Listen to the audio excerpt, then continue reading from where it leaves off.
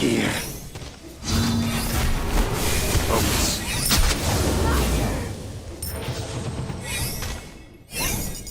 Enemies in the right jungle. Attack! Enemy ultimate down! Enemies in the right jungle. Hallo, I foresaw this. An enemy has been slain! was geht? Look on the bright side. At least it's not raining. Oh, ich bin noch so müde. Yeah, got him! Schwer. Aber hi. This lesson will stay with you.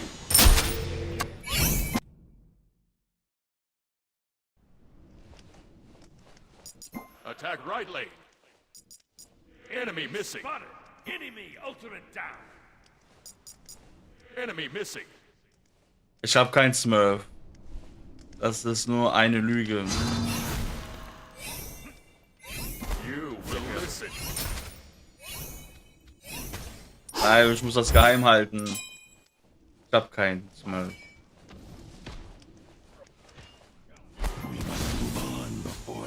Hallo Mephisto.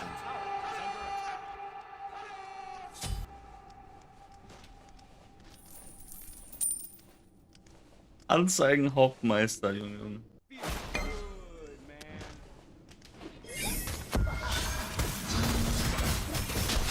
Schauen nachher gemeinsam die Patch Notes an, Leute. Um 21 Uhr, besser gesagt. You will listen. Ich hoffe, ihr habt Bock.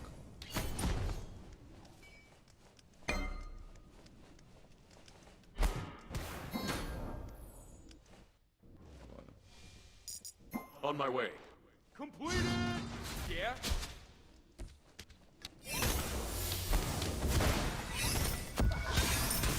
So, also meine Waves wurden schon so oft geshared. Ich bin einfach unnötig, weil wir... Ah, okay, jetzt.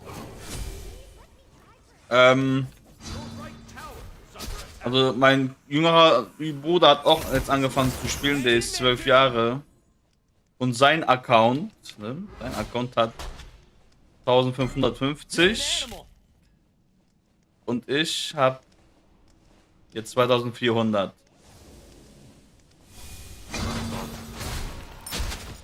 Enemies incoming left. Enemies incoming left. Focus. Your middle tower is under attack. We have to work together!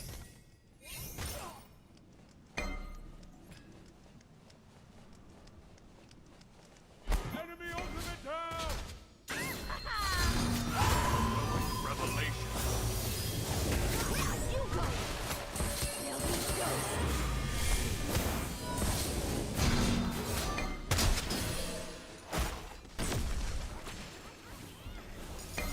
Attack. An enemy has been slain! Ja, Grind, wobei, nee. Nur on-stream ist das halt Bullshit. Weil ich immer halt von irgendwelchen Hobbylosen getarget werde. Deswegen habe ich jetzt eine Runde gestartet und dann den Stream angemacht. Ein bisschen untypisch von mir. Be careful. And light together. Aber es reicht. So much ignorance in this world. Be careful, I'll right? do my best to remedy that. Enemies incoming. Ja. Aber wir gucken hier nachher um 21 Uhr die Patch An Notes Show. ally's been slain! Yeah, got him! Ultimate down. Yo, I'm on my way. That's two! Nice job.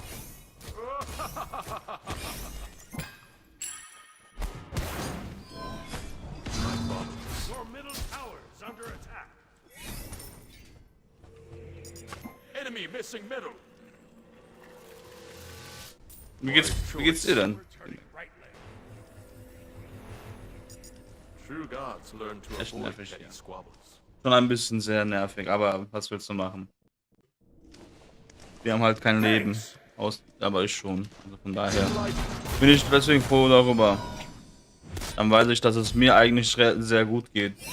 Und meine Probleme, die ich habe, eigentlich einfach nur Enemy missing. Probleme sind eigentlich.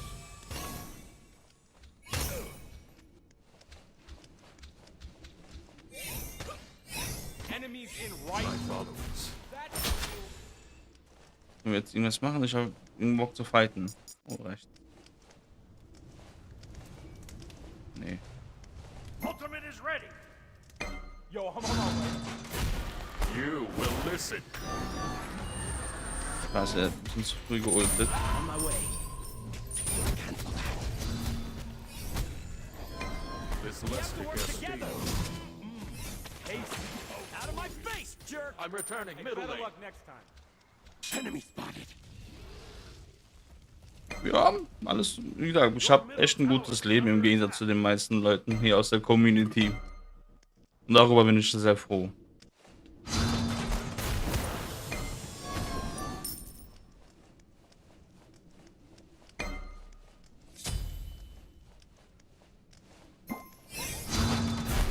Focus. You fight, but for what? Ja. Oh, Resident Evil. Spielst du auch den Remake oder die Oldschool-Gedöns? I foresaw this.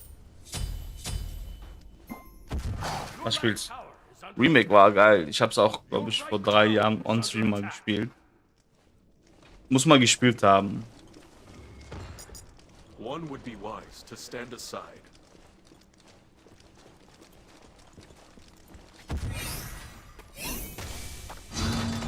Together.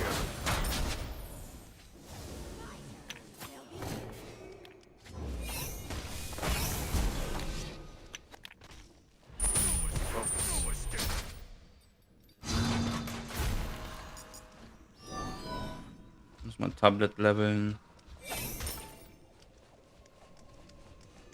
Oh, sehr schön. T-Bag Zockes. Weil willst du das eben machen? Ultimate incoming. Zockes so schnell wie es geht.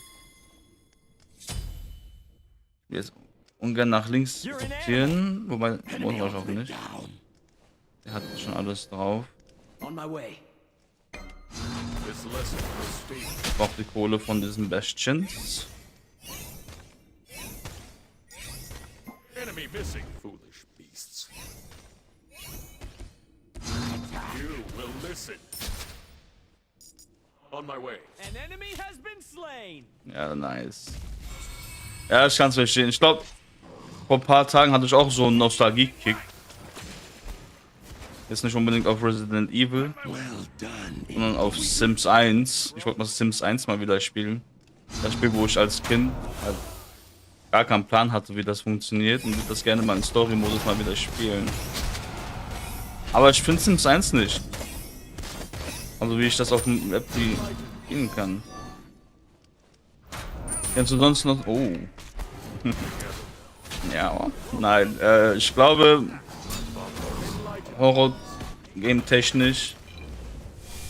Moment mal.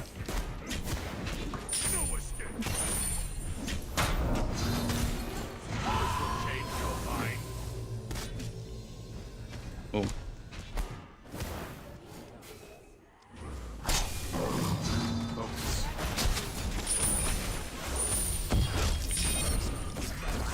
Der Beats und Geegist. Out of mana. Rampage. And the cycle continues. Praise. Arthur im Haus anzünden. Das war mein Spielerlebnis, wenn ich ein kleiner Junge, als ich ein kleiner Junge war. Do better, but not bad. In Horror-Games. Ich glaube, Visage hast du schon gespielt, oder? Visage hat man schon bestimmt gespielt. Das ist echt auch ein geiles Game.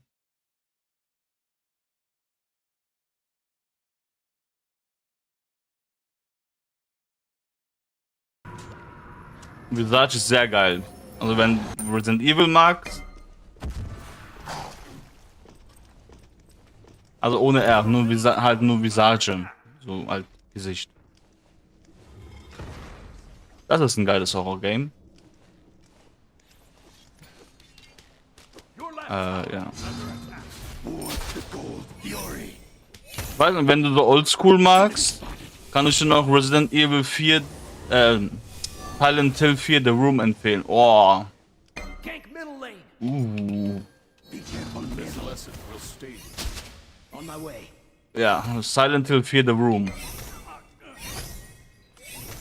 Das, glaube ich, so ein Klassiker von damals für mich. Sick moves. Enemies in the right jungle. Be careful. Attack fire giant. The gold. Attack the gold fury. Yes. You're an animal. Enemy ultimate down. Yes. Attack My fault. You will listen. Completed. enemy spotted. Defend. No escape. Your right tower is under attack. Enlighten. Üblich. Silent Hill 4 The Room. Das ist Zeto verifiziert, das Spiel. Da ist ein Siegel von mir drauf. Was auch immer das bedeutet, aber ja. You fight, but for what? How will you be better after this? This lesson will stay. Right back, okay. Better luck. Your right tower is under attack. On the fire. Middle tower is under attack. Enlightened ones. Enemies in the left jungle. Together. Attack fire giant. Okay. Focus. Ultimate is ready. Get middle lane. On my way.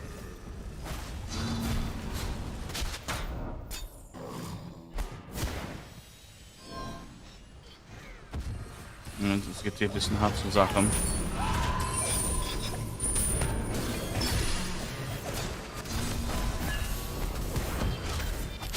enemy has been slain. Unser Cooldown. Team. You will listen. 3 ist drauf. Double whammy. Nice. Fire giant. Okay, we get it. You got some skill. Your middle tower is under attack.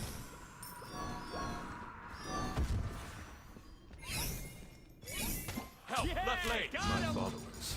Oops. Enemy missing left. I'm going for jungle buff. Make your own luck. Your right tower is under attack. Your right tower has been destroyed. How dull. Such fragile constructs. Your So team has much destroyed ignorance. a middle enemy tower. I'll do my best to remedy that. You're an animal. Enlighten together. Good game. This lesson will stay with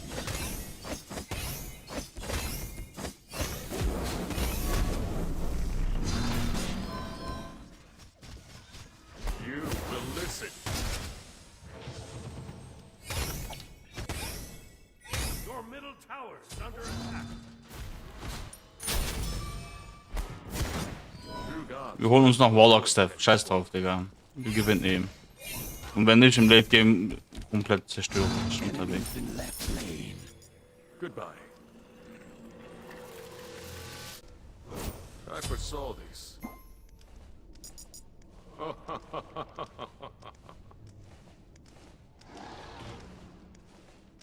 Ich muss auch auf Instagram posten, dass ich live bin, ne? Ja, jetzt sind schon. Yeah.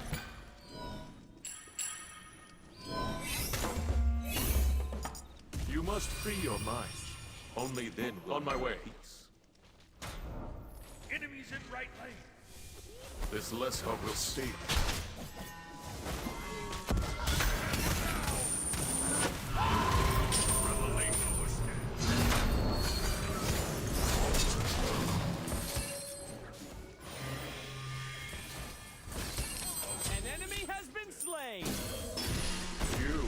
listen. Nein! Yeah, got him. Good game. That's 2. This lesson will stay. You're not bad. How do you feel about living in the sewer? Your left tower is under attack.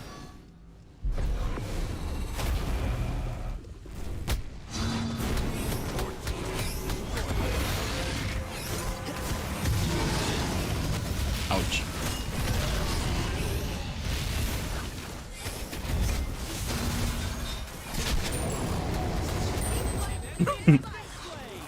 Wieso kam der so random rein? Okay. Attack the gold fury. Wise choice. Right now, tower is under attack. So much ignorance in this world. I'll do my best to remedy that. You're fantastic, Your bro. team has destroyed a right enemy tower. That popular image that humans use of a celestial being with a shimmering brain. That's Ja, mein schlechter Schaden. you will listen. Turtle power. Die Ult war ein bisschen unnötig, muss ich aber sagen. Better luck next time. Your team has destroyed a enemy tower. I'll attack middle lane.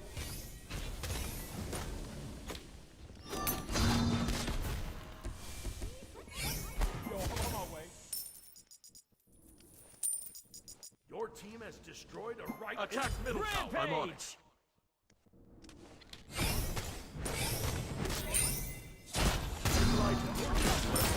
It's not bad. I can do better, but not bad. Yeah, got him. Ja, der Loki hat mich ein bisschen gecarried, muss ich sagen. Your team has destroyed a middle enemy. You will listen. Ultimate is down. War jetzt noch nicht vorbei, ne? Hang in there, dude. Together. Ja, ist noch nicht vorbei.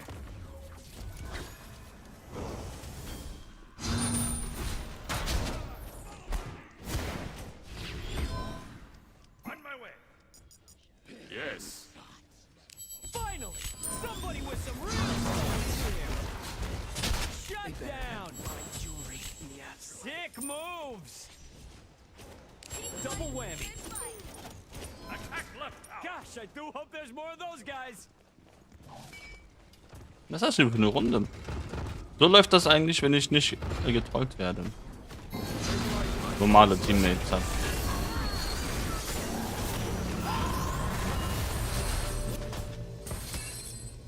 Muss das nicht bieten. Never doubted myself for a minute. That streak is busted. An enemy has been slain. Deicide. Was passiert hier eigentlich? Attack the gold fury. Oops. I will provide.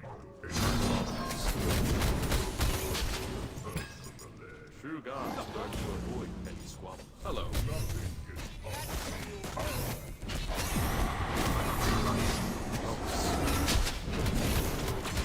Guck mal, ich hab Warlock Stuff gestackt, während ich Gold hier Damage mache. Aber zu meiner Zeit gab es das noch nicht. Fight,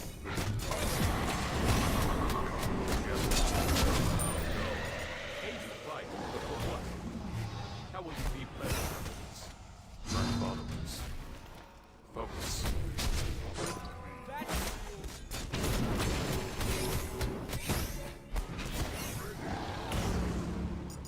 One would be wise to stand aside. Dann brauche ich am Ende noch vielleicht Spear of Desolation für Cooldown.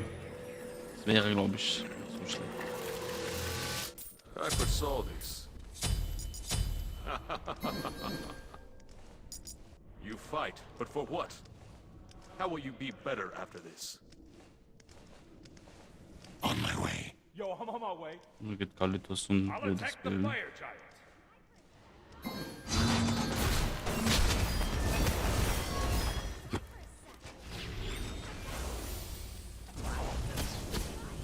Attack fire giant. Follow me. I'm on it. I'm on it.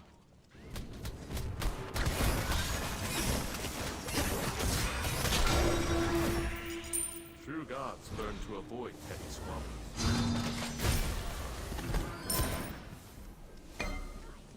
Yeah, got him! Nein, die wäre so tot. Enemy ultimate down!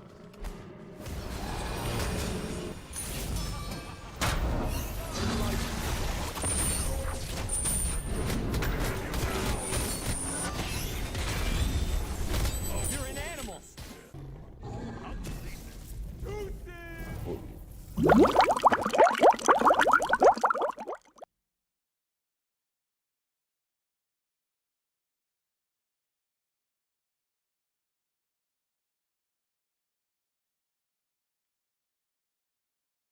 Ja.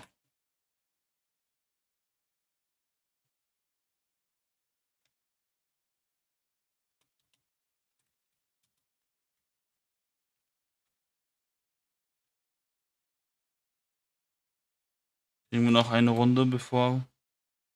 Ja, ne, ich glaube nicht, dass die Runde gleich 50 Minuten dauern wird.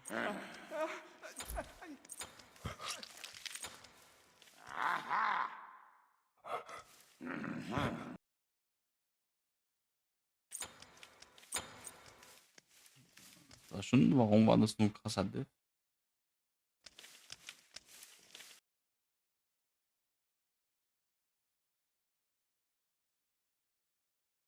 Hm.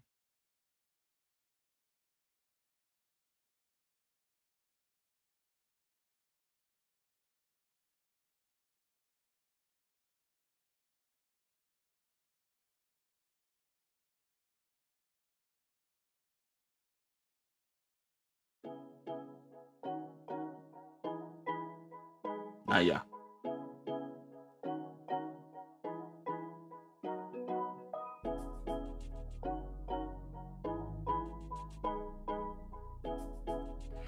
Uiuiui.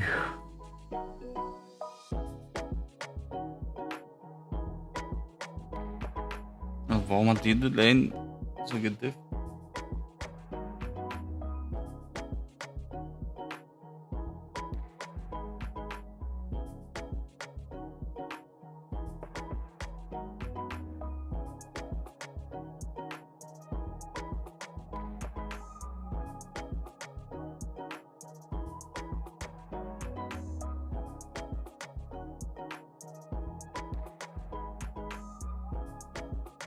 Kasukane, oh, was sehe ich denn da?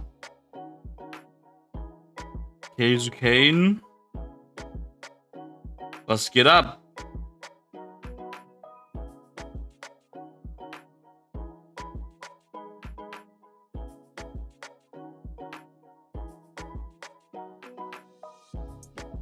Ich hoffe, alles Paletti.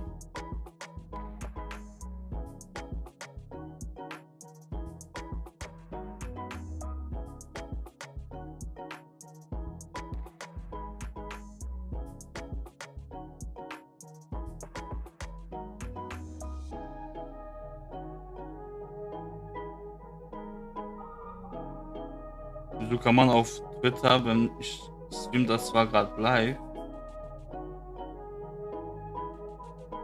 aber wieso kann da keiner chatten? Gestern hatte ich einfach 5 Zuschauer auf Twitter. Aber irgendwie könnt ihr mir leider nicht schreiben. Aber an die Leute, die mir gerade über Twitter schauen, Ehre. Auch Ehre an Kasu. Dankeschön für 3 Monate. Jetzt hast du auch wieder die besten Emotes. Nett, viel Arbeit. Bei mir momentan auch, deswegen bin ich froh, dass ich heute frei habe und gestern auch. Ja, vielen Dank für den 3. Monat.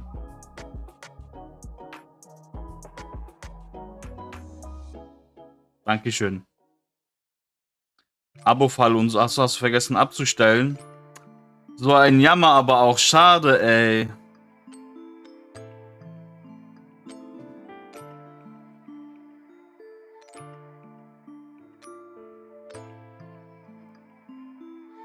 Nein, dankeschön. Nein, du bist gewollt, das ist cool. Dankeschön. Ja, okay, ich habe ja auch wirklich die besten Emotes, die es überhaupt gibt, ne? Erstmal for real. Ja, das ist fast das gleiche Team wie vorhin. Das war der Hachi, das war der Loki. Und an den Rest, das war der Cerberus.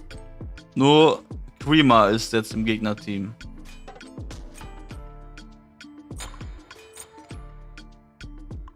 Ach, diese Emotes, die sind so gut geworden, ne? Wobei ich halt auch sagen muss, die waren auch. Wenn ich so im Nachhinein überlege, die waren schon halt arschteuer.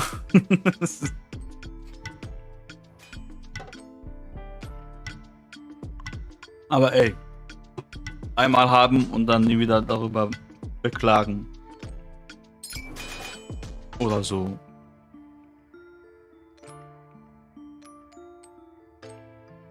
So, das ist die letzte Runde, danach Patch Notes Show, Leute.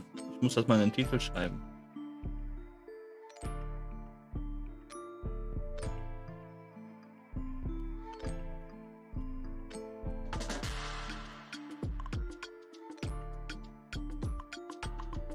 Heute sehen wir so kleine, aber feine Quality of Life Changes. Ich habe schon einige Sneak Peeks auf den Social Media Kanälen von Smite gesehen. Ich möchte jetzt euch nicht spoilern, falls ihr das nicht sehen wolltet.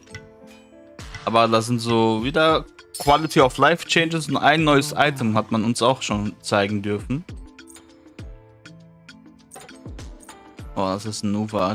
Gegen Nuva Abwasch zu spielen ist echt doof, weil die Minions alles blockieren. Spiel deswegen, glaube ich. Ich nehme erstmal schon mal Chonga. Ja, ich glaube, das wird auch ein Chonga Mitte. Ja.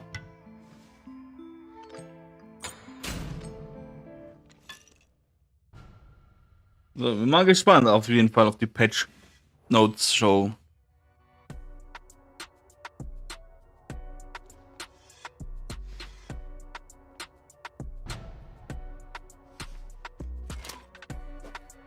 Einfach Zuschauer auf Twitter haben, das ist so lustig. An den einen, der gerade zuguckt auf X oder auf Twitter, du bist ein Ehrenmann. Schade, dass er nicht schreiben kann.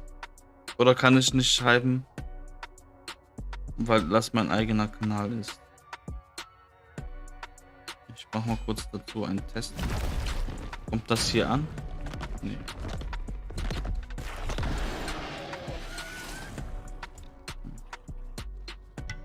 Keine Ahnung.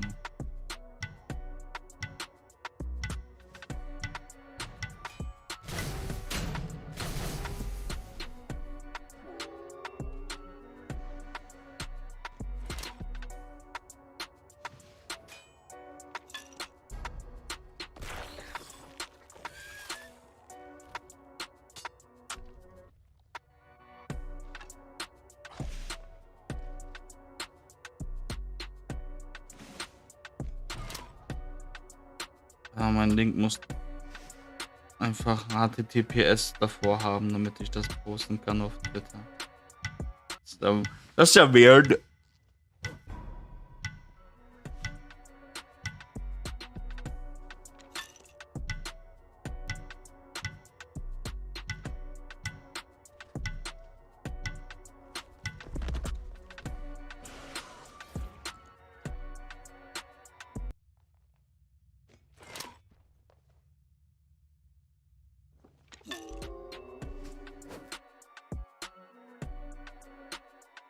Das ist wieder Kalitos. Oh, ich habe echt keine Lust gegen den. Aber gut. Was soll ich machen? Die eine Runde noch und dann schön Patchnotes.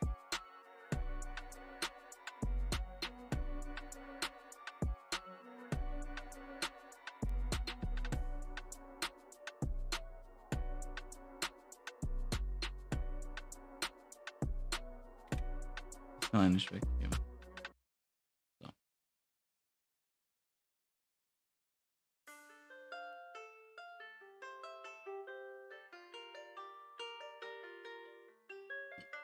Wie sieht das denn hier aus eigentlich? Okay, okay.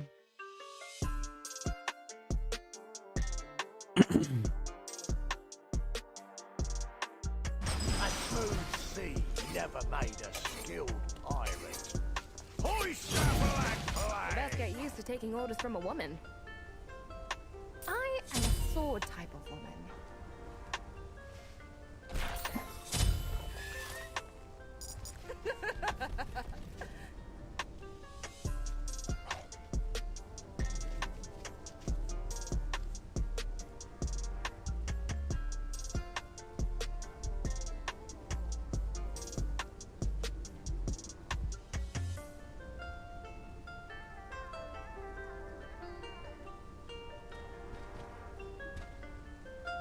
Okay.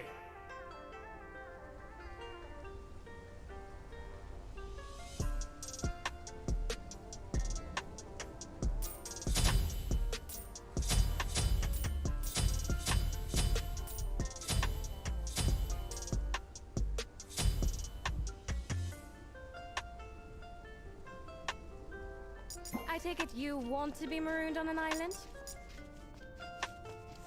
Yes.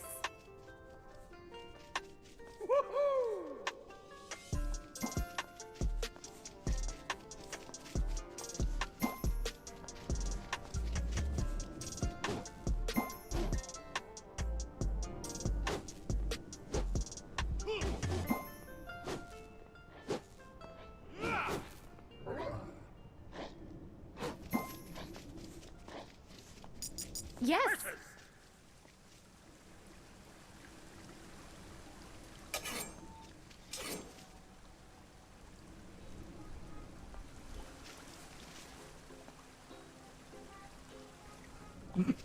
Okay.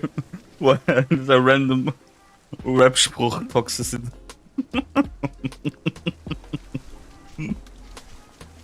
Was geht ab? Anti, ich hoffe, dir geht's gut.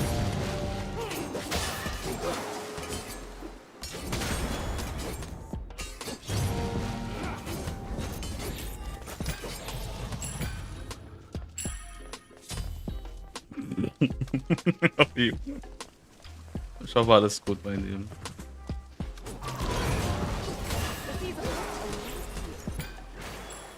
It is time you walked the plank, Bill Drat.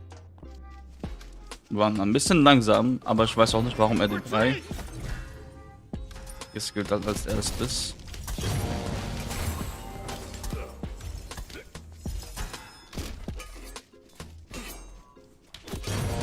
On my ship. Ich hab nicht Level 3. Okay.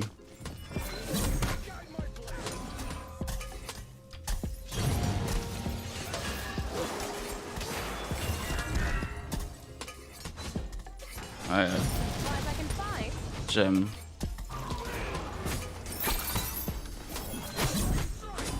Out of mana.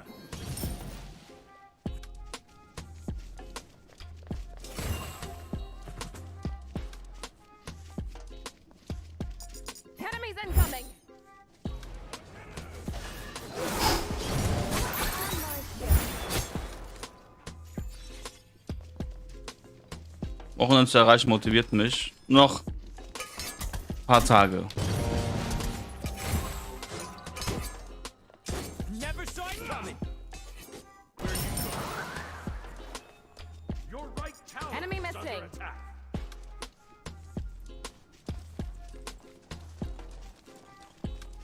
Be careful left.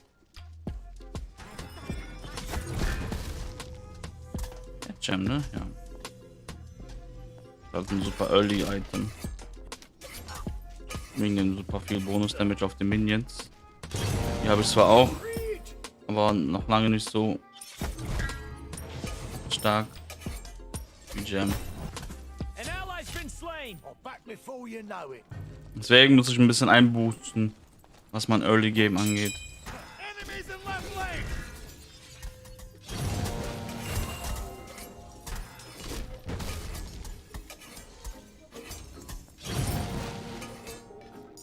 Enemies incoming. Enemy spotted. Your left tower is under attack. You can always trust one eye. On my way.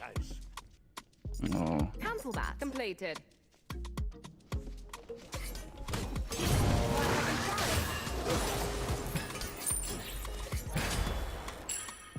Jo, Arne, was geht ab? Hi. Ich muss einem The Greatest Cancel jetzt sagen. I consider myself an honorable woman. Cancel that. Wobei, das war okay. Das kann ich jetzt so sagen. Das Schlimme ist, wenn ich das sagen muss, wenn ich zum Beispiel gerade ein Beef oder so habe mit jemandem, dann ist das schlimm, einem The Greatest Cancel jetzt zu sagen. Might Rank? Ja. Ich hoffe, deine Games laufen besser als meine. Wie oft will er noch scheren? Ich schwöre, ich hasse das.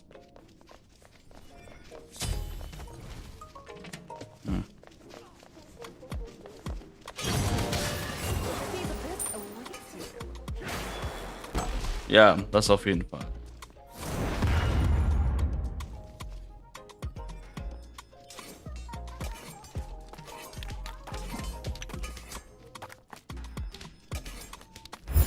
Also ich glaube, ich hätte die da holen können. Ne? Ich glaube, die ist ein bisschen weak jetzt dort. Wobei das geht. Love a good fight.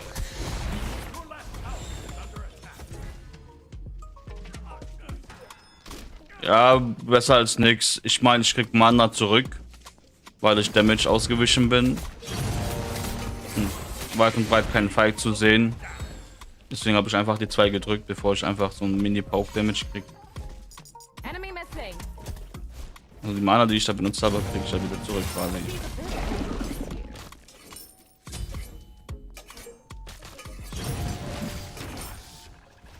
On the double. Deswegen.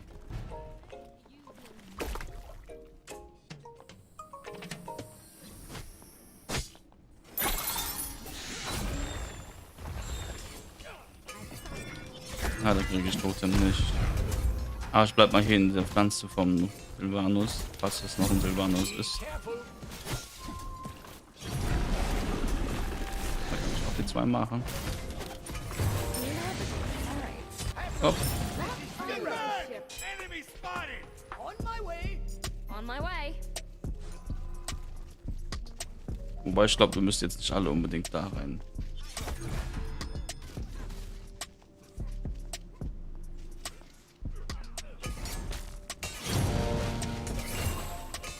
Be careful. Your middle tower. Enemy spotted.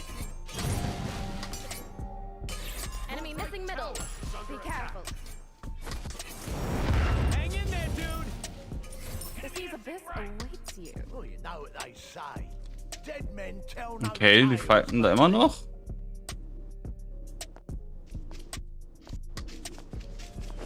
Enemy spotted. Take this jungle buff.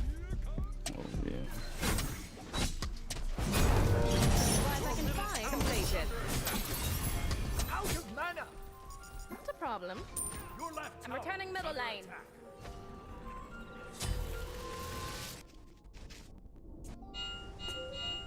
Could use something with more kick. Gut. Erstmal wieder Smite installieren. Mach das. Wenn du Kopfschmerzen haben willst. Mach. One-eyed whiskers. Allein was Arnold geschrieben hat. Trolling. Trolling! Trolls gibt's überall. Muss so gefasst sein. Ultimate is down. Otherwise I can fight. God to that. Hey, wo ist der ultra laue? Ja. Not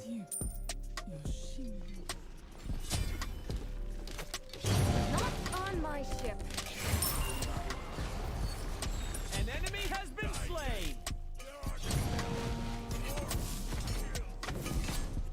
Braucht die nicht mehr. Meinst du, das ist der Ausgleich beim Private Life?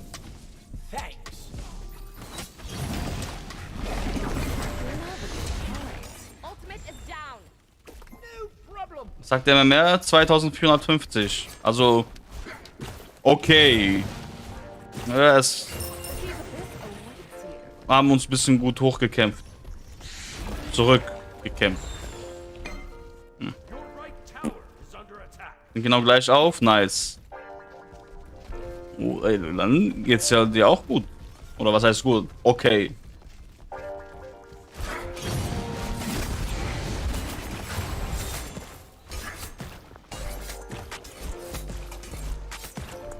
You best get used to taking Enemy orders from missing a middle. woman. Be careful. Your middle tower is under attack. Und mein Tablet ein bisschen ausdecken. Guys, I can fight.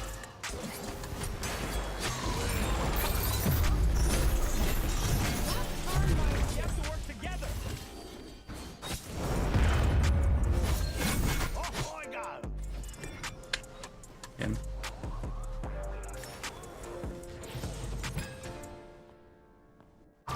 Your middle Yo, Alice, guten Abend. Hi. Ich hoffe, ihr seid alle gleich gespannt auf die Patch Notes. Fight. Enemy missing. Be careful. get right lane.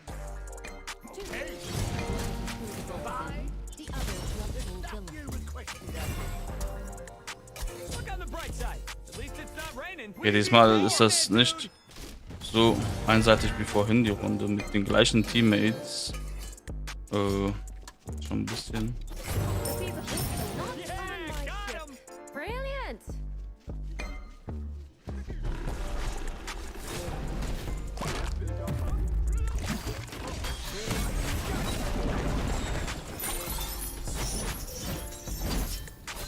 Guys, I can fight. My way. Need healing. Off to the brig with ya. In einer Stunde, ne, halbe Stunde noch. Ich hoffe, dir geht's gut, Alice. Und noch an den Rest natürlich. Ich hoffe, euch allen. Ich jeden Einzelnen auch. Die Leute, die ich gebannt habe. Not on my ship. Und diese ganzen Trolleys. Ich hoffe, euch geht's auch gut. Also ich aber nicht glaube.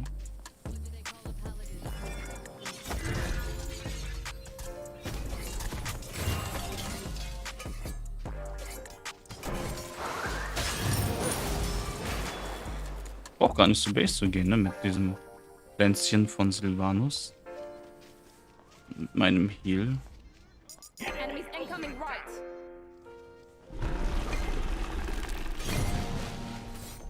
Enemy ultimate down. Off to the brig with ya.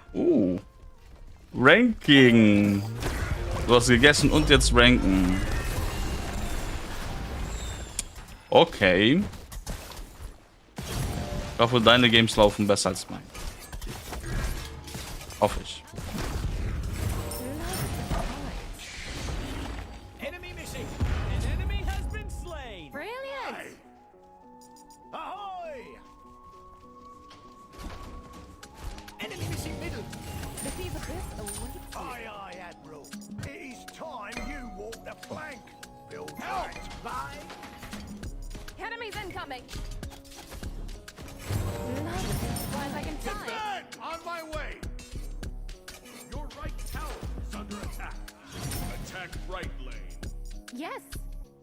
Hab nach dem Reset 3 Games verloren und dann 8 gewonnen. On my way. Defend. Blimey, this stuff's heavy. Ja gut, dann hattest du auf jeden Fall bessere Games als ich. Das ist sehr gut. Yeah, got him. On my way. On my way. On my way. Ah, nein, ich muss defenden. Das ist immer so eine scheiß Rotation-Dings. Your middle tower is under attack. Ich schwöre, die fighten immer, wenn meine Minions in meinem Tower sind. Aber die haben trotzdem alles unter Kontrolle, warum auch immer. Erstmal. Not on my ship. Out of mana. Oh, wir haben echt ein gutes Ziel im Team, ne? Mit Johannes und mir. Warte auf seinen Jump. Okay, ich dachte, wir fighten weiter. Well, you know what they say. Dead men tell no tales, matey. I take it you want to be marooned on an island? I'm on me way. Ultimate is ready. Oh, er geht noch rein.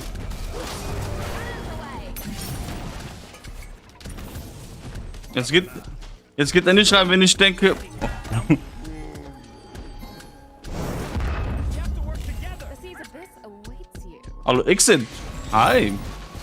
Geile Gengar-Emotes, immer wieder. All attack on my Found way. the loot you asked for.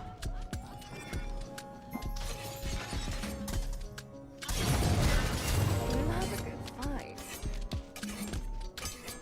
Nein, die XP kriegst du nicht. Doch, hast du.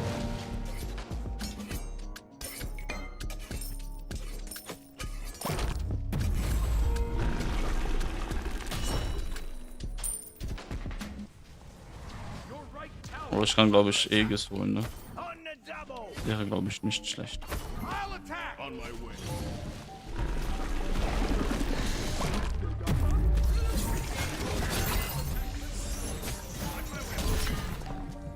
Ultimate is down. Be careful. Rise I can fight. Ultimate is down. An enemy has been slain. Your right tower is under attack.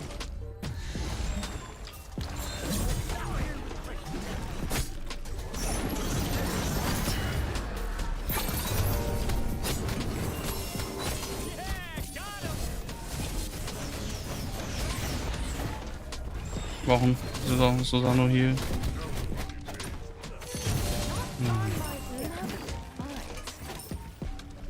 Oh, ich glaube, das hätte viel besser laufen können, wäre es ein Stück schneller hier. Aber ich weiß auch nicht, was in meiner Lane los ist. Ich will farmen. Farmen. Ich habe schon keine Stimme mehr, weil ich jedes Mal das Gleiche sagen muss. Ich brauche Farm. Es wird so oft geshared auf meiner Lane, das ist unfassbar. You're an animal.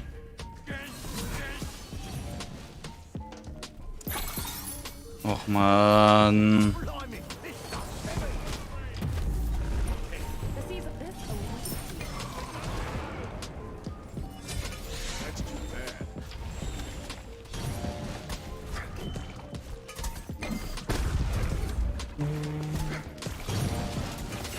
love a good fight. I'll attack on Aber ich muss halt gucken.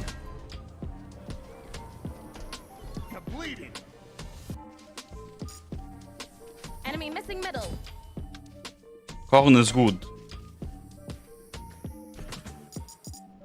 Enemies incoming. Be careful left.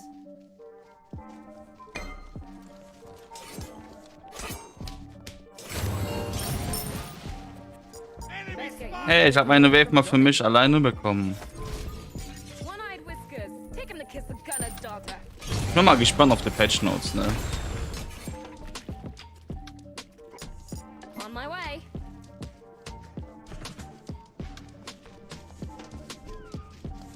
Okay, das ist alles easy peasy. Ich mache jetzt die Wave, bevor wieder irgendwelche Teammates kommen. Das sieht gut aus. Yo, Dream Knight.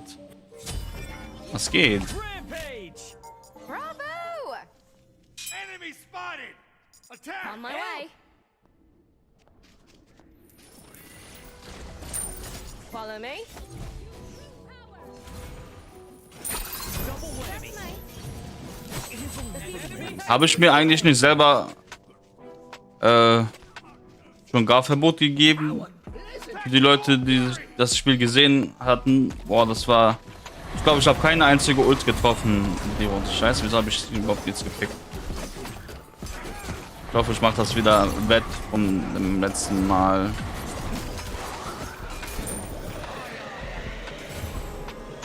It is time you walk the plank. Build right.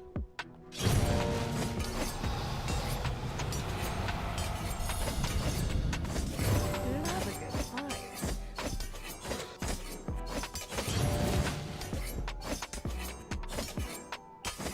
Ja, warte mal ein bisschen. The seas of this awaits you. No, da gehe ich jetzt lieber nicht You durch. best get used to taking orders from a woman. Mir geht's gut, aber danke schön der Nachfrage. Middle tower is under attack. Ich hoffe, dir auch. Schon lange nicht mehr hier gewesen. I take it you want to be marooned on an island?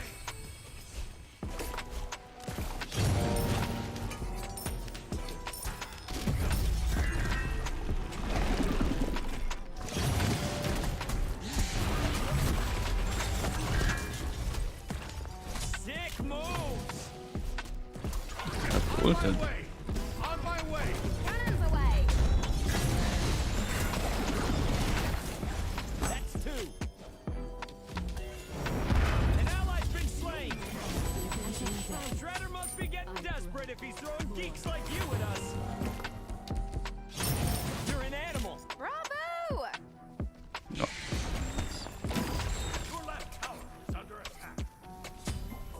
Warlock Staff wieder. Scheiß drauf. Wir machen das einfach. Off I go. Auch Kohle. Bevor die Minions das Ding machen, wäschen es erstmal für uns. Bestious booty. This'll fetch a high price. Nice. Schon gar ohne Blink. Oh, ich glaube, das ist ja noch okay. Ich habe, glaube ich, schon mal auch Ares ohne Blink gespielt. Da hat es mir aber selber wehgetan, dass ich da keinen Blink hatte. Da hat es mir echt selber... Aber ich mir auch gedacht, wow, what? Ares ohne Blink. Ich weiß nicht, welche Runde das war. Ich glaube, da hatte ich auf jeden Fall auch Quang oder Fenrir im Gegnerteam, wo ich halt Shell spielen musste. Und Beats. Ja, Ares ohne Blink, das war uff. Aber Chonga ohne Blink ist auch schon ein bisschen uff. Not on my ship. Ultimate is ready. Enemies spotted. Ambush here. Attack. Attack. Wait. Attack. Surprise I can find. Okay, okay. On my way. Your middle tower is under attack. Okay, we get it. You got some skill. Your left tower. Hey, schön Ult. Wäre noch ein bisschen zu spät da gewesen. Your left tower is under attack.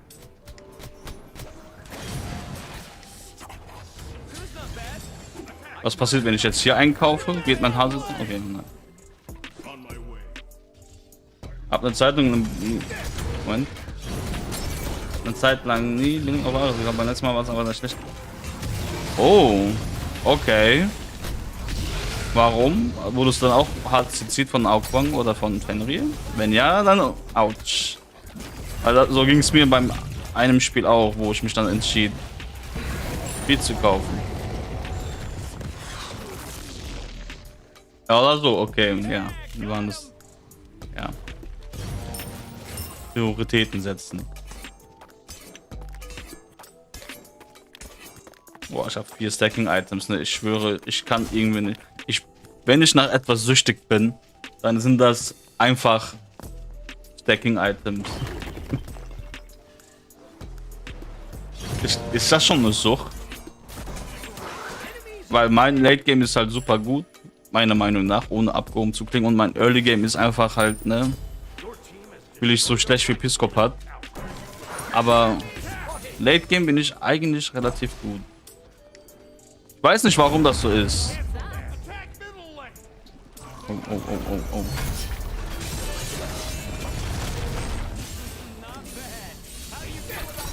Ich muss einmal meinen AD7 healen. What's the problem? The seas of this not on my ship. Moin! Frittenhuber.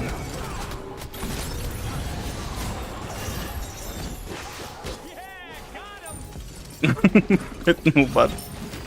Alles knapp. Leute, wir gucken uns gleich die Patch Notes an. Echt gespannt.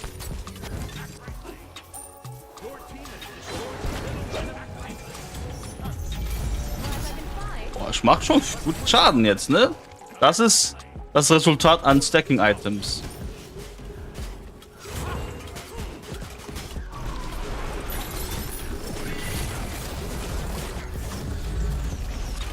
Scheiße. Ja, alles unter Kontrolle.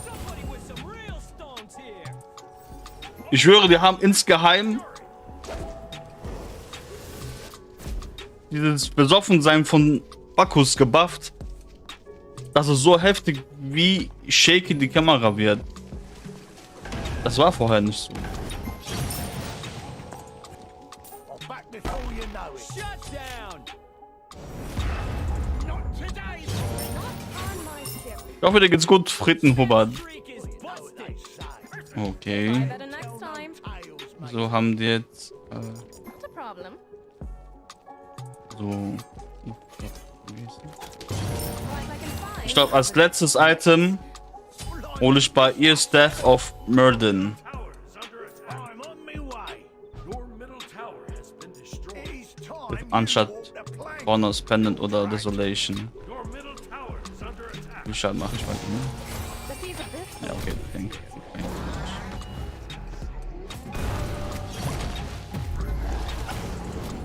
An enemy has been slain. Wie schnell war sein Jump? Und wie schnell war der von meinem... Oh. Right tower is under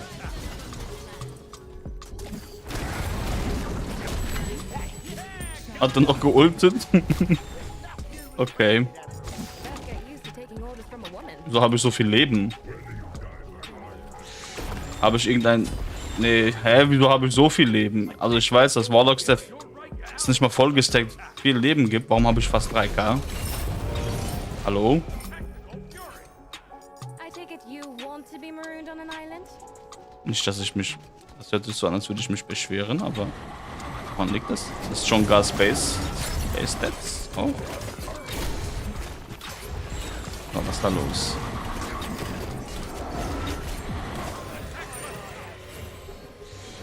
One-eyed whiskers, taking the kiss of Gunner's daughter. Und wie schnell man die im Late Game die Stacking Items stackt. Das ist auch so nice.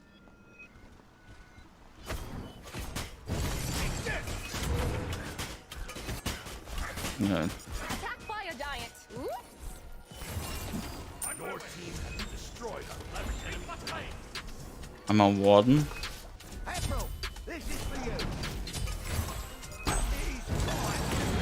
Wenn ihr ein paar Predictions habt, wer wird denn eurer Meinung nach geschwächt? Also genervt. In 15 Minuten. Wer könnte das sein? Ich wüsste jetzt nicht unbedingt, außer vielleicht nochmal AMC. Also ich finde AMC ultra nervig.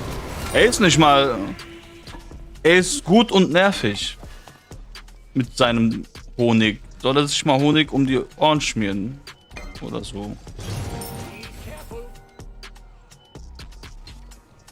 Enemy ultimate down.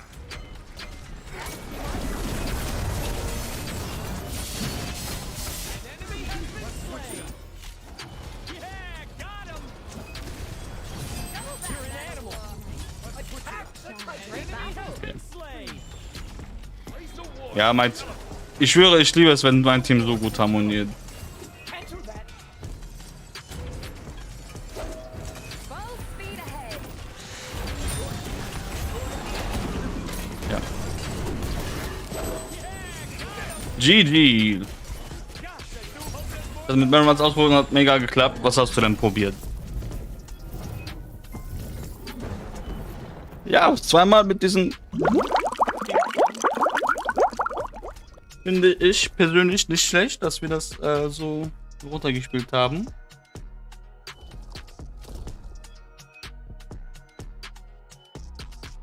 So.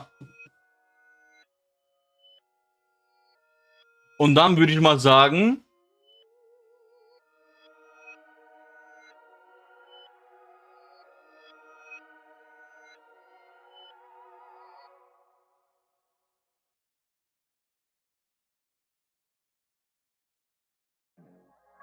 Und erstmal gucken, wer auf meinem Discord beigetreten ist. Sieht aus wie so ein Troll-Dings, deswegen... Ich den erstmal wegnehmen.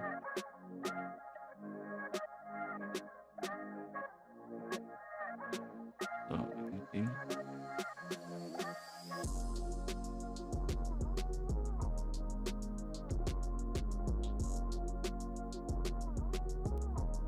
Hat auf deinem Bock auf Tauch Warlock, Divine Orb Card und das ist einfach Road.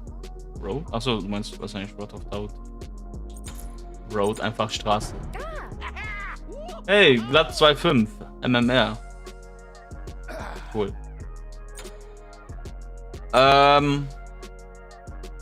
So. Aber in 12 Minuten sind Patch Notes Show. Deswegen mache ich mich schon mal ready.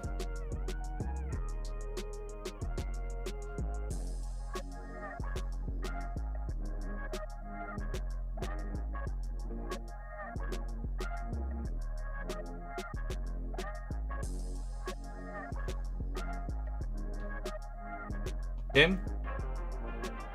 Erstmal meine Musik aus. Aber bevor ich guck Cent of Time Book of Top, Warlock. Warlock? Oha.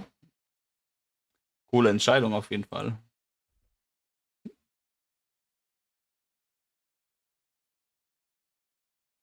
Ich hol mir auch kurz was zu snacken. Ich mache kurz einen Burger warm. Und dann gucken wir gemeinsam, wenn ihr Bock habt, die Patch Notes. Ich mache schon mal High-End Quality für euch. Okay, holt euch auch was zu snacken. In 10 Minuten geht's los.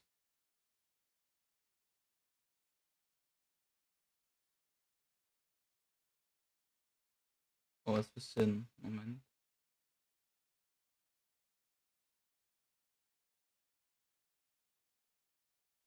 So. Ich hol mir kurz was zu snacken.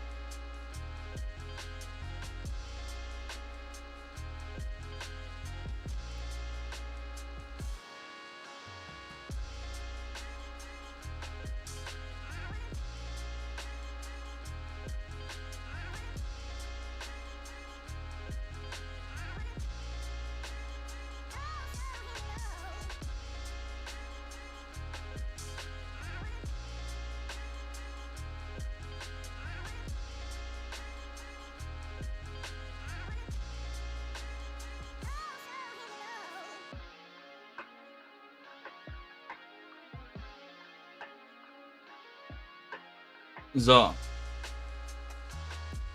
Wollte meine Cam sehen? Ja, ne, bestimmt. Ich mach eben kurz einmal aufessen.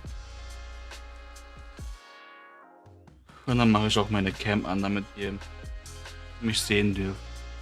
Ich erlaube euch. Ich habe mir auch nebenbei was Luftigeres angezogen. Ich vergesse momentan irgendwie die Straßenkleidung auszuziehen und etwas Luftigeres anzuziehen zu Hause. Ich verstehe das nicht, wenn man das so feiert. Also viele Leute ist das kein Problem, dass man noch die Straßenkleidung anhat, wenn man zu Hause ist. So in engen Jeans oder, ne?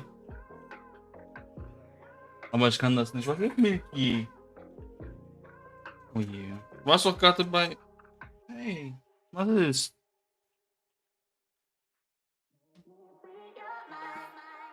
Mickey.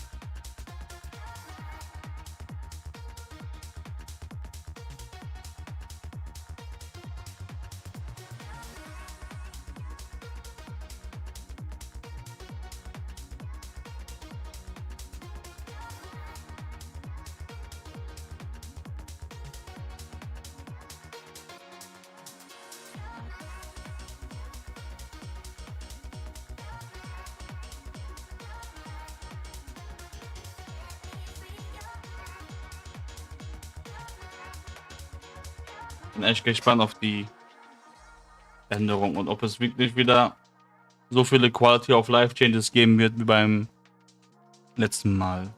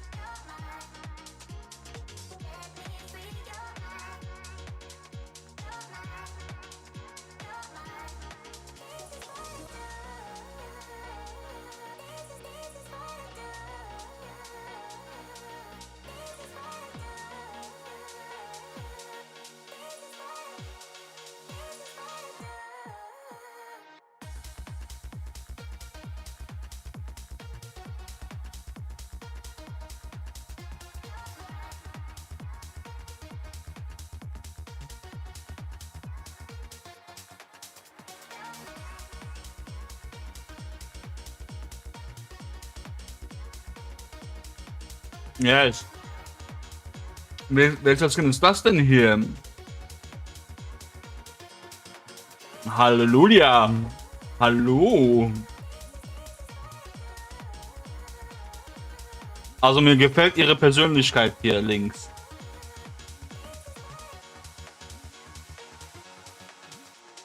Sieht ein bisschen aus wie Silent Hill. Neve? Boah, nee, bitte nicht Neve. Ich schwöre, bitte nicht. Ramba, dankeschön für den Alert. Dankeschön.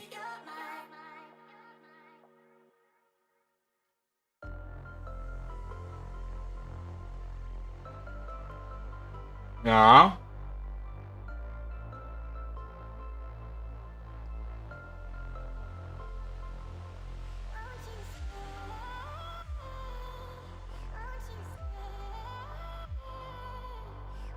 Ja, beides. Oh.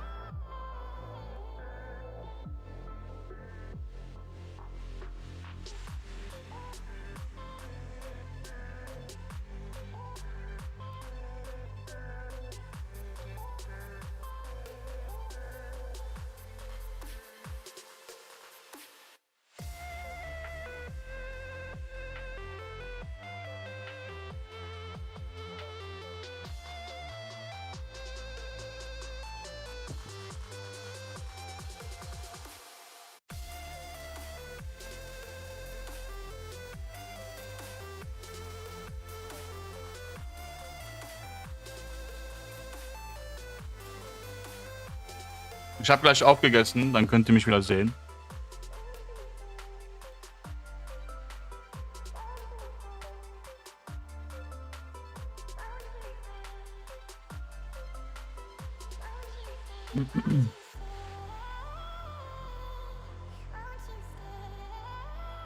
Oh, Sarma, Alter. Hm.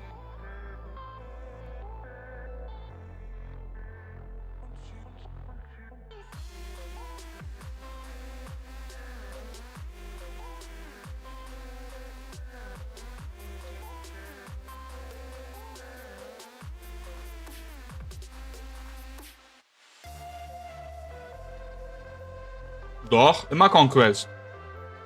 Snake. Aber wir gucken gerade Patch Notes.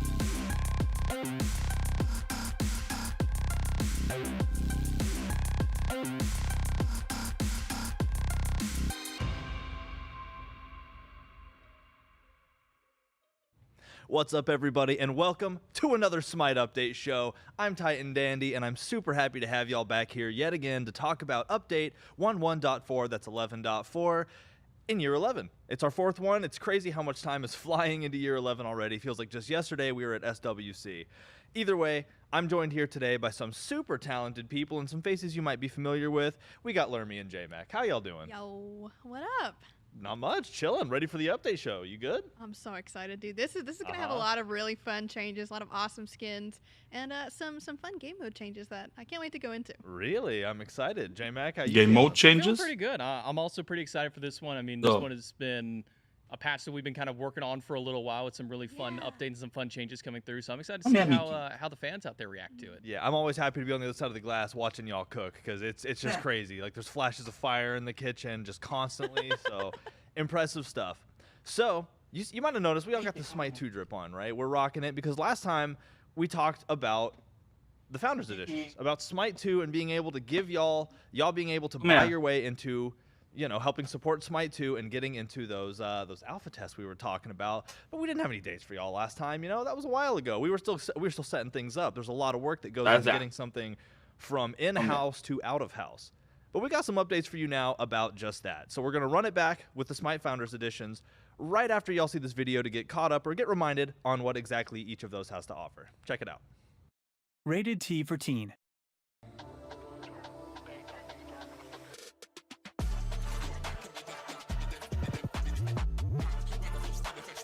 Enough talk. Let's fight.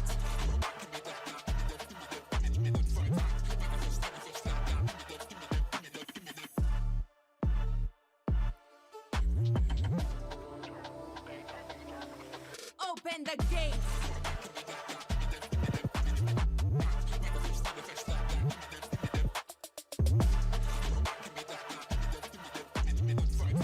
Smash you like a pancake. Murder and seduce. That's what I do best. Apocalypse awaken. Ja, der Zeuskin ist schon Onward to victory. heiße Sache.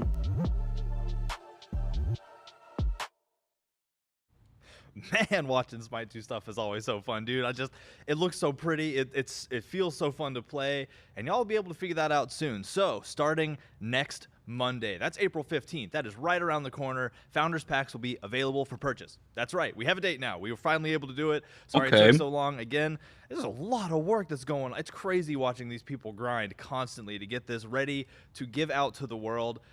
So it'll be available for pre-order starting April or next Monday. Man, I can't even. I'm just so hype. All right. So next Monday, and I say pre-order. Right? It's kind of a double-edged sword. So some things are pre-order, some things are not. There's a lot of Smite 1 content that you get out of all of those.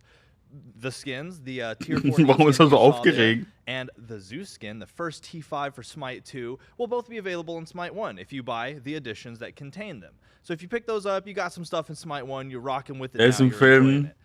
But Smite 2, you're going to be able to use that stuff when it's able to be played, which is not going to be April 15th. I'm sorry to say that. It's not doors open right away with the Founders Editions. But what they will do is get you into the early alpha tests. And you might remember last time we had High-Res Kilgoon, we had Alex on the show, and he was like, hey, these are alpha tests. This isn't like marketing alpha tests. These are alpha tests. So we're getting people in here to play stuff super early to give us feedback so that we make Smite 2 the way that the community wants it, to be the best game that everybody can enjoy. So I don't have an exact date for you, but I'm trying to be better, trying to give you these dates. And the first open alpha test, which you will be guaranteed access to if you have any of the Founders Editions, any of the 3, is going to be in May. So right around the corner. Like that's super close, and we're super excited to be able to let y'all in for these. Ich glaube, ich überlege das auch, Arne. Der Zeus 5, Tier 5 Skin ist schon. In an early state and let us know, does this feel good? Does this feel like it needs a little bit of work? Ich muss it's das going to machen. be pivotal to helping grow Smite 2 from where it is now into schon the übel. beautiful and amazing game that it's going to be for hopefully the next 10 years, just like Smite 1. So again, Founders Editions, April 15th, next Monday. That is so few days away. Put it on your calendar. Get ready to purchase it on the store of your desire, the platform of your desire. Bekommen wir noch einen we're Code? looking forward to hopefully seeing y'all in the alpha test in May. And more info will come on that soon, but just keep your eyes out for that because, again, it really is us reaching out to y'all and saying, hey, thank you for the support. We want your feedback. We want you in these play tests pre-day 1. This is day negative 200 probably, to come in and tell us like y'all are working on the right path. This is going to be exciting.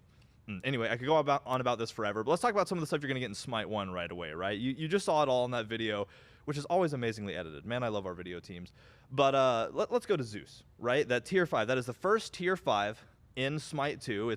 It's helping us found the software and all of the tools we need to make tier 5s in Smite 2. But it's also going to be in Smite 1, and it's just such a pretty skin. I think we have a render we can show of it as well. Really cool. Okay. Looking. So the Fallen Zeus, we're going back to the classic T5 mechanic of a skin that transforms as you level up. And I mean, these have been some of my favorite, right, y'all? Yeah, I adore just this kind of like transformation that he does. He clearly becomes this like monster almost, where he just gets so much more like visceral and strong and all of this like really cool. Das ist schon heftig. Das ist auch schon brutal. Angles too, not just the model. The effects get crazy. The sounds get crazier. It's just this super intense transformation that I can't wait to play. I mean, going from just having standard müssen wir dann eingeben. throwing lightning bolts with it to eventually getting the gauntlets involved in there. I mean, the evolution. Wenn du dazu Fragen hast, Adel, the sword that schreib mir mal gerne. Transforms into the battle axe, and then eventually it's just those gauntlets, the wings all popping out. I mean, this skin is gorgeous, and seeing it both in Smite 1 and then in Smite 2, whenever you get a chance to play it, it makes it worth it. Yeah, incredibly so. And as was said, the effects, the look of it, it's incredible in Smite 1, and it is incredible plus in Smite 2, because our teams, everything that they do is just fantastic. So I could talk about this all day, but again, this is something you can look forward to if you buy that edition of or the Founders Edition that has that skin and all of the other bonuses. You have double legacy gems, you have ascension passes, you have the Smite God Pass or God Pack. It's just so many things to look forward to. And again, April 15th, that is literally Monday. It's right around the corner. We're just so excited to finally get something out to y'all officially like this. I mean, we've been doing cross-gen skins all year. We've been giving y'all stuff as much as we can, but this is the first truly Smite 2 thing that we're able to get out. And then hopefully, you know, right around the corner in May, open those doors and get all of y'all in, playing the game and letting us know what you think. So either way, I could talk Smite 2 all day. It's incredibly Ja, ich will jetzt den Patch Notes wissen, Mann. So exciting. Dass wir noch eine Runde But we spielen got some können. really cool, exciting Smite 1 things to talk about as well, huh? So let's move right on forward. We're just gonna jump into a bit of a news thing real quick. You know me, I like sharing the news. Got a little bit of esports news.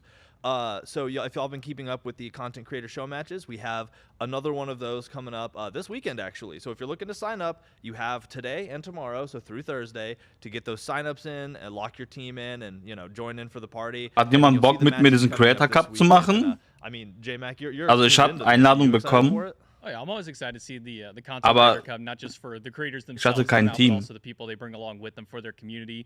We've seen some teams. Wird sich da jemand mit mir sehen? Betty Smite sometimes play the games, but other times just sit back and, you know, kind of let the community play a bit, and he'll, you know, Bis spec kind of Donnerstag, cast, 12 you know, Uhr. matchups and whatnot. We've seen it over in NA as well, but this being now the final week of open bracket means Okay, we're gonna be very Arne. close to locking in the group stage teams that are coming as well. So if you've missed any of the Content Creator Cup, this weekend for EU and next weekend for NA are probably the two most important ones for this phase of the event. Super cool. Okay. I'm super excited for that to come along. Always super fun to watch. And again, Ja, make sure you're tuning in. es geht nicht gut right genug. here. So now Geht let's einfach move into Spaß, some Mann. Smite 1 cosmetics, some fun, some skins. Y'all might be familiar with the Immortal Honor event. Aber ich weiß, dass du I've auch talked gut about it bist, vor allem on dein every update ADC. show thus far, from Du bist dann mein the world stage ADC. to here. And I'm going to keep talking about it for the rest of the year because, and I'm going to run this back for y'all, every single update, 2 skins, cross-gen every time. And that's what we got coming for you here. Another Ja, ich 2 more überleg mir das mal skins nach dem that are Stream cross-gen, das which ein means they bisschen. Oh, confirm gods with Smite 2. oh nein, ihr seht den leider nicht, meinen kleinen Yeah, I mean, might as well just dive Furzknotenkater. right into it. Starting off Okay. with Phantom Seas Poseidon. You do that on purpose. You say dive right in. Uh-huh. You know, water. Uh-huh. He certainly is looking pretty drippy, I might say. He's dripped up, dude. Is that what his Kraken is supposed to look like? That is sick. He's got like these like kind of crystal. He's almost sort of like spectral in a way, which I think is cool. But he's got this like handsome, ghostly aura going on that I think is really cool. Oh, are we still talking about the Kraken? I was going to say that Poseidon's pretty handsome too, yeah. Yeah.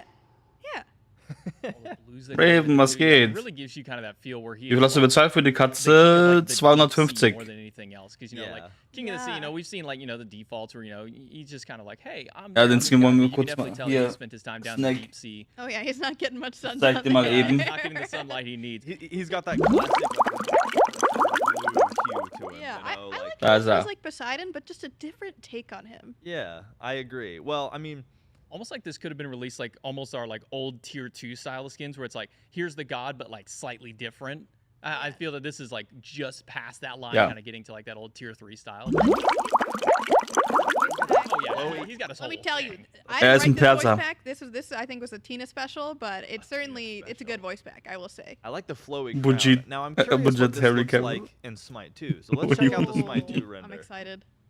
Yeah. Und am Sonntag so gehe ich cool. eine Every time I Bengalkatze say this, I feel like I besuchen. come back to it, but you can really tell the upgrades and the materials. Like you can kind of like more. Arne, nein, nicht feel spoilern. the scaliness on Bitte them. nicht You can spoilern. feel Lies die the Patch glow Notes coming through nicht. his trident. I think it's just such an excellent job that our team has done to really just boost. Nein, nicht fidelity of these spoilern. skins. And I think that's the big thing. Bitte, like, ich going into möchte das Smite 2, you know, we had auf the mich deep dive that went over einwirken. into, like, the lighting effects are going to be Oh, changed yeah. between Smite 1 and 2. I can already Rip. tell that me walking through the darkness of the jungle or something like that. Ich with halt's this Maul. skin, Alles, I'm gonna nein, blow up aber like the fourth nicht wall. halt's Maul. Everybody's Aber gonna was so know where Patch I'm Notes walking angeht, just 'cause bitte there's nicht. a giant blue beacon walking Aber around, but- wenn Ja, das das stimmt, kinda cool in a lot of okay, du ways sagst too. eh bestimmt die Never Wahrheit. had that interactive Das trifft mich lighting zum Glück part nicht of so it. hart, weil You Bauble see habe ich your hin und light wieder mal bouncing off gespielt. other surfaces of the gods, you know. Und ich glaube, jetzt wird es eh nicht mehr That just gekauft, wenn makes es it, like, so much more 500 personal. It's Gold like, mehr it feels like kostet. you really are like, let's say like we're in a dark map. Maybe you do want to play the skin that's got the light in it, you know. I think it really just bumps up that kind of realism, but not in a way that's like disruptive to Bubble. the classic Smite style. It just makes it feel more modern. and Yeah, that's it awesome. feels a little more alive and reactive to what you're doing. So super incredible. Ja, bitte nicht so Excited viele to see Skins. this Ich in all möchte of its die radiant glory in interessanten Smite Sachen 2, wissen. And excited to see it in Smite 1 just a little bit sooner. So next up, the second skin, which I'm super excited for because I love, I don't know, this type of skin. It's goofy, it's fun. I'm a big fan of it. We have Trash. Oh nein, Goblin Goofy oder This so. skin is hilarious. It's so It's good. so funny. Her little possums. Wobei, I absolutely okay. love it. Also dude. das ist jetzt nicht As so soon ein as I saw the name, Meme-Skin. Like, okay, this is gonna be like one of two things. We're either gonna get an actual Goblincilla, or we're gonna get like a raccoon style or like a possum. Ich dachte, das wird so ein Meme-Skin mit Goofy Goofy oder so. Little possums. Yeah, that is, Aber I das- love how bright and colorful it all is too, because like she's crawling out of the sewer, or what it looks like a sewer, but then you have these beautiful purple butterflies, like the red of her tassel and scarf, or like skirt maybe, and then the suspicious town guard up in the top right there. But either way, a super fun skin that I'm a big fan of. Oh my God, look at them. Oh, that is awesome. Wait, they Hä? have arms? Das ist ja mal jetzt ganz anders. So, wo sind die niedlichen Dinger hin? Sold it. All right. Das ist aber voll It's a little creepy. creepy, but like kind of in a fun way, you know. Yeah. I mean, there's definitely some innate horror to anything Scylla, because that's kind of what she is. Ja, Ja, das- Raven habe ich. Also wenn das so gedruckt wird, wie es aussieht, Raven, It's just an innocent little goblin. sehe ich das gerne auch on-stream an. Trash. Gives me like vibes of like the cat you're. Aber ich habe das jetzt kartenartig gesehen, was du meinst mit dem Yeah, Gesicht. same for these, but Oh, That's so cute. This is such a good skin. Well, let's see if it looks just as adorable or like moderately creepy in Smite 2. I'm ready. Oh. She looks so much more suspicious. I Like, feel like this is something that's gonna chase me in a horror game. yeah. And I don't know how I feel about that. Ja, das ist schon ein bisschen I'm gonna be gruselig. walking through him. He's gonna hear like little scratches on the wall. And it's gonna be the little possum's claws just like creeping Yeah. along the side. Ah, warte, die haben ja noch diese Hände da. Like, it's the horror thing. You just see her arms behind her back doing that little twist, or like skirts twisting around, all innocent. This pose is really good. Yeah, and then there's 4 scary long possums. Yeah, They're and like then- ferret possums.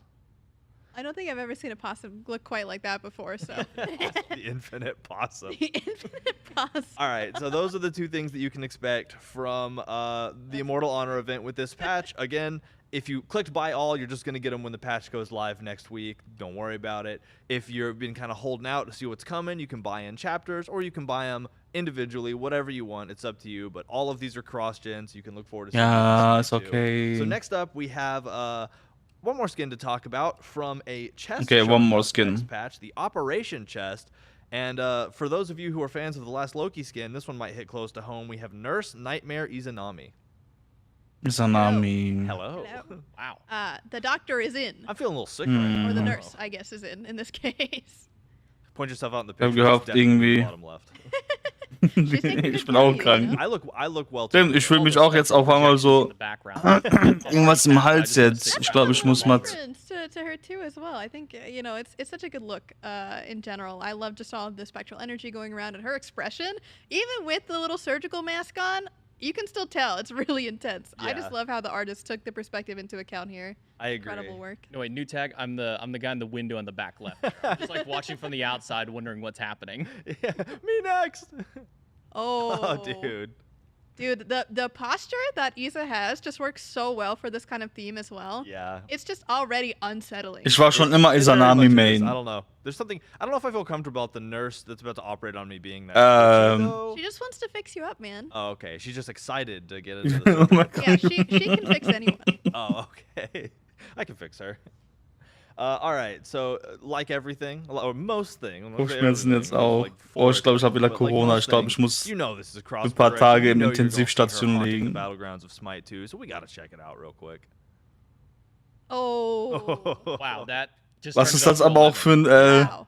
You Body can really ratio? feel- I'm just the texture person, I guess, but like you can really feel. Ihre like, Hüfte sind einfach the breiter als ihre individual, Schulter. Like, folds of the cloth. You can see the details. Like it feels like something that you could actually like wear, and that's so cool, dude. I don't know.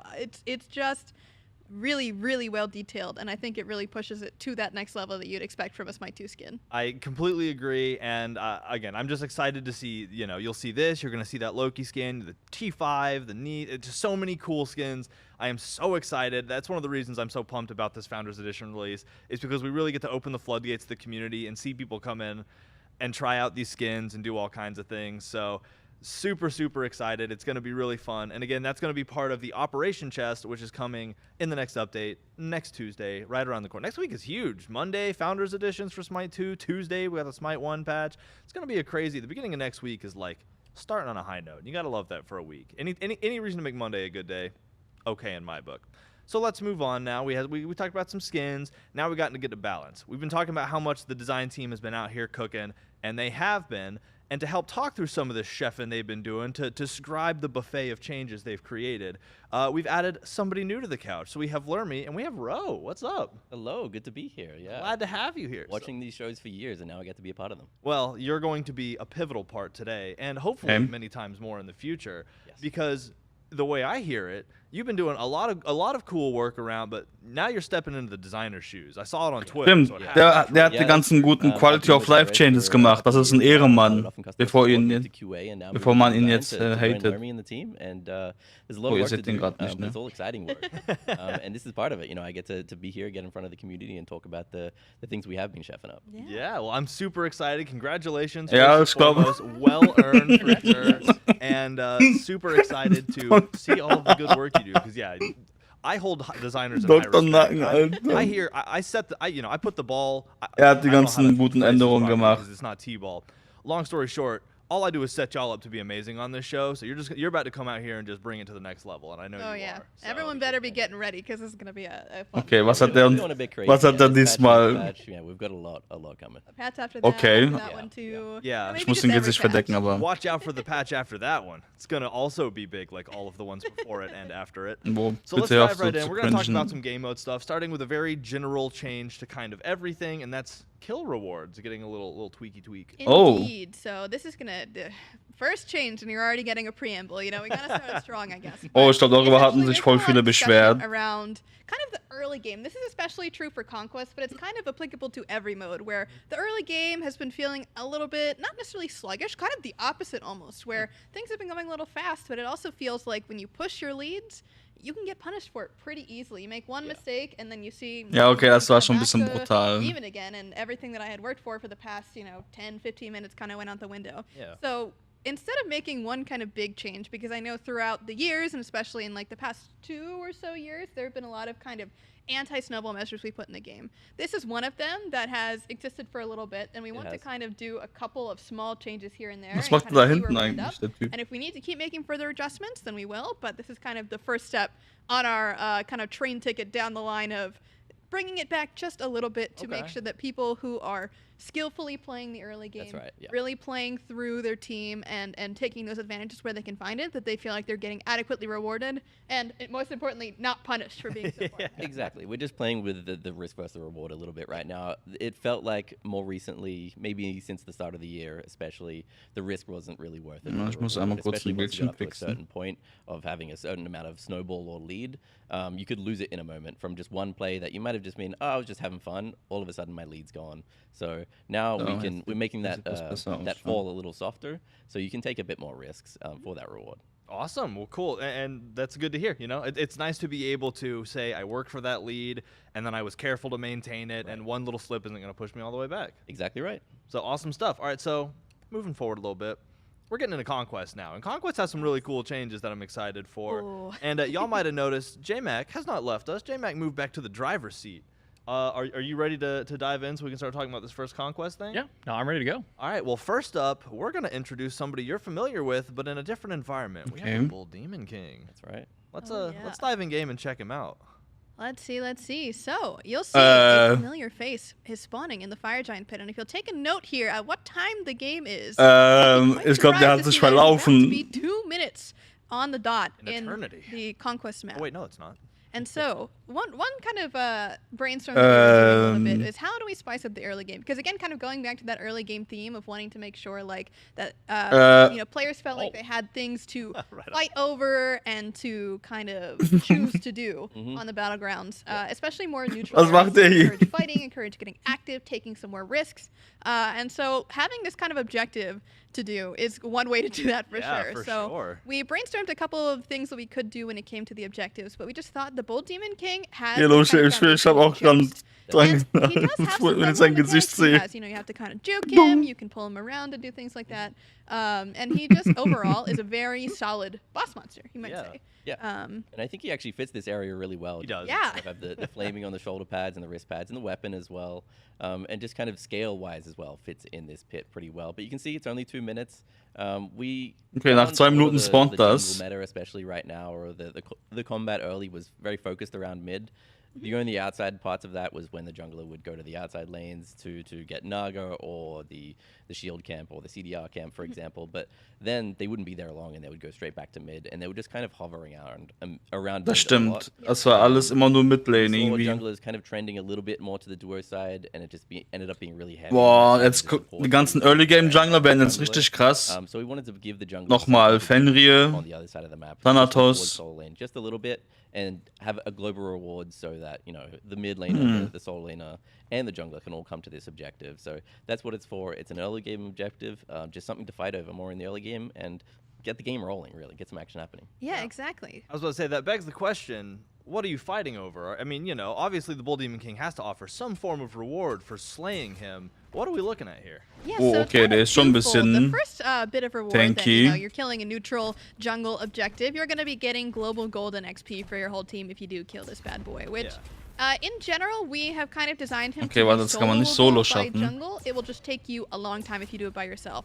Ideally, Okay. you want to pull either your mid laner with you, your solo laner with you, and you'll be able to do it a little bit faster. But you know, if they're not in the lane in the early game, it's going to be kind of obvious, right? Yeah. So in theory, you know, if you are missing your laner for a long period of time and you go, well, I wonder what they're doing. They might be on 60 Gold. Gold. Yeah, But that's not the only thing that it grants. That's right. We can see JMac hovering over there. It reveals All enemy wards for the short duration. That buff is there for 60 seconds. And I'll spoil it right now. That's a 2-minute respawn, right? So if you're killing that on spawn, half the time you're going to be able to see the enemy's wards. And when we're talking about getting more action in Das ist the early schon game brutal. and getting some more snowball happening. Brudi, just Brudi, a bit am more, Montag. build Montag out kannst du your das opportunity. kaufen. Und ich glaube, ich werde es You auch can go up tun. to them and kill them, so you can get the extra gold from the rewards as well as the global gold that you're getting and the XP from killing Jawohl, them Dudi, themselves. auf jeden Get extra Fall. gold from those awards. An Or you jeden, can just der go around Weiram as a jungler feiert. and look for those ganks because you can see the paths that you have open. Eid Mubarak, auf jeden Fall. Exactly. So it's kind of twofold, right? Because Wie geht's dir, everybody Dudi? on your team gets this buff. So even if you, as the jungler, don't want to go over to duo, your duo lane might see, yeah, they placed down a vision charter. Yeah, they dropped a ward or a sentry or whatever it might be, and I can go kill it. Yeah. So it's very, very exciting, especially for those junglers, soul laners, Aber and even 60 mid Gold laners ist schon that ein might wanna venture bisschen... over to the Wobei, Gold geht. King's lair. Für alle He will certainly be there and ready erhöht to noch take mal- you on. But ja, doch. one important thing to note here is that he Für early ist lasts das until nicht 15 schlecht. minutes. The Fire Giant now spawns at 15 minutes. And yeah, so the Bull Demon King can respawn several times throughout the match. So yeah, you want to be careful with when you're placing your wards. And also, we've seen sometimes in our playtests too, where we've had people actually use it to their advantage when the enemy team has gotten the Bull Demon King and kind of play baits That's right, around a ward that's Okay. dropped. Exactly. So Yeah. We've seen that it's before. very Is interesting. like you'll see Ja, man kann dann baiten. They know you Wobei know ich glaube, they das rewarded somewhere, so you'd go place im a reward High-End on it and you know Elo-Ranked Games ist das, glaube ich, reward because they can see it and you just kind of play a corner nicht so ein Ding. and you wait to ambush them. You can do the same thing. Jawohl, which is really Alhamdulillah. fun. Ja. And yeah, every 2 minutes. Schön, dass you es do dir gut geht, in Dudi. the last 60 seconds. So it's well and truly worth doing, especially if you're the jungler. One thing we haven't touched on yet is the jungle items like Boomba's Dagger and Eye of the Jungle and things like that. They will work on this boss, so that makes it much easier for the Oh, player to Bumba actually kill the funktioniert. jungle boss, even though it's like it's kind of not a jungle boss, it's kind of a jungle monster somewhere in between because it gives global gold. Think of it Okay. like how the Scorpions were back in season 7, 8. I don't remember yeah, exactly about when it was. that time. Yeah, it's similar to that, whereas you can group up if you need to, but you can also have your jungler just solo it themselves. It just depends on how much time you're willing to spend there. You know, between your camp respawns, Yeah, your okay. ganks, whatever is necessary for you to be doing as a jungler. You can spend the time there, but it'll probably be easier if you bring someone else with you. Yeah. That's right. Well, that's super cool, and I love new depthy mechanics like that. Because, like you said, there's reveals the wards. You can be like, that person isn't warding, gank them, or they are warding. Let's take the wards out, or work around them to gank, or get sniped at a ward. It's just so many levels to that. So really excited to see this in game, and yeah, you can see it, you know, respawn again. It'll just keep coming back till that 15-minute mark. So, and it looks really cool. So super awesome. Love to see that. But there's Bis zur still some more 15. conquest changes we Minute. have to talk Yeah, about. we have a Noch lot ein of Conquest Yeah, Change. staying in the line of bosses, we have Gold Fury actually getting some changes. Yes. So Oh. kind of, again, back to the similar lines. We want to kind of spice up a bit of these objectives, neutral fights, things of that nature. So Gold Fury is kind of, you know, what you would typically expect to Ja, be finde ich the early gut. game objective. It's kind of more of a mid-game objective. The later, Scheiße, dort you know, wird's as the years Sieg. have gone on, it's kind of moved. Been hard to do. Yes, it's definitely been harder to do recently. So one thing that we're doing is that when the Gold Fury attacks, all versions of it, they have a different sort of offhand ability, attack, you Ja, know, das whatever you want sieht to nicht call gut it, aus, ja. where they shoot this beam, and the beam debuffs you in different waves. The Gold Fury slows you, the Oni Fury makes you take more damage, and the Primal Fury makes you deal less damage. But instead of them stacking at 5% of their effect per stack, it's going to be going down to 4% per stack. So it's just going to kind of make it a little bit less punishing for those people that want to start the objective.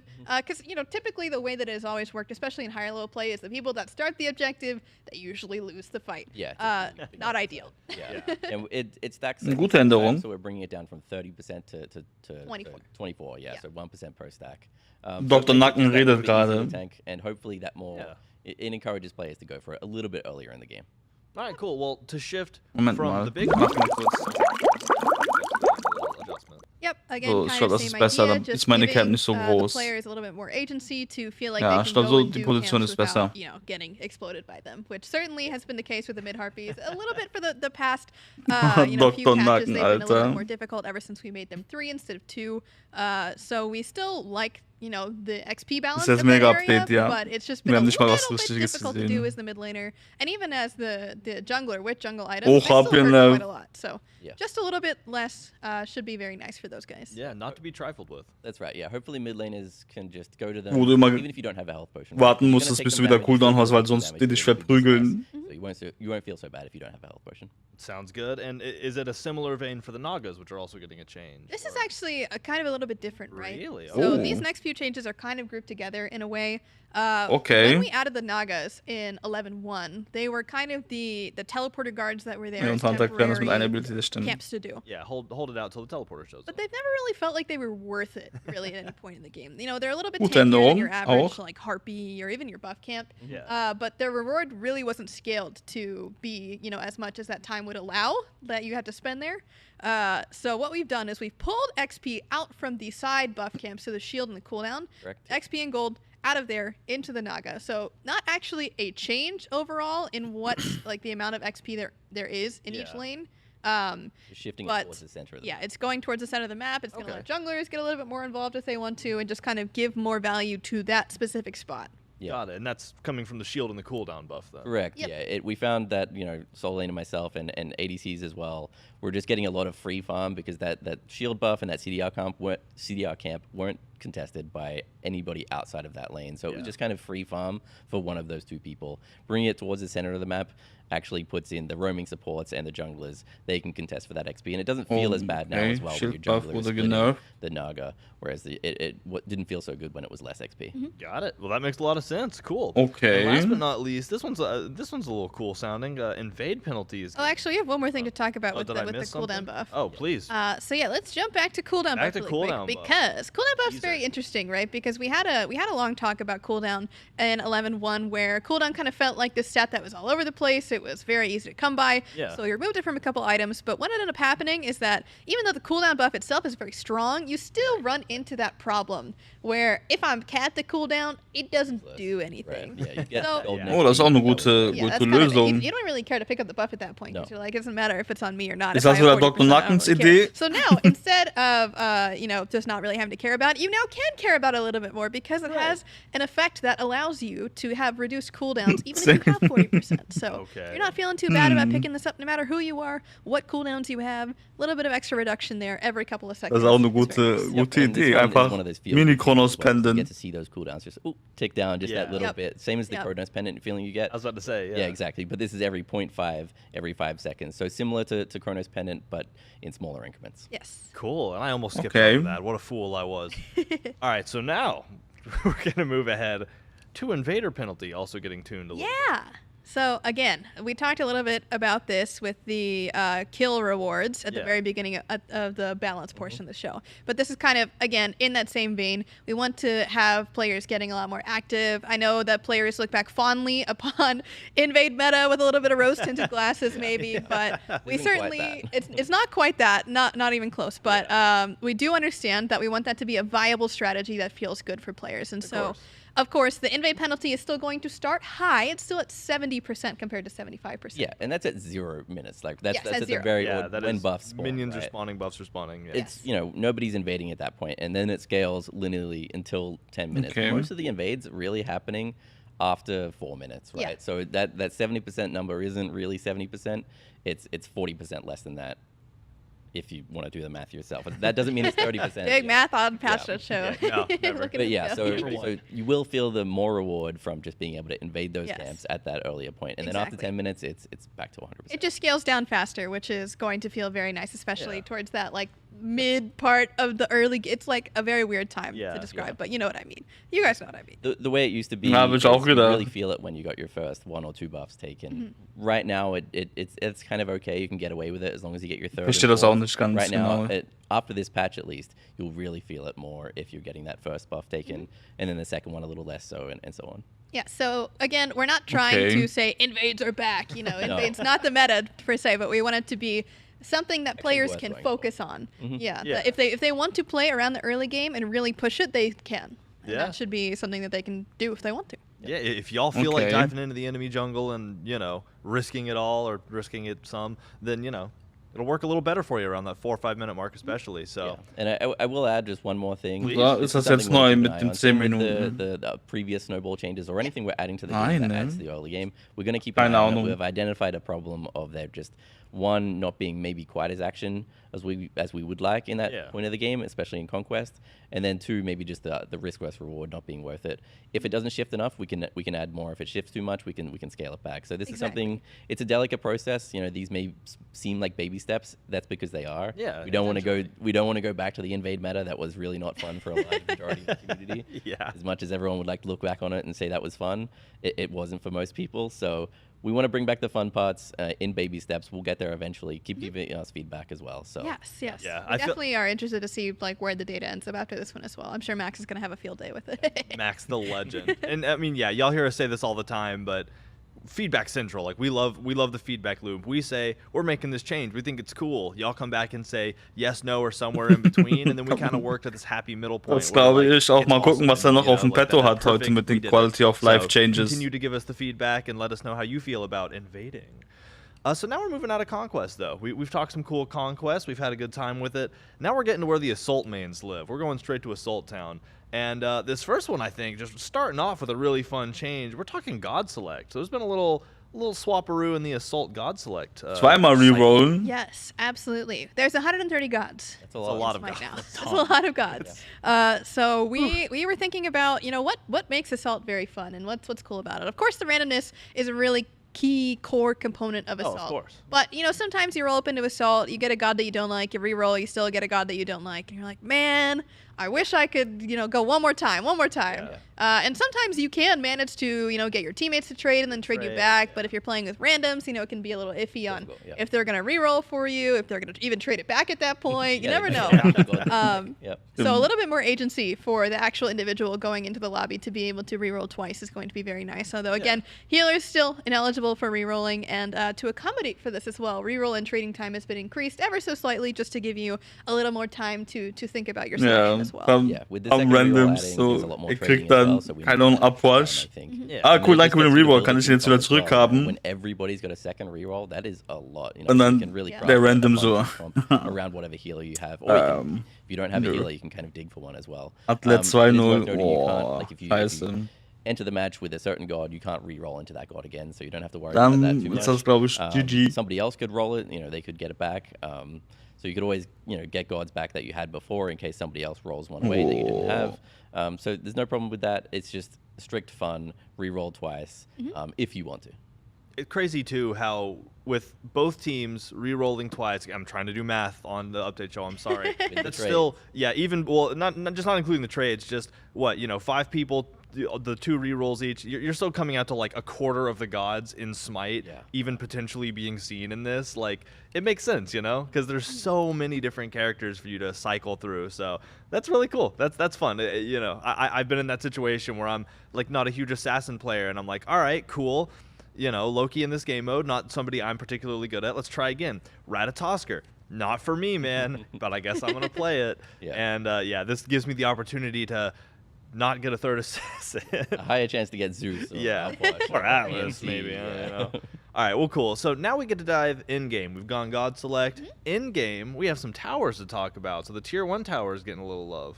So Assault has been a mode that's kind of been, sitting there very solid for a long time. But one big issue that we've seen talked about is turtling in Assault. True. And so in general, that part of the beginning of the game when you guys are just poking each other, you're sitting in a tower, just waiting for the wave. Sometimes, Little bit of the boring segment of the Assault match, you might say. So what we're doing here is we are significantly dropping the tower's defenses in general, but they are also going to be a bit stronger. So even if you do dive, it's going to hurt a little bit more. But on top of that, we're adding 50% damage mitigation to them. And you're wondering, wait, Lermy, you just said that we're making them weaker. What's going on? Well, we are.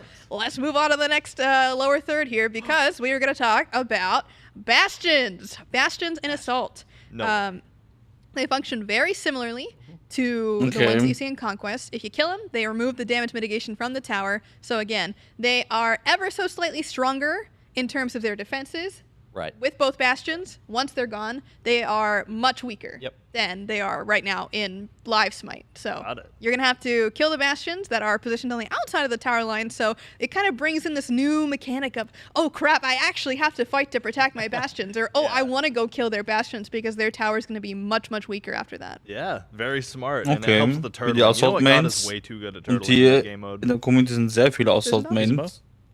See, Das ist eine that's why gute I like Änderung. him so much. They get it. Yes, because he's a turtle. All right, so moving on to the health orbs. Those are getting a little twist.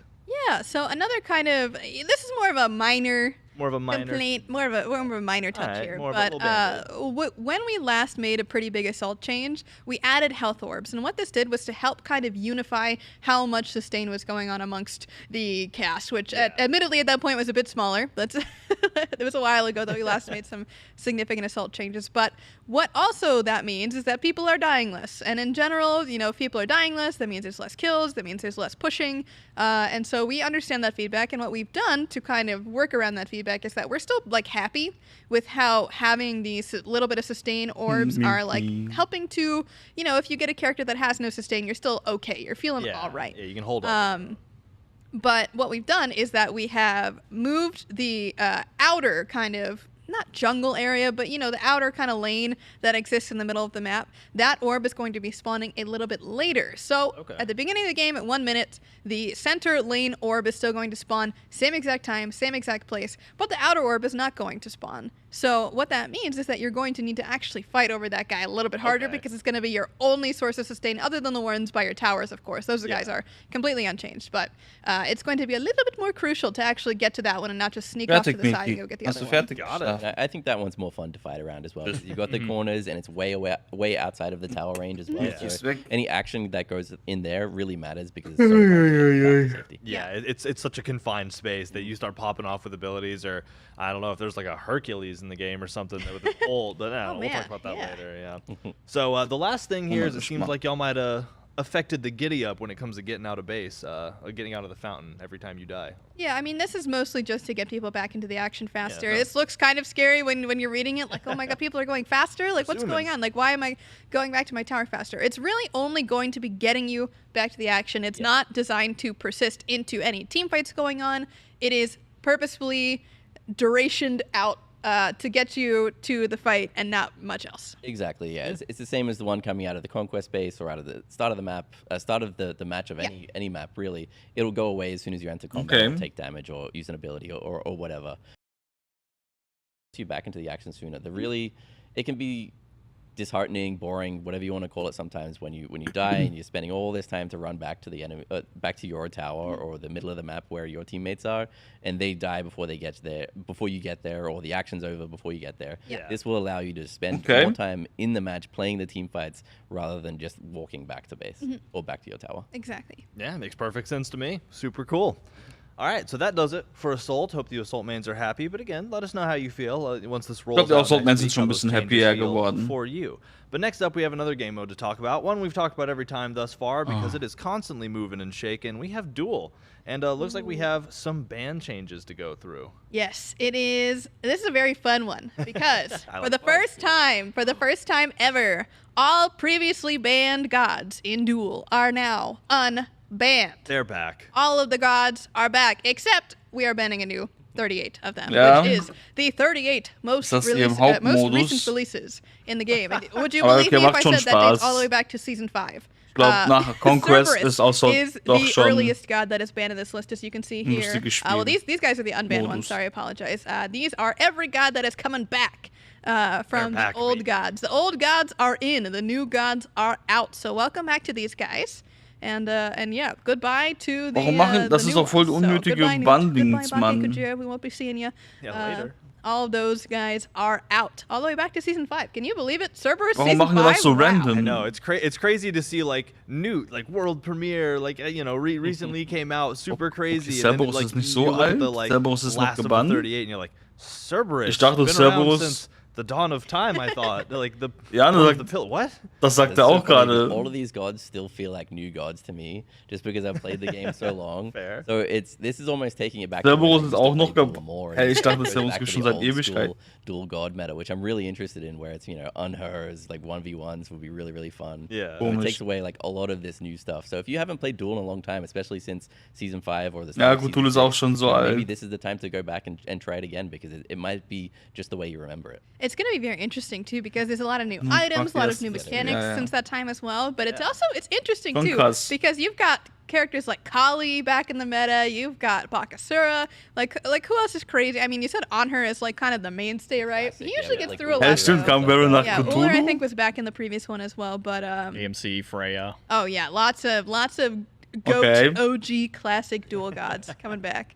Well, that'll be fun, and we're hoping that y'all dual aficionados out there are excited to get back in and kind of run that old roster, you know. So super cool. Again, we're always moving and shaking on the dual bands. So excited for another one. Like, the masterminds on the design team always cooking up crazy new band lists. So, all right, so we did it. We talked about game modes. And now we're moving on to items. Yeah. So we have some really cool item stuff to showcase. Okay. It's really cool. We Let's have come some, like, I'm items. super excited for it stuff. But we got to talk about a couple nerfs first. We have to get 2 nerfs out of the Oh, way. zwei Nerfs. Just a couple. So ones. let's just get right into it. Yeah, with Sphinx's Bauble. Kind of a hot topic item Yes. recently. Are we shocked? Probably not. We talked about it a little bit on the bonus balance notes that Sphinx's Baubles was certainly an item that was meta warping for certain characters. Disruptive, for sure. Yeah. Disruptive is a way to put it. So Arnold hat nicht we definitely gelogen. noticed a stark increase in the amount of individuals purchasing Sphinx's Bauble after Yeah. removing the downside, which we thought is cool. Generally a good thing. Yeah. What we wanted. But a little too much in that Yes. direction, maybe. And Ja, my es issues bleibt so, personally wie es is ist. that it was in the early game too much, and that was mostly due to the price. So that's what we've hit. And I think this, correct me if I'm wrong, if you know better, might be the biggest single price increase we've ever done. Maybe ever. Outside of actual reworks, it might be the Yeah. biggest price increase ever. And the reason is because we, again, like Bro was saying, we want to make sure that it is firmly not like a 4th or 5th slot. This is going into your last, luxury slot Yeah. if you want it there. That's right. And that's when more gods have the cooldown as well to be able to use this. Exactly. Or you can actually, if you're someone other than the soul laner, you can go pick up the cooldown buff, or you make sure you have that blue tiki. Boah, das ist schon more often than not, you're gonna be 550 able to mehr use Sphinx's Gold. Bauble at that later in the game, and it kind of pushes away those Ja, builds of, ich like, kann nicht- I've seen people ich kann go kein Yo-Yos 450. and then fail not in their first 2 items just so they can go Bauble in the 3rd item. It's like that isn't necessarily how we want to. It's fun for some people. Das You ist can schon still do krass. it. It's going to cost you a bit more gold, but yeah, it was a little too disruptive in that regard, and this should push Yes. it into the later game. In terms of the strength of it, though, it's still going to be as strong as ever. Just going Yeah. to take you a significantly bigger commitment to actually get there. Yeah, it's going to run your pockets just a little more, just a hair. Or kind of not a hair, I guess, like you said. Kind of a lot, actually. It's but- kind of a lot. All right, so the other item catching a nerf right now is Conduit Gem. Yes, this is mostly focused around those solo Dankeschön. lane guardians and mages picking them up. This also will certainly affect the mid laners clearing as well, but Das we've war been kind schon of back and forth brutal. on this item a couple Das- times, ja. but we finally Das war have gotten voll to the place nötig, where dieser we Nerf. feel like this is the right nerf to do, and it's Yeah. going to just slow down that Du hast clearing. einfach It's geklärt, ohne specifically the main irgendwas. damage. It's not the Yes. damage it does to gods. It just felt like there was too much early clear Yeah. coming from this item, especially in the solo lane. If Das it war schon does notwendig. turn out to be impacting mages more than what we would like, then I'm sure we could adjust the power or do something to help mages There's that other doesn't help the options. guardians Yeah. as much. But this one is specifically targeting those early clear guardians in the solo lane, and yeah, making Sands of Time maybe brings Conduit Gem a bit down to Sands of Time level for the clear. Got it. Well, Yeah. super rad. And that does the 2 item nerfs that I had mentioned. Now we're getting in. The number 2 is relevant still here because we have 2 very cool items to talk about, and that's because they're new. We have 2 new items. What are y'all Zwei doing? neue Y'all are items. crazy. And I think we might even get to see one of these in game. Am I right about that? Yeah. Ja, das war I'm schon. ready to go with it. Ich hasse Alright. solche Cool. So this cringige first item Momente. is called Stormseeker. How about y'all talk about it a little? Yes. Stormseeker. So Stormseeker is a brand new item that builds off of Hunter's Bow. So this is in the bow tree. Das ist It's die in the Qualität. same segment as Silver Branch and Atalantis. So sahen as you meine can see Streams here, vorher aus. right next Pretty. to the other Whoa. bow buds. And what this does is that it is 19 Okay. gold, so it is very, very, very Yeah, cheap. Cheap little item. When But you- its stats, they're kind of low. 15 physical power for a tier 3 item is possibly one of the lowest in the game, if not the lowest. Stimmt, And it's also got 15 20% physical attack speed. But power. what you'll notice here, and we spoiled this a bit on Twitter, is that every time you basic attack a god, you get a permanent stack of attack speed. But it is a very, very small stack. Very small stack.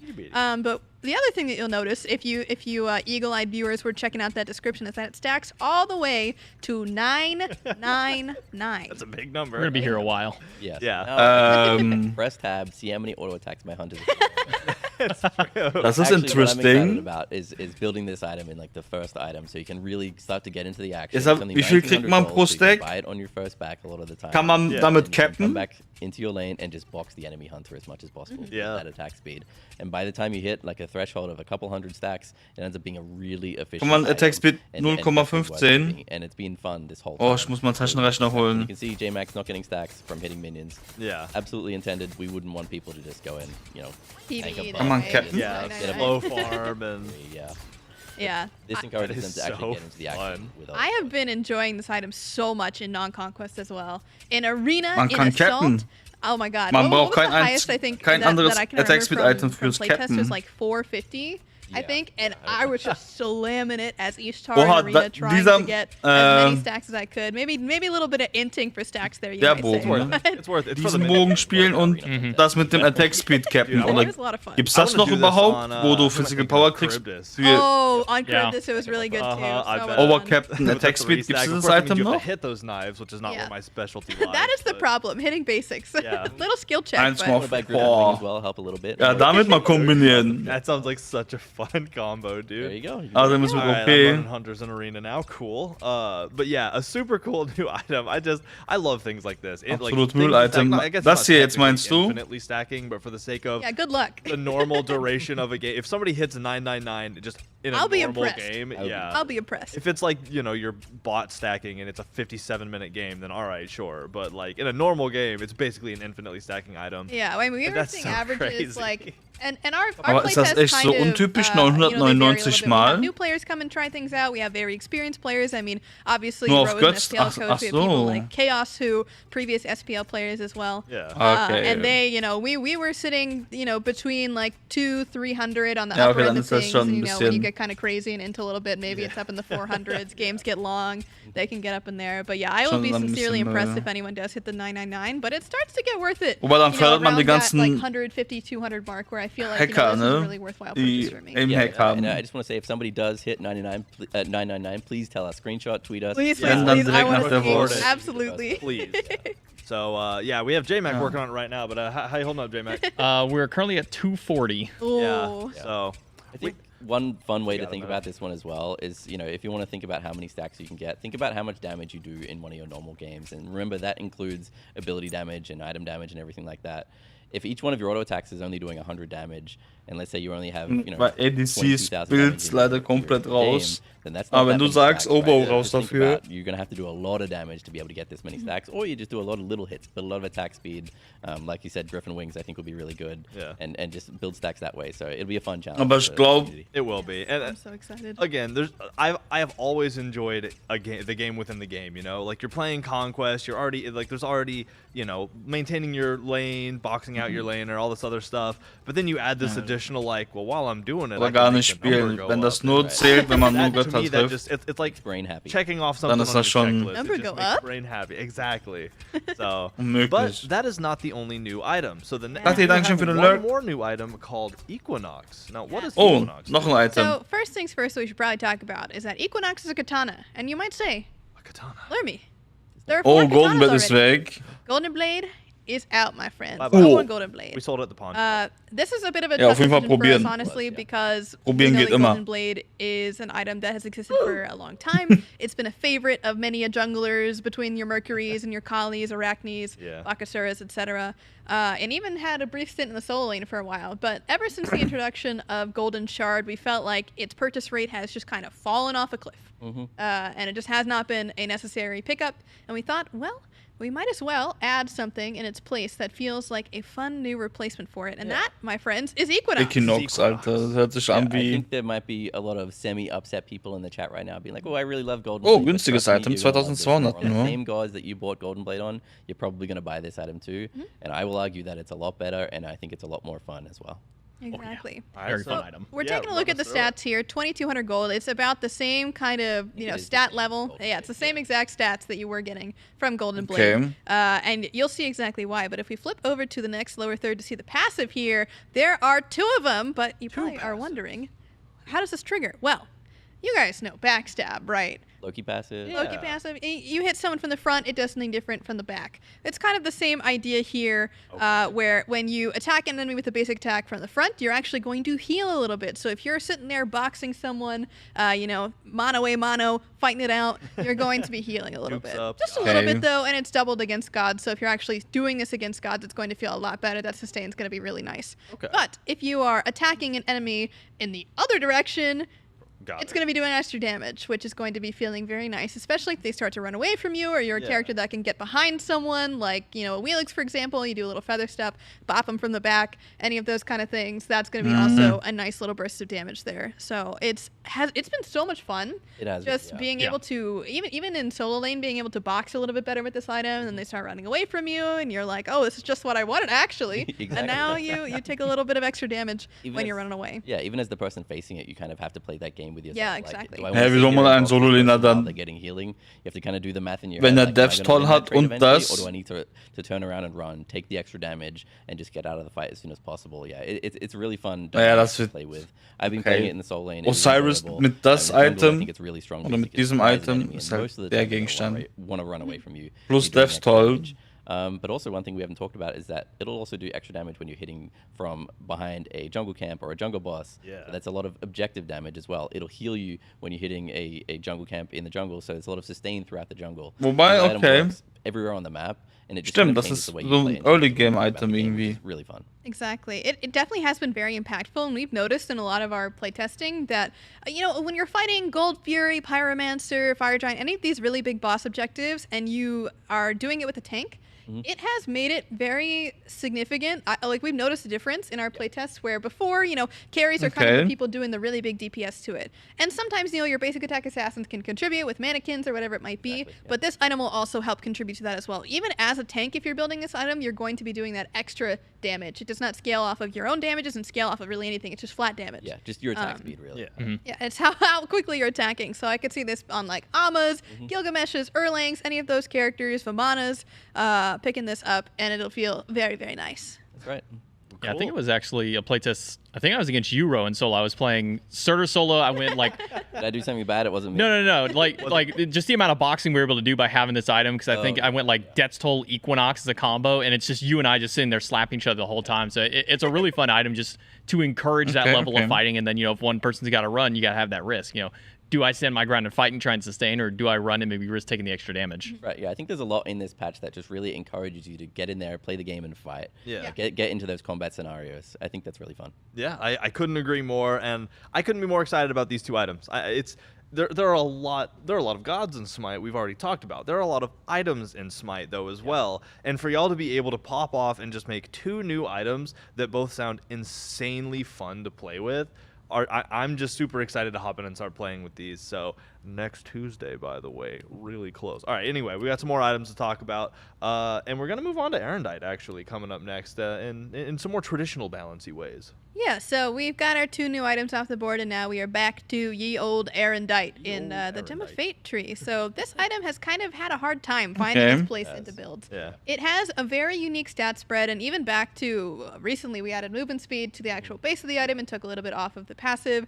It just still hasn't seen very much success, which is a little bit disappointing to see. So we're just doing a couple small buffs here and there. None of these buffs in particular are really that big individually, but together we're hoping that we see a little bit more action from this item, especially with the damage going up, the duration, and the price going down all at the same time. Theoretically, something here is bound to hit the dartboard. I think this item is strong, and we're making it a little bit stronger, but it's competing with some really strong items like Jotun's and Hydra's Lament and things like that. And when you have a Boomba's Hammer as well, then already you're at 40% cooldown. So it was hard to fit this Arendite in, but at least this makes you, it gives you another choice, basically. Yes, it is strong. It is getting a little bit stronger, but that's because the other items are so strong too. So just experiment a bit, play with some different builds. Having lots of good choices is never bad. That's right. Yeah, never bad. Now, quick interruption of this. I got a news report recently. The JMac is still trying to get stacks. Is that right? I actually just finished. It took about Whoa, 7 we've done minutes. It took about 7 minutes of strictly auto attacking and not doing anything else. So Beautiful. It's possible, but you got to dedicate about 7 minutes of your life, and this is with no stims. It's not like I grabbed, like an Artemis or an Izanami and kept my stim active as long as possible. That is just standing there and holding left click for 7 minutes. Okay, this kept One nur wegen important thing to note on this screen, and that's there's diesem Bogen. one item in JMac's inventory, and he is at capped attack speed. That sounds crazy and broken. Yeah. And I think I would just say, I would challenge the community. This is me, Brave, first time on the Passionate Show. I will challenge the You're community gonna to challenge do the it. community? Get 999. Break it, Yes. Do it. You heard it here We can first. adjust it if we need to. If you can get 999 and get 2.5 attack speed from one item, I'll be very impressed.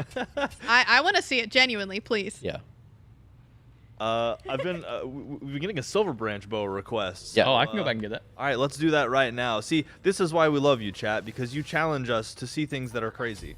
So again, I love the challenge. Look at that. That's a lot of stacks. It will fully stack a Silver Branch. That's right. But But again, that's 999 auto. Yeah, Anyhow. that's good luck. Not even counting like the first 5 to 6 minutes that it takes you to get enough money for this item. Yeah. Right. It takes as much money to get this item as it does consistently, exclusively auto-attacking an unmoving, undying god. Yeah, good luck, Chad. I can't wait to see it. Yeah. Genuinely, though, if you guys do it, I want to watch the whole VOD. Please post it on YouTube. Yeah. Post it, No stream it on cheating. Twitch. Yeah. Yeah. The first to 999 challenge on Stormseeker. 999. We'll shout you out, dude. I will shout you out if you can pull that off in like a legitimate game. So, okay, cool. That was the breaking news update. JMac, thank you for your hard work. Yay. You have you've We've left done an it. impression on the face of the battleground. World record. Okay, diving back into item balance, we're moving from Arendite onto Gem of ISO.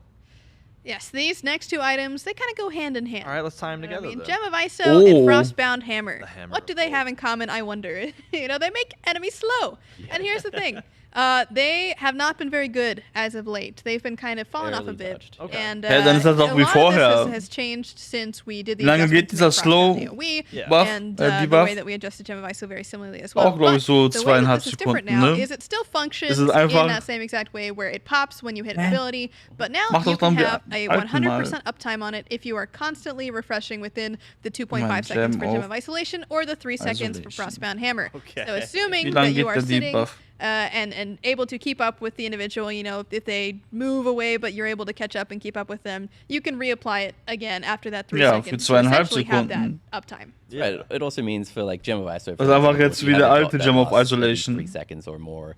At the last tick of that dot, you're gonna reapply Gem of Isolation and slow them again, which is an interesting buy. Like it'll be fun to see if people actually buy the item and experiment Okay. with ways they can, just change their build up. Same thing we were talking about with Arendite. There are a lot of good items in these builds already. Yeah. Let's add a little bit of variety, a little bit of spice, and see what people do.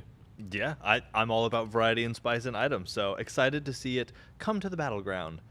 So we're moving on now to Fighter's Mask, the spooky, scary mask. Yeah, so this Die gibt's is ja auch noch. probably an item that I don't know that Dwarf, maybe? I've ever seen ever, unless someone it's so is scary. doing a haha funny for content, which that's Funny come up for a couple of content. times. But one of the biggest problems with Fighter's Mask is that you feel pretty okay in the early game. You get it, and you're bad. like, yeah, this is fine, and then you get to level 20. And you don't have Rangers Mask yet, you're like, oh my god, There's I full am damage. taking Shot, Yeah. so much I'm damage. getting whooped. So much damage. So that is one of the things that we wanted to heavily decrease here, is that the early game felt fine, not a big deal either way. So what we're doing here is we're decreasing the damage taken per level.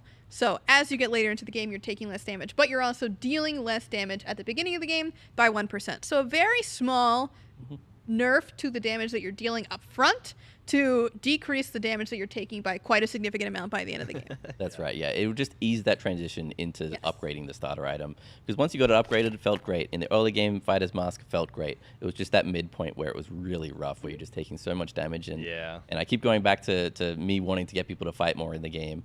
You were almost discouraged from fighting. You just wanted to farm and get level 20 and get the gold to upgrade your starter because you were taking so much damage. But this allows you to actually get in there, use the damage boost with a little bit less risk.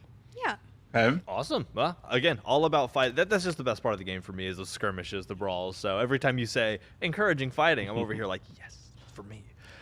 So now we're moving into kind of a whole tree of relic. We have Divine Barrier and all of its trees or the items in the tree getting touched a little bit. Yeah, so this is Divine Barrier, Greater Divine Barrier, and Blessed Barrier. All three of them getting a similar adjustment here between their deploy range getting increased. It was originally very low because we were concerned about this item being a bit of a combat trick. You know, you throw it out and slow people, and we kind of wanted people to play around it in a little bit of a different way. But as we've kind of seen this item grow and seen people try this item, we've realized that it's definitely okay to have players play around it that way if that's how they want to use it. Yeah. But also we wanted to kind of take the cooldown down a little bit to just give you a little bit more chance to, like Rose said, play with it more often, replace it, remove it to wherever you need it next. So cooldown's going down on all three of them. And then for Blessed Barrier specifically, the basic attack damage buff is going up to give it a little bit more of that unique zhuzh that you get at that tier 3 level with the rest of the relics. We want to make sure that that tier 3 feels like it has a strong effect that you can definitely use in a variety of situations. And while it's only for the range basic attacks that are getting this buff, it's still going to feel pretty nice when you're putting this in front of your mage or your carry and they're slamming down a Phoenix, slamming down a Fire Giant, whatever it might be. Awesome. Well, that was a barrierific three-peat of changes, and now we're on to the last two items, which are, well, I don't know, I thought it sounded fun. We're in the shard world now, and we're starting with Vision Shard, which I feel like is gonna, Vision Shard, we have the Bull Demon King Vision Denial aspect, so, a lot of vision changes, it feels like. Yeah, I think we've come back to this one. Has it been every patch this year? It's been very close. We've touched it a lot of times, and that's because, we're doing a change to it that we're like, oh my god, that's gonna make it so good, and then it goes up by this much, this much, and we're like, okay, let's try something else. And so we are once again trying something else, and this is going to be increasing the vision radius of it from 35 to 45. 45 is the radius of a normal ward. It's just going to feel so much more intuitive now in terms of the places that you can put it down. You're not going to have to actually really do that much adjusting when it comes to, oh, my vision shard is much smaller, it's not going to cover as much space, it's not a big of a deal anymore because you can place it the same exact way that you place down normal wards. It's going to feel very great. Yeah, our experienced players that have been playing for a long time and placing wards that whole time, they know how big that 45 unit feels, right? And they just kind of flick their mouse or their controller and kind of just place the ward over a wall. But if you did that with Vision Shard, you were kind of just leaving gaps on the outside, and there were gaps for junglers, and you could never be fully confident in your vision. And I think that just made this shard a little worse. So bringing that up to that 45 makes it more intuitive, like Lermy said, and just makes it easier to use, so you don't have to have that extra thought about, oh, I need to place it this farther forward, or I can't block off this path and this path at once. I have to choose one of them. So it'll make it more useful in more situations, and hopefully people will ward more. And then, whatever happens with the Bull Demon King vision, they'll eliminate those wards. Yeah, we'll figure it out from there, but, ward more.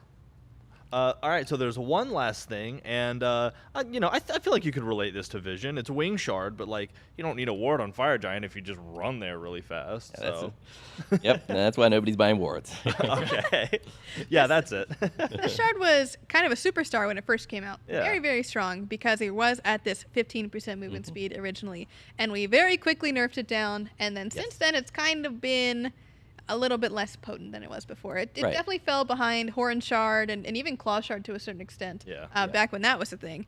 Throwback a little bit. But now that it's kind of competing with the passive shards, it just has not kept up. And so we feel like we can finally bring that extra power back, that extra bit of aggression, that burst of speed to be able to really start a fight if you want to, or run away if you so choose to. Yep, and 15% attack speed, movement speed seems like a lot, but it's only for 3 seconds. It's really not that big of a deal.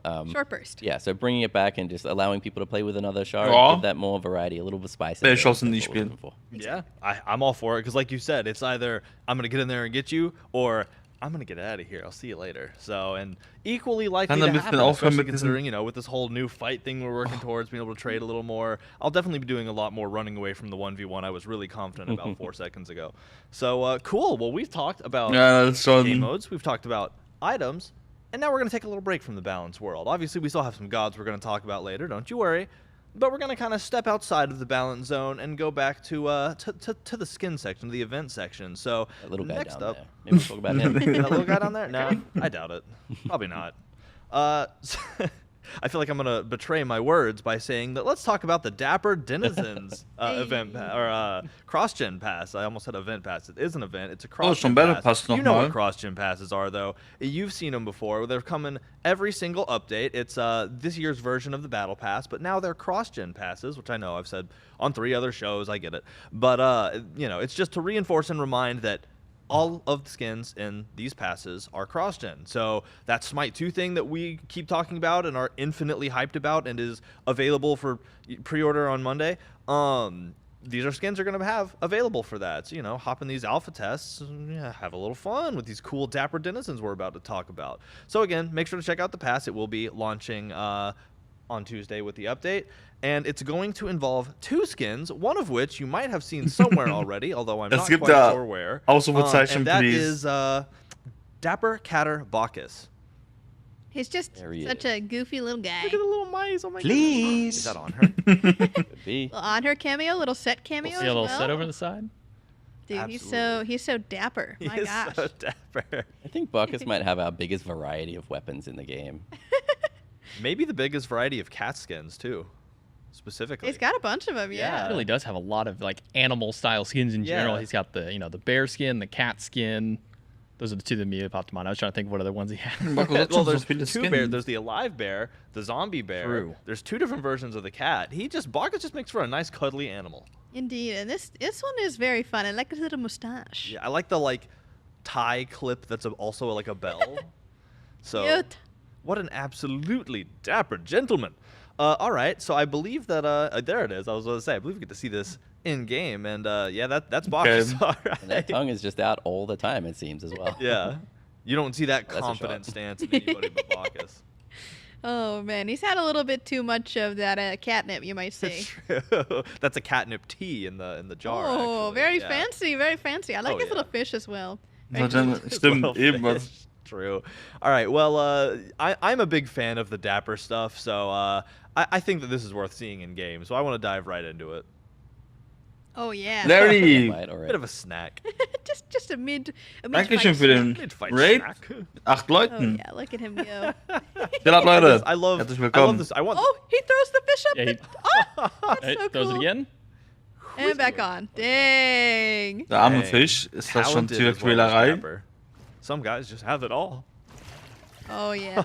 Wie war der Stream? Time to Wie waren die party. Games, Larry? It's time to party. The cat Oh my god, the Oh my cow. God. Yeah. Look at the coin FX as well. True. That's so fun. Oh, on the hits as well, dude. Got the riches, dude. He's stealing your money. Not actually, but he's stealing your money. He's just so wealthy that every time you. Oh, gotta chase him down. I like how there's a pile of cash in the middle of the ult too, where you. 5 Wins und ein Los. We will He's, be he's taking a field trip. Odin can't Das ist handle wirklich it. sehr How much gut. He just got paid. Farewell, Odin. He just got paid to leave. Das stimmt. But yeah, there's a little pile of cash. Aw, Coin that's so sound. fun. Gucken Ja. gerade Patch Notes. Dude, the like clinging. satisfying. Ein sound- Update-Show halt. the Nächste coin Woche shape, very Dienstag nice. Oh, the Oh, the laugh.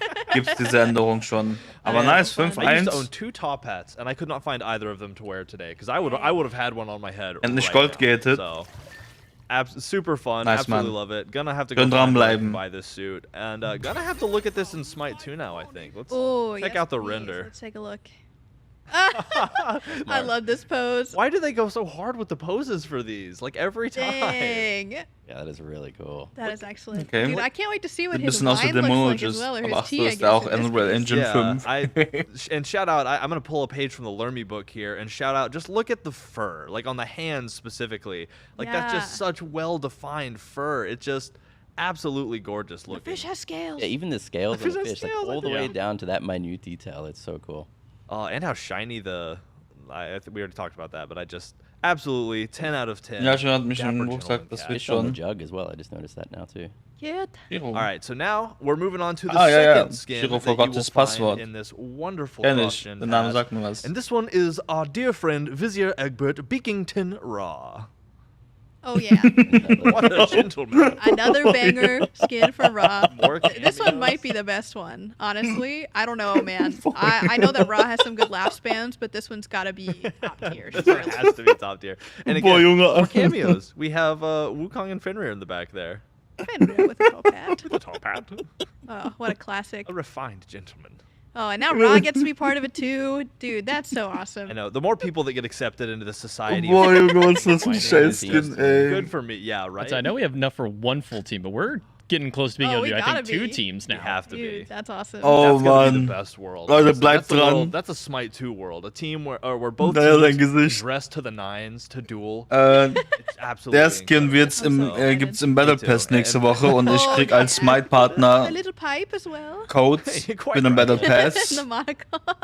A bit of even Also ab nächste Woche Oh, könnt ihr das man. bei mir I gewinnen. love this theme so much, and he really does look good in that Ja, little hallo vamper Robert, suit. das ist There's no better word. Yeah, I wonder if any That's- of our concept artists have ever like moonlighted as suit designers, because every time they release a character wearing a suit, Oh, really good fit. I'm like I would that it's so drippy. I would wear Ja, also that. nächste Woche gibt's to the das bei mir finest zu of it. gewinnen. I don't know. If I ever won the biggest Gentleman prize imaginable, Raskin. like whatever you can think of, I would wear that suit to that.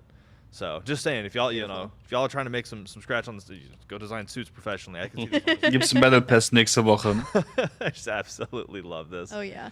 So Hey, I like the Eddie. Dapper thing. I already said that once. Hi, You know wir I had gucken to gerade say, ein listen, bisschen we have to Patch go in game Notes. for both of these, and they said yes, so we're going in game for another Oder one. nice Skin. Ja, das habe ich mir auch gedacht. Yeah, there he is Look at in him. all his glory In all of his glory. and his regalness. Monocle. A monocle on a big Beautiful. like bird eye like that is just Eine schöne Farbe. Und das, Oh, I love it. All right, let's see those effects. obwohl das I'm excited. T-Shirt hat eine schöne Farbe, ja, ne? Ja. Coins. Das ist nicht so Oh, they pink, splash coins Dude, against splash das ist coins so is helles awesome. Pink. I'm actually Dankeschön wealthy enough. für das Oh my gosh. I Kompliment. love the way it sounds like it's dragging through a coin pile. Clink, clink, clink.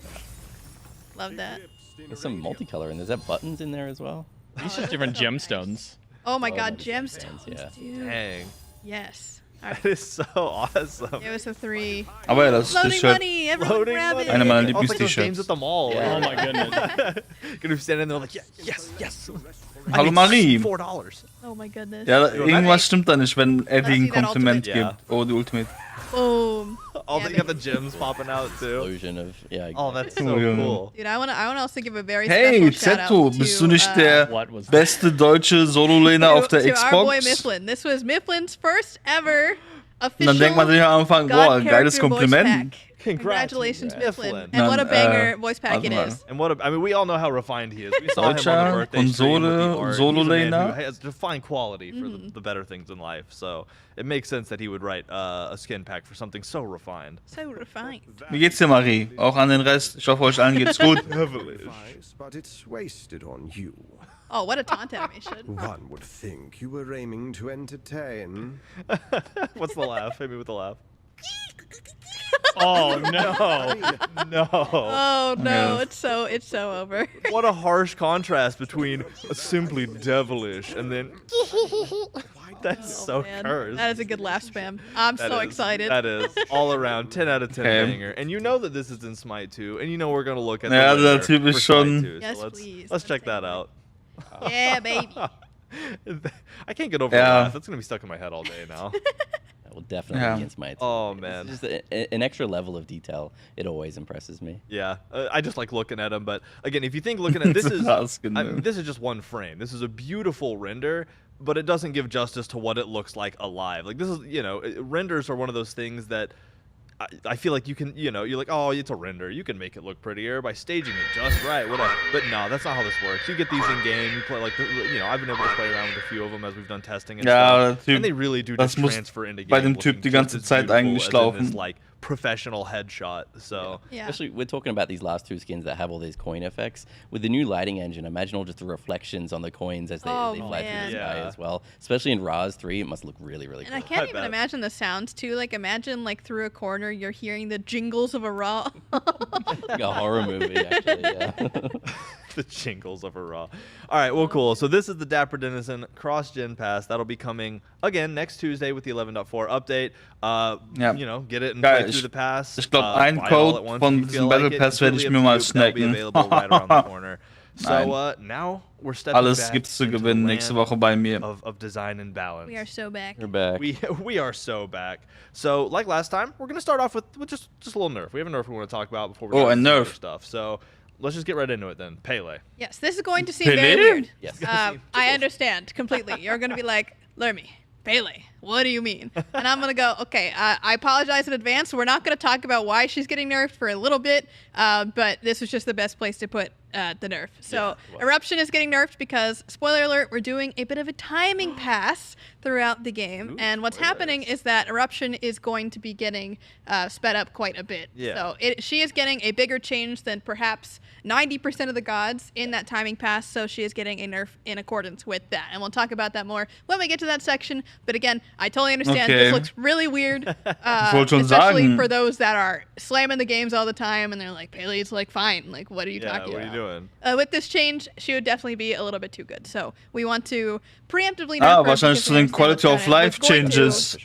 be adjusted is going to be a very big change for her. What's coming up in this same patch really soon we'll talk about in a second. Yes. So let's just dive into the normal buffs now. So stew on that. Okay, We'll get there keine in a Quality second. of Life Let's changes talk about noch. Izanami now, who's having some balance shift. So this has been a very interesting back and forth with Miss Iza over the past year or so. Yes. We did a nerf to her that kind of took her out of the meta for a while, and then we did an adjustment coming into year 11 Eine where Pele everyone was buffs. to lane at level 2. So she Sind die kind schon of cool? lost her very Identity. special Yeah. reason to kind of get picked when it comes Isa. to her early game clear. So what we're doing here is we're actually giving her a little bit more Selbst bei utility ihrem- to kind of still let her have that identity, Warum but not gucken da quite ihre lean Brüste her raus? into this incredible, super Muss das impressive sein? early game clear just as much and give her a little bit more utility going into other spaces as well. Yeah, she still Das- has her early das game Einzige, clear. was You mir can still play with auffällt. that, but now you'll fight on that early game clear. When you've cleared the wave and the enemy hasn't, Yeah. your fight will just be that little bit stronger, and that's what we're trying to focus on. And we've talked about risk versus reward. a Yeah, lot in this Isa patch. buff. The dash cooldown.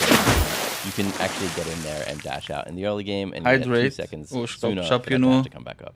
Exactly. Eine And this Cola. is also especially good if an Isa gets rolling as Ja, well for spectral projection. Ja, speed, keine Ahnung, because warum ich da not jetzt auch only drauf is that geguckt going habe, Larry, up to aber ist mir 20% jetzt so of the base, aufgefallen hier. But let's say you're getting some kills in the early game, you get 2 of those bad boys, that's a 40% slow, which is Yeah, kind of ability. a little bit crazy. So Yeah. we're definitely excited to see if those Izanamis can get rolling and get that spectral projection going. Hat jemand mal überhaupt bei Izanami diesen Slow auf Maximum Cool. All right, stacken so this können? next one, Lermy, I have a weird feeling that you might be at least a Yes. little familiar with. Yes, this just one's a one of bit. those. Just a hair. So we have Yu Huang getting some changes. Oh. Yu Huang. Den spiele ich Where do sogar I ab und zu start? auf so meinem, he is definitely a character that is very challenging for nicht people auf to meinem play, Smurf, ich hab mostly ja keinen around the Smurf. DAO management, Das because spiele his ich, abilities when they're enhanced with, oder with ich hab's his gesehen, passive mein super are junger pretty Bruder, solid. der They're 8 pretty ist, chunky. They can They hit go off. hard. der They get a spielt little bit das of extra, gerne. Er spielt whether gerne it's Yu the Huang. knock-up damage pen, width on the ultimate. There's a lot of different things that you can get from using his passive well. But the problem burn is that damage. it just takes such a long time to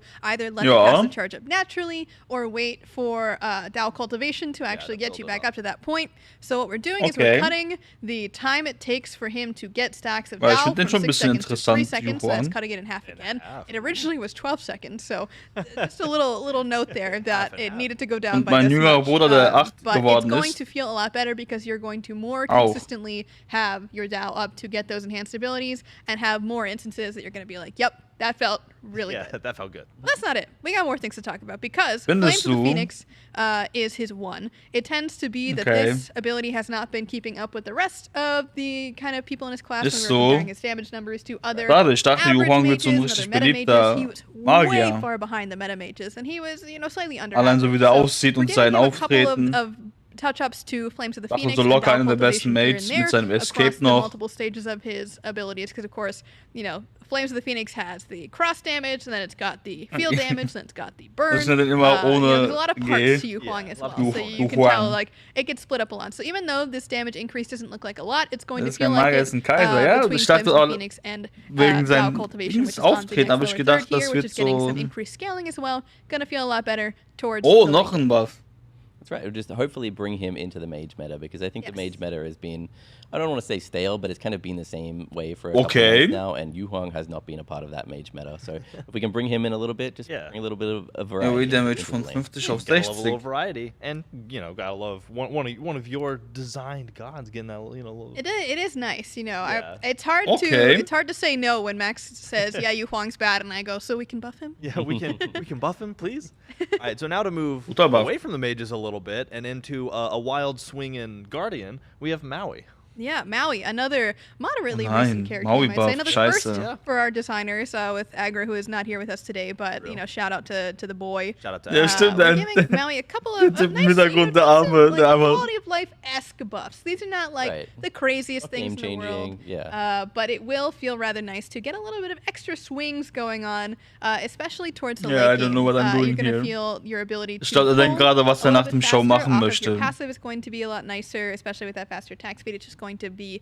a more, what's the word, like flowy right, series yeah. of events to be able to hit the mark and then yoink again. Oh nein, jetzt kann Yeah, ich and nicht mehr. his early game clear will get increased as well, but it is Scheiße, scaling, das so kann it'll be ich nicht mehr more drauf. noticeable in the late game. But Mach it das just dann mal allows him so, to Moment. dip deeper into those like piercing auto attacks. So, jetzt sehen wir den and nicht mehr that'll help. nicken. And then Yeah. obviously being able to stun for 1.5 seconds at level 1, you might want to start this ability and Yeah. get in there and fight as soon as possible. Or in Conquest level 2, you can have it and jump on that first wave for the big stun, and then it's going to feel so much better being able to jump a lot late game. Danke, with ist that mana besser so, reduction. ja, That is ne? actually a pretty big deal, going from 90 to 60 mana. Yeah. When you're a support that doesn't really have many mana Also, items, you're going to be able to das use that ability much more often. Ja. Yeah, I think the important thing too is that it was always really tough as the Maui player to know what you're supposed to Wegen level, seiner Jacke. because Yeah. you could level, Solar Swing for the CC, you could do the Mystical Alua for the extra. Aber scheiße, protections Maui and- Buff. and Ich things hasse of that den im nature and the Gegnerteam zu cooldown. haben. So now it's just going to be a little Er bit ist simpler to auch say, okay, echt I've got nervig my stun geworden. duration, I don't have to worry about that. I can actually level my clear, I can level my utility, and I don't have to worry about my leap as much. Yeah, same with the mana cost. That's right.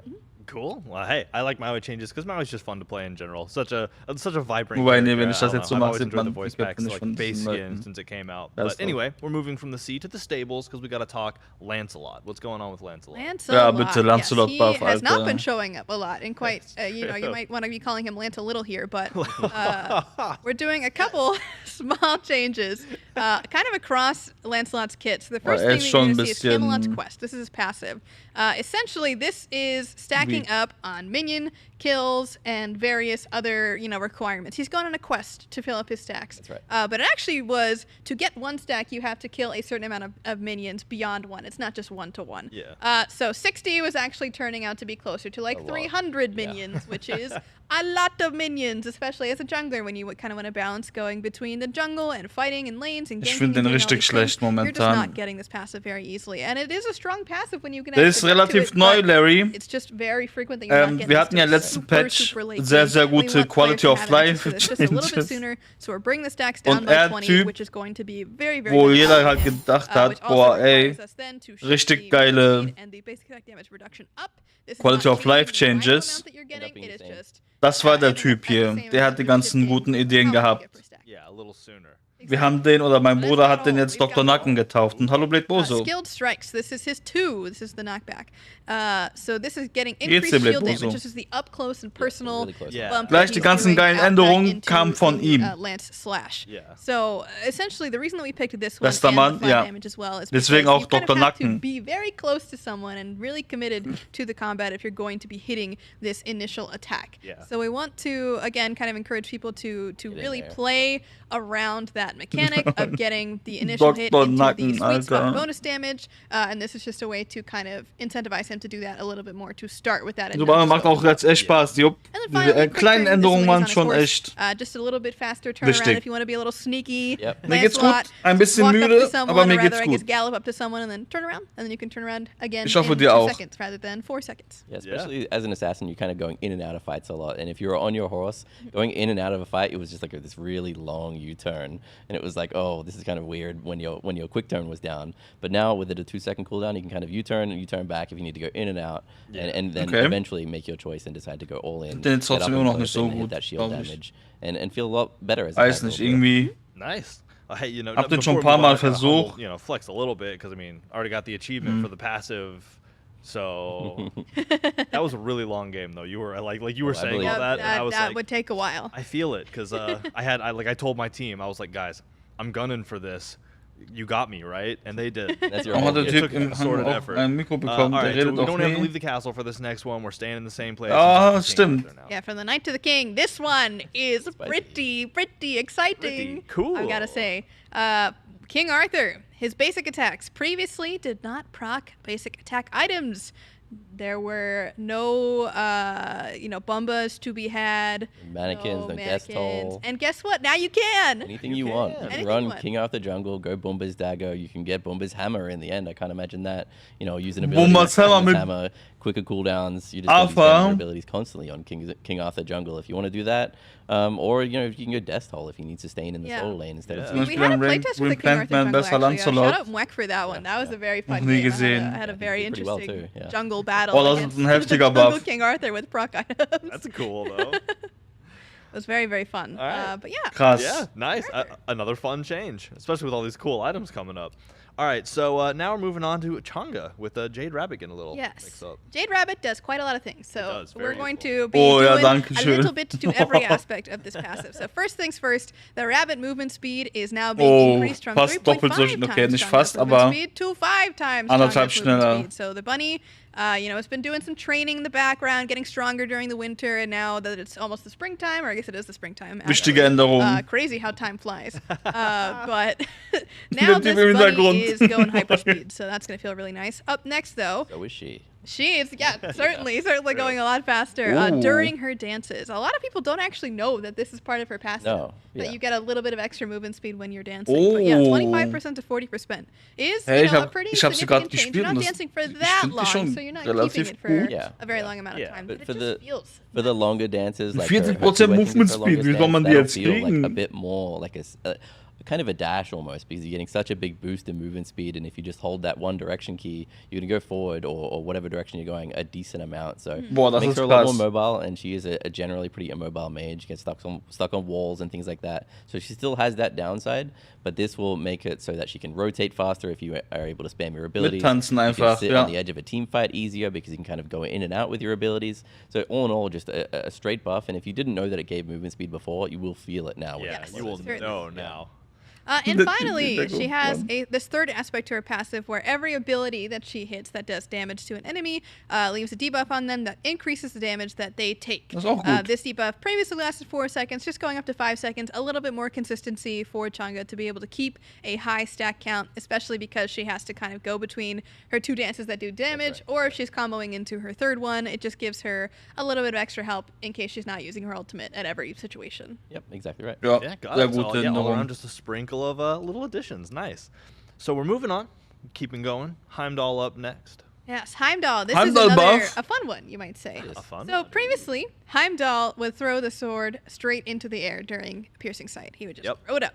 Now, instead, Heimdall throws it slightly in front of him. 55 units. That's an entire basic attack in front of him. This effectively does not change very much in terms of where, the sword actually goes down, because that is just completely unrelated. But what this does do is it allows you to Ja, now okay, kind of das ist use it jetzt more as a vision tool. Wobei das which Schwert it has landet halt given dann before. It's just not jetzt something that super many people play schnell. around. So now it's a little bit easier to actually use it kind of as this extra tool. Throw it in the jungle, throw it over a wall, whatever you might want to do to actually go and check, So is this ähnlich camp ist jetzt up? Am I getting wie ganked? I Bakkus can leave Jump. this here for 8 seconds. Bakkus Jump so ist ja auch this immer is a gleich little bit schnell, more- egal wie another weit du tool springst. in the toolbox without having to fully commit to putting himself in the spot where Okay. you'd want to place Ja. it. So that's number 1 for this ability. Number 2 is that Heimdall's sword now has a consistent landing Oh, time der no matter Typ how nach far links away beugen. the sword is. So this is kind of a buff and a nerf a little bit. It just makes Depends, it very yeah. consistent. So now instead of, you're sitting there and waiting and waiting and waiting if the sword is very far away to actually catch up to you, it'll always get there at the same time. Oh. But that also means that it's going to be very predictable for enemies too, that when they see the sword coming down, you know exactly when you need to get away from it and not have to worry too much about, I don't know how far away the sword was. The second you see that warning, you're out of there, no matter how far away that sword is. That's right, and it was kind of a necessary change. When we're putting the sword in front of you, it was changing the amount of time that it took for it to come back down. So now, with it being a consistent time, it's really easy to time your ult or your knock up from your 2.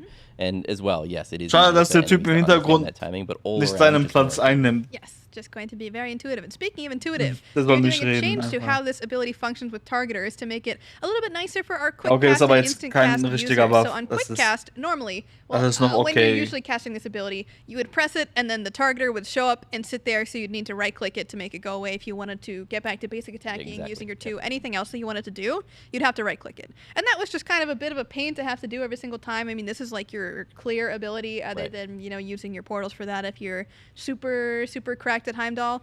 But now in quick cast, you will no longer see the targeter when you initially cast the ability. If you hold down the button that you use Ja, to cast the guck one, mal, you'll jetzt still macht see the Mario sich targeter, auch noch drüber lustig. but it will not stay up the whole time. You won't need to right click. Same deal with instant cast, except the targeter will just never show Won't up. show at all, So yeah. personally for me, I'm a quick cast user for this ability in particular. But again, if you use instant cast, I'm not going to judge you. Normal cast, by all means. If you need to see the targeter, look at the targeter, because clearly it does help. Yeah, so now it's more intuitive with each type of the casting Yes, type. exactly. So if you like instant Vielleicht cast, kommt you noch like sein this change. Highlight If you des like quick Abends, mal cast, you like gucken. this change. If you like normal cast, you won't see a change, and there you go, everybody wins. It just lets you get back to the action a little bit faster. Yep. Nice. Everybody wins. Gotta love an everybody Stimmt. wins Er war situation. Those are damals always the best. So in the last one we have to talk Theaterschule, about in this der, in particular der Schule block hat er there's einen some more Baum coming up, is geschauspielert. So Surtur, this one looks Oh, Surtur Surturbuff, sind die Remember verrückt? how we talked a little We bit just about... put it up on the screen like that. Maybe we We're should showing it, stay gosh. silent There and it just is. let them read it. Yeah. You guys want to read that real quick? I'll give you a second. Just that first line, yeah. yeah. We'll have a quiet reading time. Yeah. Oh, All right, There you we got go. it? Ist das eine You guys 1? ready to go? Okay, let's go. Flames of the Moose Bowl. This is his 1. Previously, the stacks went up to 200. Now they go to 999, and you That's may be a going, lot Lurmy, more.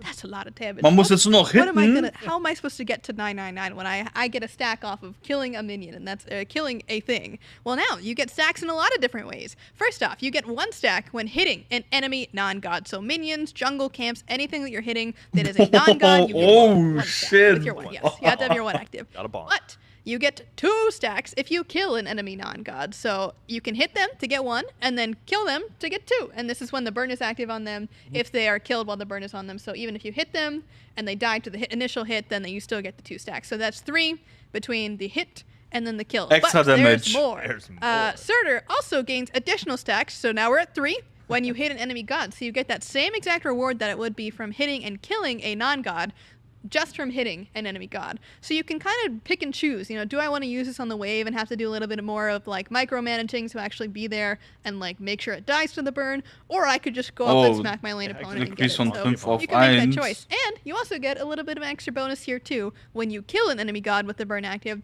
of 5 stacks. So that always feels really nice when you're like, yes, I got a burn kill. nailed it. Love that.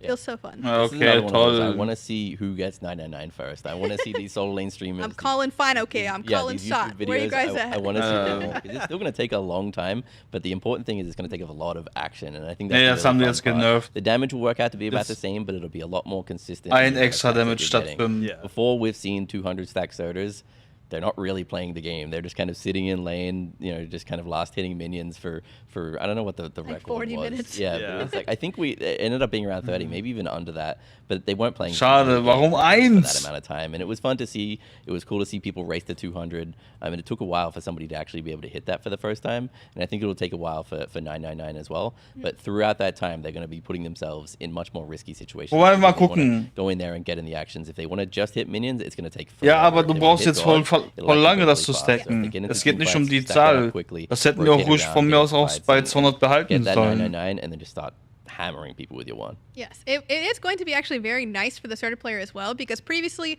it was 5 damage per stack that you were getting on top of that. Now it's Yeah. 1. So actually the very convenient thing about that is your passive meter will show the number, and that number is completely equal to the amount of damage that you're Yeah, doing. it's that plus 35. 35 It's at this intuitive. point. So it's very nice to kind of have that like instant, like I can look and Mein, see how das, much ist das schon damage schneller you can do in an stacken? instant, Also which ich habe das has schon been very, very nice to gemacht, have einfach this auf as den the Minion starter player. draufzuschlagen und we've dann been having a lot of stirbt, hast du fun direkt doing 5 our extra stack Damage. checks in our playtests, as you It is can fun to imagine. mal see it that gucken. way as Ich well, bin because echt ein there is somebody out there that's Surtur-Liebhaber. gonna see the number 999 on their screen, and yes, that is the amount of damage you're doing. Yep. Plus 35, you're doing over 1,000 damage with one Ja, das hit fühlt sich sogar of- auch wie of so a ein basic Nerf attack, and an. it's magical damage, so who knows what kind of protections they'll have up against you as a physical god. So go ahead, you know, see if you can hit somebody for half of their health bar. Yeah, let's see. I'm excited. Yeah, that's going to be a really fun change to play with. So really cool stuff. Mal gucken. And again, that's the end of this particular balance block, a really fun, kind of spicy ending. It's Surtur, so it makes sense that it's a hot end. But now we're moving into another section of balance that it's more a little quality of life. Ja, So it's jetzt changes kommen that- die yeah, I guess quality of life spaßigen is just the best Änderungen. way to say it. And we're starting with Kostet den Hit the 1 und newest für einen addition to Kill our auf dem hier cast, auch new. nochmal 2. Yeah, so when Aber news trotzdem released, nicht we saw a lot of 5. discussion about convergence. This is the ability that she spawns Weil as, like, du her hast ja kind of damals basic 5 attack bekommen and pro she has Damage the extra Stack. orbs that Pro come Stack together 5 Damage. in a nice little Jetzt cone. kriegst du pro Stack nur One thing 1 that players Damage. did mention was that they weren't able to cancel this ability while they were firing it, kind of similarly to how you can do it with like Rom or other people that have these cancelable stims like Hachiman. So we just made it so that you are now able to cancel conversions in that same way while you're shooting. Nice. You still get your ammo Mickey. refunded if you have anything left over, so Come that's here. going to feel nice. But yeah, you can put it on cooldown basically whenever you want now, and not have to worry about stopping your left clicking to actually turn it off. Mickey. Cool. Nice and easy. Nice and clean. Love it. So now we're moving on to Cupid, and he's sharing the love, but a little closer together now. Yeah. Yeah. So this is actually a very fun one as well, because previously the hearts used Ja, to man be muss es like dem Minen roughly verklicken, like zu 40 stacken. units Pretty far away. apart, Yeah. pretty far apart. So it made it a little bit difficult Ja. for players to really kind of want Die to hätten go aber and get trotzdem multiple of them, or if they were, it was die kind of a Anzahl Dingens commitment behalten to können. really like You have to spend like a put it lot up of against a time. wall, which is Wie not viel the Damage du ideal. machst. Yeah. It just Pro takes a stack. lot of this extra kind of very specific thought about Mal how I'm schauen, going to be das putting muss- down these muss man, glaube ich, you know Und hearts, Praxis which for a testen. hunter, you don't want to be spending all that time thinking about where you're placing those bad boys. So the space between the hearts is going down by quite a bit. It's going from 40 units to 25 units between the hearts. Komm her, Miki. So it's Komm her. shrinking quite significantly. But the fun part about this is we unfortunately don't have a visual for you right now, but the way that it actually lines up makes it really nice, because now you're able to kind of dash Quality through of them Life Changes yourself. angöttern, die So mich if nur you line it jucken. up so that the triangle is kind of right in front of you, you're able to kind of tilt to the left or to the right a little bit and just zip through 2 of them. It feels really, really nice as the Cupid player to be able to do that for yourself or even for an ally. And if you do want to give all those hearts to one ally, they don't have to go as far to pick them all up. Exactly, yeah, and it was even tough in like game modes like Assault. Like you Mickey. would put it somewhere in the middle of the map, and that furthest one forward, because it was such a big distance, would bounce all the way towards the enemy, and you Yeah. couldn't even go Yeah. pick it up. But now they're more likely to go right where you're placing them, and yeah, I really like the whole put it in front of you, do a little bit of a sidestep, if that, and just angle your camera, and you can just dash through 2 of them, and just that sound of picking up 2 hearts along the way of your dash, very satisfying. Very, very fun. Very satisfying. Well, cool. It might just be Mickey, because come it was here. Cupid, but I do love that change. I love that change. And so now we have Kabrakan coming up next, and his shield is getting a little tweak. Yeah, refraction shield. So previously, well, I guess I say previously, it's been Forever. ever since Kabrakan has been released, which, God, that's been a long time. Talk about it. It's gonna hurt. Stimmt, das habe ich auch nicht Refraction Shield, verstanden. has a passive component where every time that you get hit, you Wieso get hat er extra seine protection. Passive verloren, obwohl It er would last Damage for a set bekommen amount of hat time noch? and then it would go off. But the problem with that is that refraction shield only stuns if you have that full protection stack Das up. war so, So even so if you're dumm still in gewesen. combat, you could lose Dass man jetzt das this like quasi ability to zurückändern stun with muss. refraction shield, and that would Yeah. feel pretty bad to where you're doing Doch, everything der hat you're einfach supposed to be doing. verloren. You're tanking for a long Obwohl time du ganz as well. gefeigt bist. Das And ist you're so, als taking würde the damage Nisha all the time seine when you Stacks lose your verlieren stun. bei And your 20. protections, not to mention, Exactly, yeah, which even worse. did not feel very good. So what we've done is Ackerman, now jetzt Kabrakan schreibt keeps er auch those grad ein bisschen protections im as long as Hintergrund. he's still taking damage. The timer Ja, that Kabra hat ticks einfach down, verloren, his stack seine only Stun-Möglichkeit. starts when you stop taking damage. That's right. Yeah, as long as you keep taking damage, those stacks will continue to refresh. You'll stay at max stacks. You can use Ja, your stun when you das want. war so dumm. You can hold on to the Das protection. ist, glaube ich, eines der Gründe, warum ich Either, Kappa gar nicht as so long as oft you're still gespielt taking habe. damage, you'll hold on to the stacks. You don't have to worry about your stacks falling off anymore and being rushed into using your 2 or having to get out of the fight because your stacks are going to fall off. Dass das überhaupt this was ein a Ding big ist. deal in like Braken's laning phase in solo. You would just take such an extreme amount of damage as soon as those stacks fell off, because generally he builds a kind of a higher damage build, and your protections were coming from that too. And then as soon as those were gone, you felt like a squishy character all of a sudden. Yeah. And it wasn't fun having to battle your own passive stacks. Now you can kind of keep them, and you can stun somebody as long as you have a minion hitting you, or as long as you have the enemy god hitting you. You will have your stun most of the time. Yep. Yeah, cool. Exactly. Yep. Awesome. Love to hear that for Kabrakan. It reminds me of one of my old sayings. If Hercules is getting 2 quality of life changes, Ro would be the one to talk about them. My grandma used to say that all the time. So anyway, Ro, how about Hercules, huh? Yeah, so I spoiled the second part of this on Twitter already. So you It can was check good. that out if you want to, but we're going to talk about it in a moment. But just the general feel good. We've done things similar for, like Agni being able to move with his bomb. Ymir got a Cthulhu- camera unlock. Yeah, as well. Ymir's Okay. camera unlock, Cthulhu being able to use this too. So a lot of feel good, quality of life changes here. And when we talk about quality of life, they're positive, right? positive is buff. So I understand these are buffs as well, but they're smaller buffs. You know, they shouldn't matter too much. And again, if Hercules somehow had a resurgence into the meta, very strong, we can hit him elsewhere in the nerfs. But what we're really focusing on here is the feel. So the unlocking of the camera is going to feel really good. It just allows you to see more around you while you're doing things. It's not going to make, you know, the aim really any different. It's just going to feel better. And this is one that's hard to show. You kind of just have to get in there and play it yourself. And the PTS will be live after this show, so you can feel it then, or you can wait until next Tuesday when it's out. Yep. But the big one, Excavate, this is a fun one. So before... Hercules he's a strong god, right? And it felt really impactful when you would start your ultimate and you're forced to stop moving because you're pulling this massive amount of ground out of the floor, I guess. And yeah, you feel strong, but then all of a sudden you're just locked and you're not strong anymore.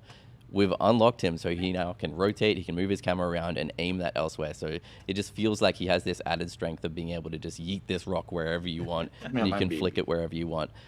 His old ultimate, or it's the same ultimate, but the way it used to work had added problems as well. Is if you were to push someone up against the wall, you couldn't actually like throw the boulder against the wall because it comes out a bit ahead of you. That's not the case anymore. Now the targeter, if you're up against the wall, can be all the way up down to your feet, so you can literally just throw the boulder at your feet. So no matter how much space there is between you and the enemy god, you can hit them. If they're running circles around you, you can turn in circles around them as well. Or you can just, you know, make these YouTube videos, hit those 360 no scopes. Another thing I want to see 99 stacks on Stormseeker, I want to see 99 Surtur, and then I want to see a 360 no scope Hercules boulder. Montage. You just came with the challenges today. Exactly. Oh, yeah. Whoa, I want to get tweeted at. I want these videos. That'll be great. So yeah, that would be great. This is it's one that's harder to explain, but trust me, it feels better.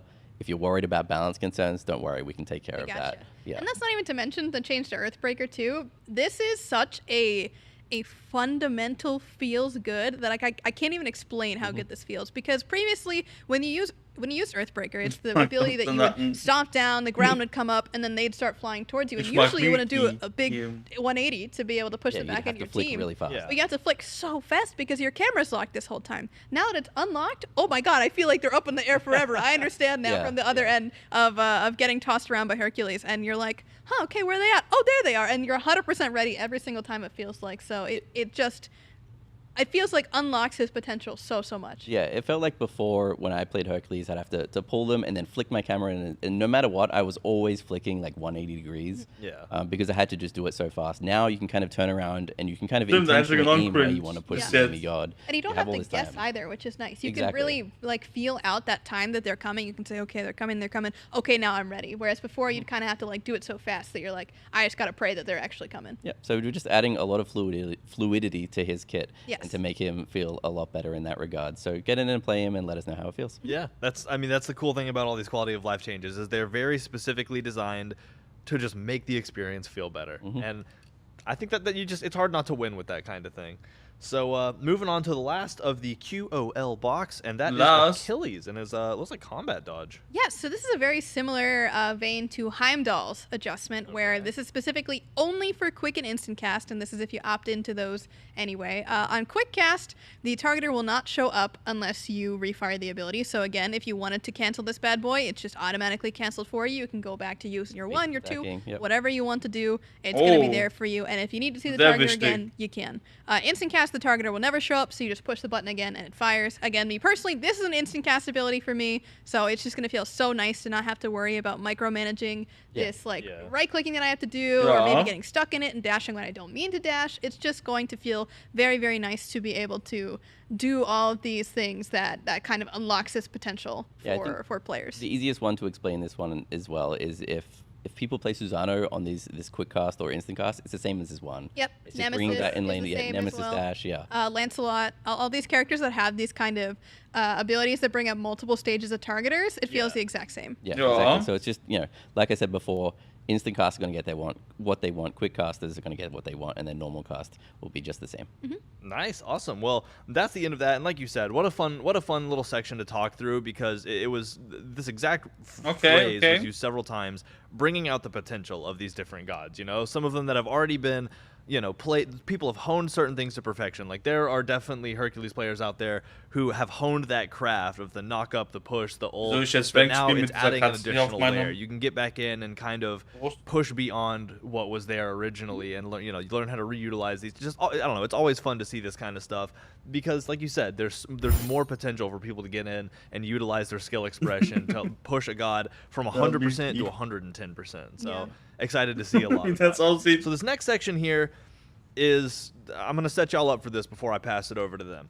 We have one more design section to talk about, and it's similar to some stuff you saw last time. Last update, we did some timing passes. We went back and adjusted some things, and we had some examples for y'all of some of the more dramatic ones. We had Iset and her, the way she flaps her wings faster for the her one, I think, and a lot of timing passes. And we took feedback from those, or they took feedback from those especially, and really took it inside and reviewed it, and we're like, this made stuff better. We like taking this timing in, even if the adjustment is a fraction of a second or whatever, like it makes the gods affected and their abilities specifically feel better, And so they went crazy with it.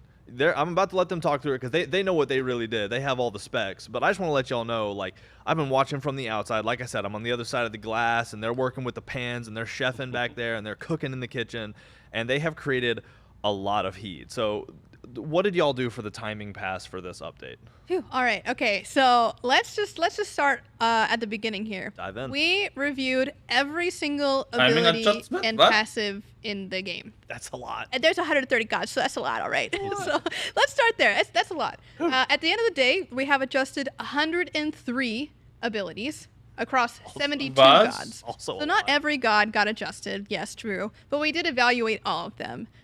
We are still going to be on the lookout to make sure that these abilities are feeling great. There's no weird bugginess going on with them because, of course, that's a lot of changes. You never know in certain situations, especially when you account lag into them, where things might go. But we feel very confident that this is going to increase the fidelity of the game, and you're going to feel the responsiveness just go up by a ton across the board. So what is actually changing here?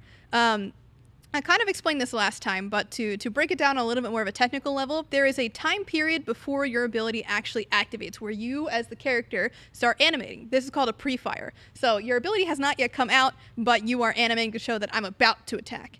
And then there's some time after that's kind of like the wind down of the ability, where you are still animating, but the attack has come out. That is called the post-fire. Essentially what we have done is taken time out of the pre-fire before the ability comes out and put it into the post-fire. So the abilities are still going to be animating and like leaving you in the animations for the exact same amount of time. The animations have not changed. It is just when does the actual ability fire that is now better in line with the art, and especially going to be very feasible to observe them on higher ping as well. Yes. So you can really notice a difference when these abilities are going to be better in line with your animations, is the TLDR of that. A lot of these adjustments are under a 1/10 of a second, and believe me when I say, if it's a 1/10 of a second, and a 1/10 of a second change is huge. Like, let me tell you, most of these are like 0.005. Like, it is a very small adjustment. But they feel very big. Like, as someone who plays a lot of various characters, like I was talking with Snoopy the other day, and Snoopy was like, "Hey man, can you look at Baron?" And I was like, "Yeah, I'll take a look at Baron." And what do you know? Life of the party, right on up there. Did need some adjustments. Was not quite matching the animation perfectly. Yeah. So what is happening with Baron specifically, to kind of illustrate, is that when Baron goes into his ultimate, he kind of hops in the coffin. Now the actual pull into the coffin starts a little bit sooner. It starts when he visually is sitting on his coffin. Okay. And it's the same idea for all of these other characters. When they are shooting their projectiles, or they're doing their abilities that are originating from them, from their animations, it's going to match just so much better, feel much more succinct, much more, in the flow. Yeah. And unfortunately, there's just so many abilities that we just can't show all of them. They're fully listed on the past notes. And again, the reason that we nerfed Pele is because she was getting a very, very big adjustment here to Eruption. And so Eruption essentially previously strong knock-up ability. Yeah, it's a very strong knock-up ability, and it's still going to do exactly the same thing. But the reason that we nerfed her is because previously you would have to go all the way up and all the way down, and then it would start firing. Now the adjustment for Pele is that she comes down And when she has that lad mal impact das on the ground, BTS oh my god, runter. it feels so good. You guys, I can't even really explain. She comes down and then the knockup happens. Yeah. It really feels like this shift in weight that makes this ability for Pele specifically feel so much more impactful. Yeah. But that is like probably the biggest change that we did throughout the patch was that timing adjustment. That's like on the upper end of the timing changes. Most of the other changes, like I said, fractions of seconds. It's going to be a little difficult to notice, and again, these should be very small adjustments that are barely perceptible to enemies, but as the person playing it, you're going to feel it, and it's going to be great. I've had to explain it to multiple people as well, and that's I usually use the term input lag a little bit, and it kind of across the board we're reducing input lag, which is almost always a good thing. For sure. So we hope that feels a lot better just on its own. But realistically, if you don't play a god very often that's had these changes, and if it's a god that has a change on the smaller end, then you might not even notice it yourself. When you're up against enemies, you're probably not going to notice Chat it at ist all immer unless you're paying a lot of attention. 10 von 10. Jetzt leckt das bei mir gerade, weil ich... But for the main gods you play and the Aber ich glaube, wir haben jetzt genug gesehen. with, I think you're going to feel. Ich lade gerade PTS runter. Ich möchte mir das selber mal anschauen. Wie lange dauert das, bis ich das runtergeladen habe?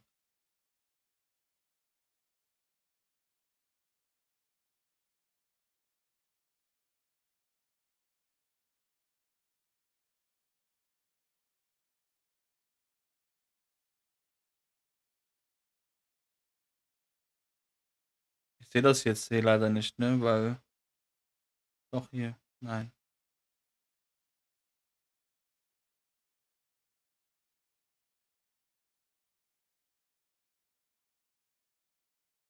Ich lade mir das mal runter, PTS. Ich möchte das selber mal anschauen. Wie sich Apoash da fühlt, weil ich dachte, das ist so absichtlich, dass die Abilities von Apoash so ein bisschen lange dauern, bis ich wieder was machen kann. Aber anscheinend ist das nur nicht so gewollt gewesen. But you are able to time these things so much better with the visuals you have. That's just, it's so crazy. And to say that you've done that 103 times across... Yes. I mean, that was not the only time. We had more experiments that we tried, right? So again, every single ability was hand observed, hand adjusted to see, you know, if we could make these adjustments. And unfortunately for a lot of them, or rather fortunately, I guess you might say, for the majority of abilities, they were good. They were chilling. Everything. Und bei Pele haben die gesagt, ist das so krass, dass sie das sogar ein bisschen nerven mussten.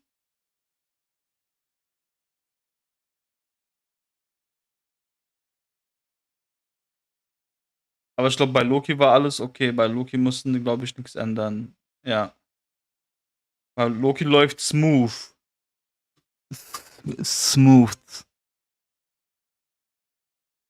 Es sind schon viele, die so ein bisschen sich rostig anfühlen.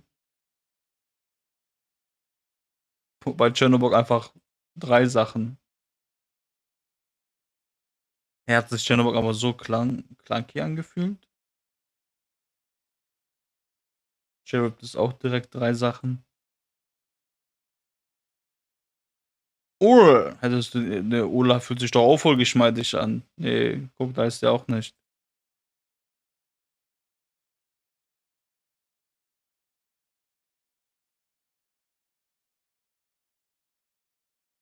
Vulcan. Ja, doch, Vulcan auch. Oh. Guck mal, Vulcan. Magma und Earthshaker. Hallo, Captain Krawall.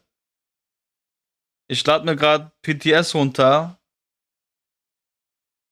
Und ich mach mal kurz einmal stoppen.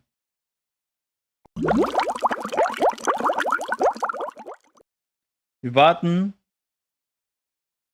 bis ich das runtergeladen habe. Das Doofe ist, ich kann leider nicht sehen, wie weit er das runtergeladen hat. Das ist Open Beta im Mai.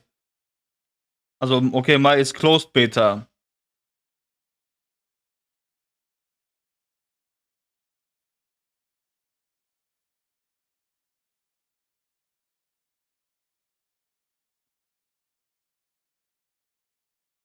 Oh, schon fertig runtergeladen. Guck mal. Aber im Mai fangen die ganzen Closed Beta an.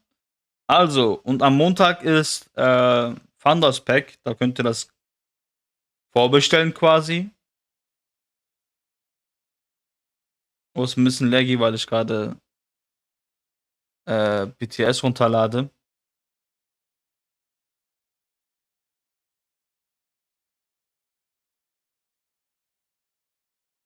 Ich möchte das aber einmal testen.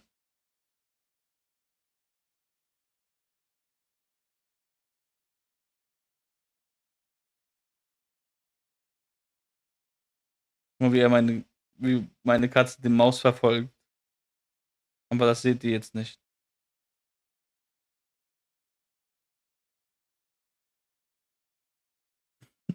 Warum verfolgst du die Maus, Miki?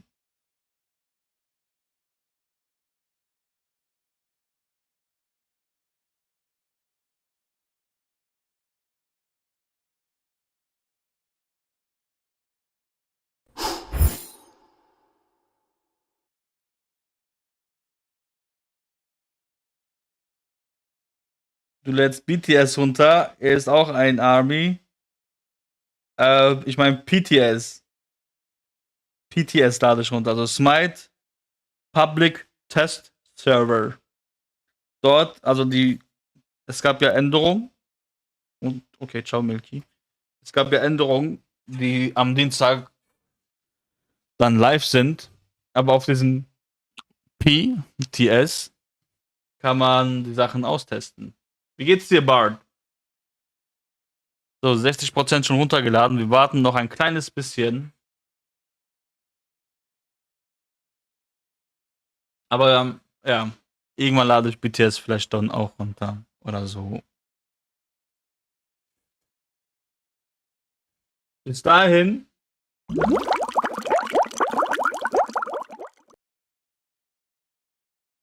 Milky.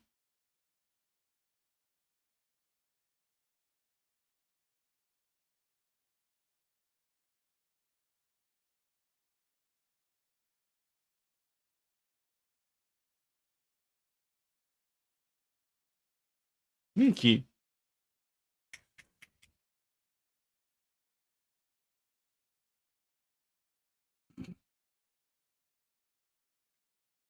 Yo. 70, nee, schon 70% runtergeladen.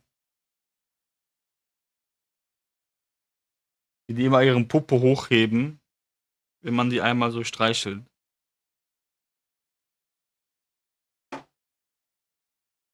Die Katze ist mega süß, ist ein kleiner Kater. Was ist das da hinterm Fernseher? Milky, was machst du da?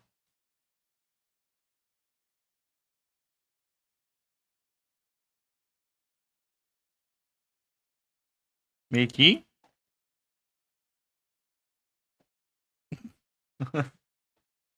Oh je, was ist das? Oh je. Ich gucke mir das auf jeden Fall mal an mit diesen Ultra Quality of Life Changes.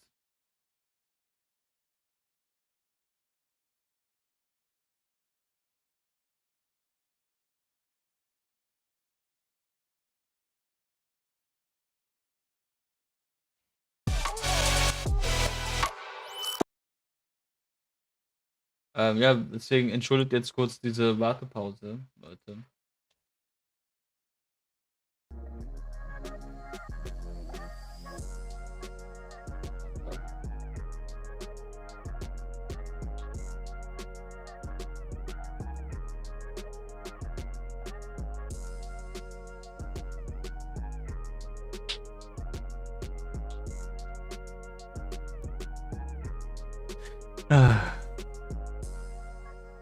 Noch 10%. Bitte bleibt am Ball. Dann gucken wir mal, ob ich das überhaupt testen kann, ne? Ob das überhaupt live ist, die Server von Public Test Server.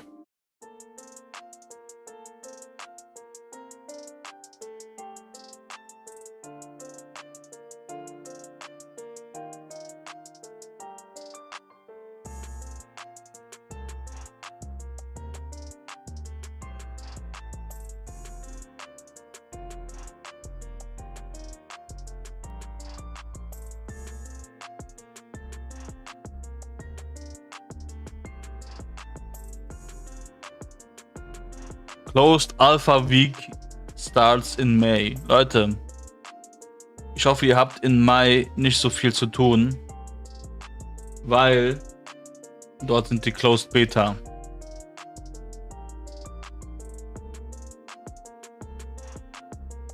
Okay? Oder bleibt bei mir am Ball, weil bei mir gibt es auf jeden Fall irgendwann bestimmt auch Codes zu gewinnen.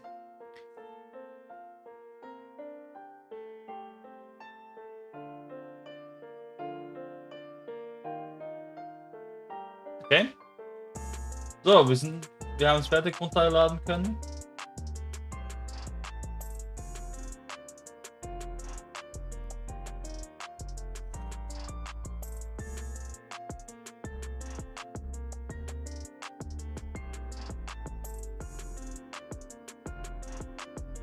Mal gucken, ob Server für Public Test Server online sind.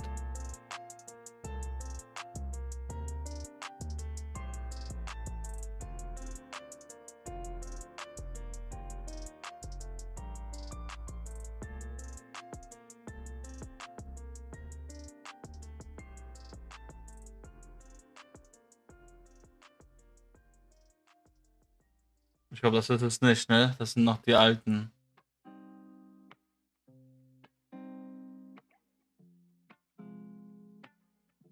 Ja, ist noch.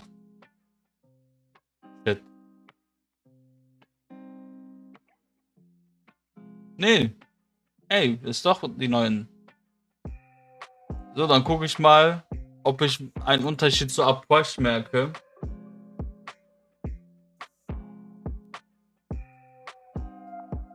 Gucken wir mal.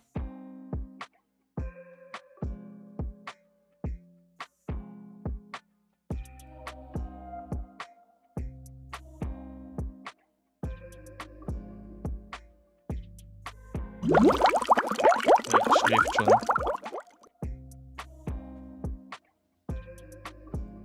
Bin mal gespannt. Weil bei Approach soll man sein 2 und die 3 besser fühlen.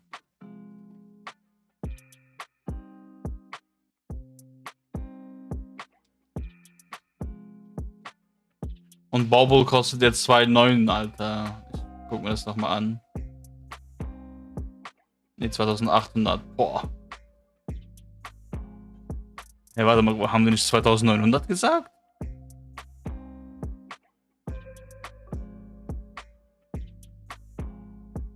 Wieso ist das jetzt 2800?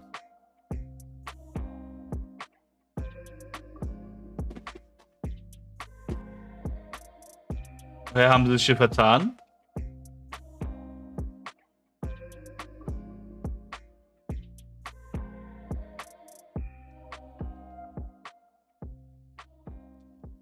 Oh, oh shit.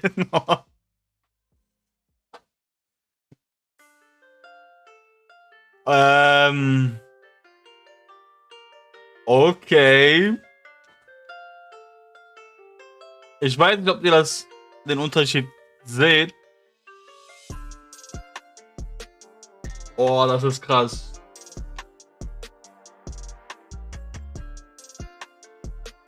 Und ich glaube,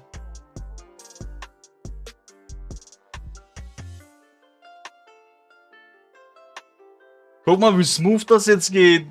Boah, das muss Mali sehen, wenn er gleich kommt. Oh mein goodness. Ich weiß nicht, ob ihr das checkt. Also kann ich beides. Ich will euch den Unterschied zeigen. Ich versuche mal jetzt auch normalen Smite zu laufen zu bringen. Ich hoffe, das geht. Aber der Unterschied ist immens. Und wenn das schon bei Approach so ist,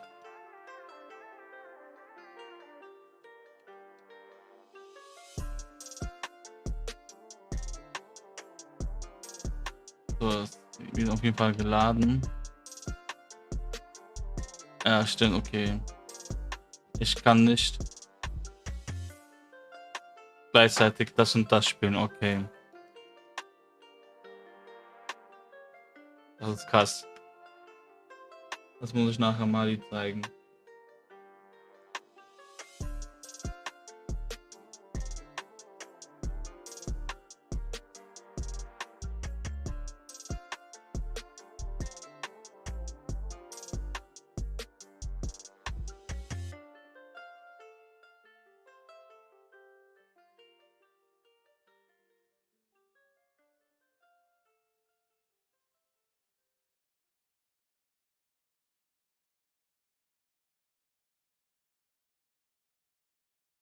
Mach halt einen Crypto-Duli. Nein, das ist zu langweilig. So, aber was gibt's denn noch zu gucken?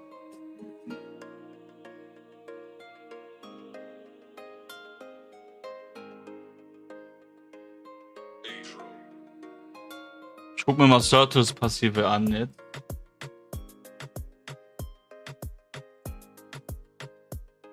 Die 1 Passive. Aber Clip ist zu langweilig zu machen. Das muss live sein.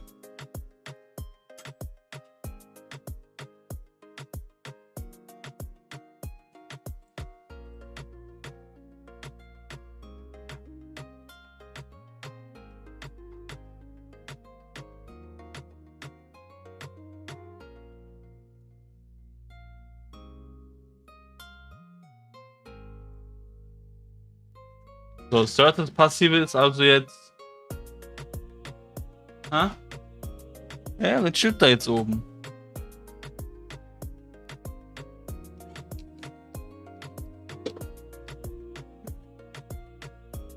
So, die 1 stackt jetzt bis zu 999 Mal. Ich mach mal jetzt so Early Game Solo-Phase, ja? Ich habe einen Bluestone und ich habe einen Soul Eater fertig gekauft. Okay?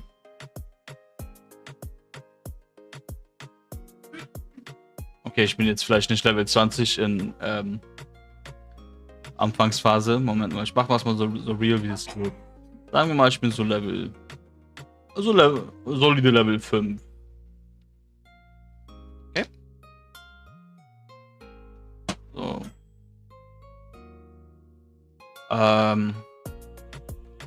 Gehe ich mal in so eine Laning Phase. Wie oft kriege ich aus einem. Wobei ich habe auch bestimmt 10% Cooldown. Ne, habe ich nicht. Das ist ja immer Zufall. Ich gehe mal jetzt hier auf die Lane. Mach meine 1. Ja, tralala. Ich habe jetzt nur 1 Stack bekommen anstatt 5. Wobei, wenn ein Minion stirbt, habe ich jetzt 3 bekommen.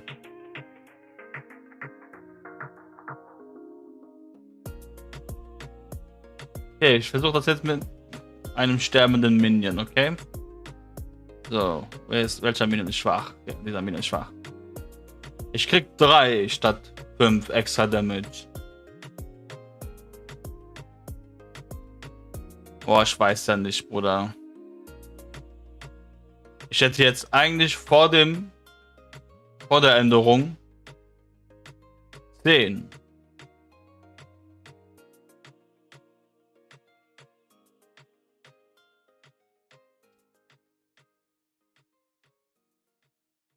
Aber ich fühle diese Änderung leider nicht.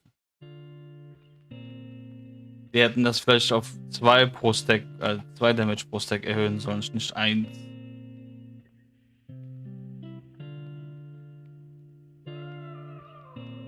Und wenn ich nun einen Gott hätte, haben die ja gesagt, kriege ich 2, einfach nur wenn ich hitte.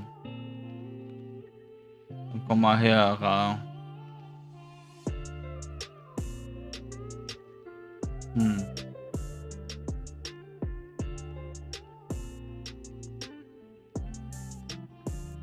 Wieso habe ich jetzt 3 bekommen? Achso, ich krieg 3, wenn ich. Okay. Nur fürs Hitten. Was, wenn es stimmt? Aber ich versuche das mal jetzt einfach zu stacken. Auf 999. Reset. Ne, Reduced Cooldowns brauche ich. Set Level zu. Machen wir jetzt kurz Attack Speed und Crit.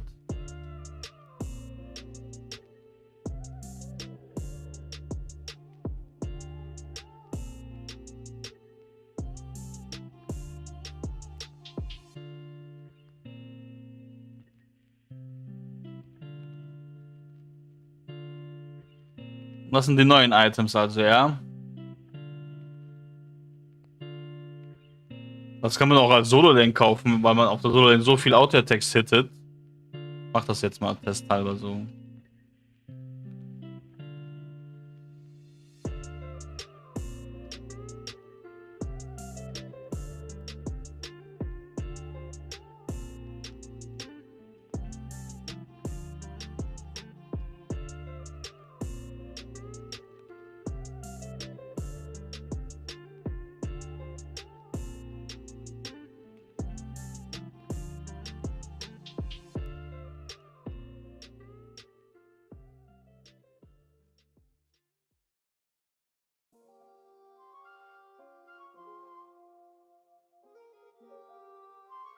Muss, glaube ich.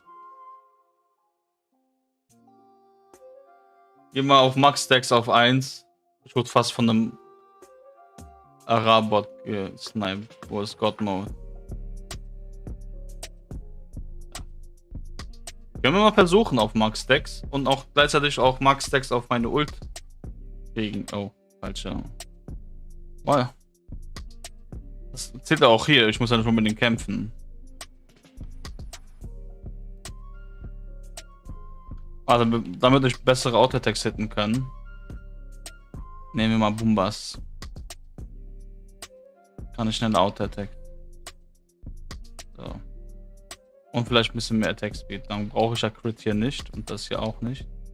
Wir holen uns mal einfach Attack-Speed-Items. Bow und das. So.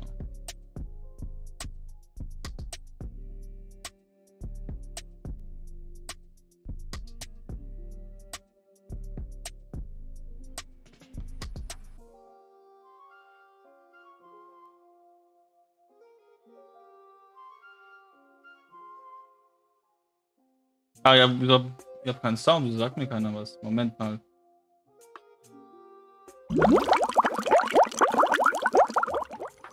Ich muss kurz Sound hinzufügen.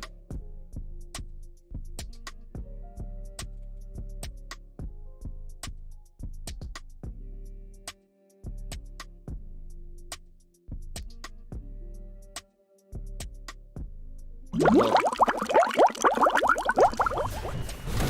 Ah, jetzt habt ihr Sound.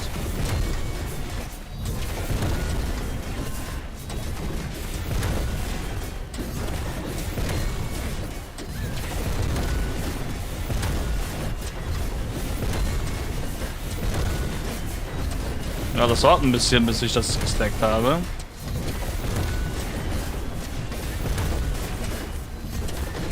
Jetzt ist Endgame auch da.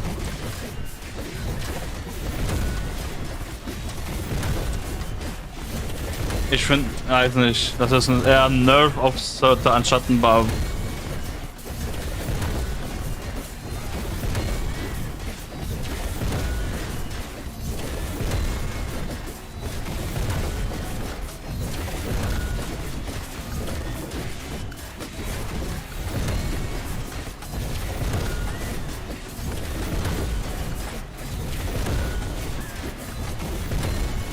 Ja.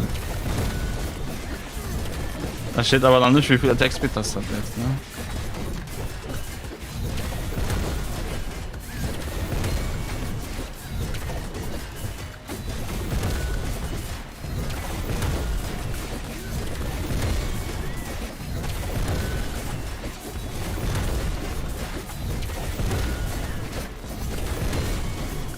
Ja, Max 6 kriege ich jetzt nicht und das sollten dann doch sind so lange. Aber ich habe schon sehr viel Attack Speed. So, nur durch das Item habe ich 1,88. So, nur dadurch.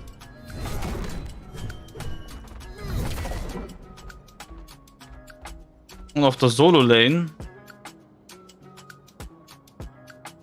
kommt das schon häufig vor, dass man sich da boxt.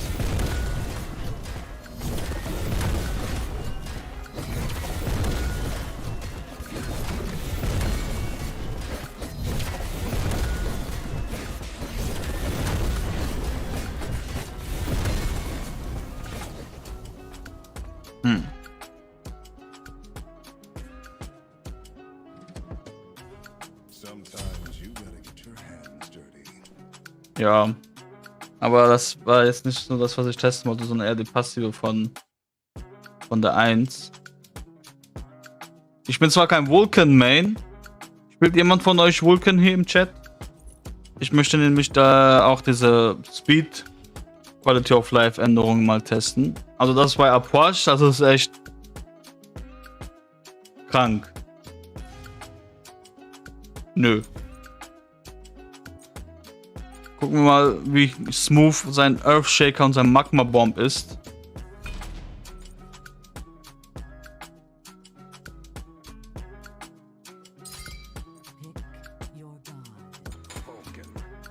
Also wie Einfach smooth jetzt eine Combo machen kann.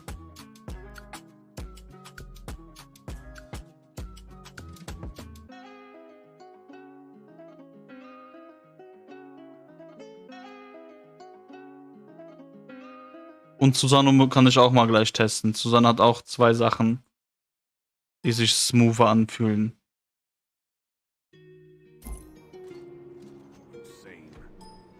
Ola hat nichts bekommen. Ola ist schon smooth genug. Aber habe ich mir schon gedacht. Oh, okay. Auch wenn ich nicht Vulcan spiele, aber schaut mal. Moment, ich gehe mal auf Reduced Cooldown. Wie schnell ich wieder was machen kann, wenn ich meine 3 werfe.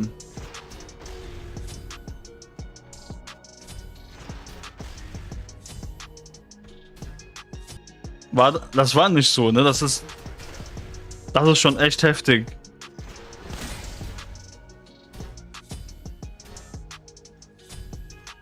Und bei seiner Ult ist das auch so.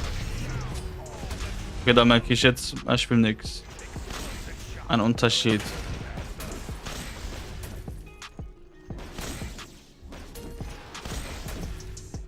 Okay. Wir behalten das mal. Oh, ja. Wir behalten das mal im Kopf.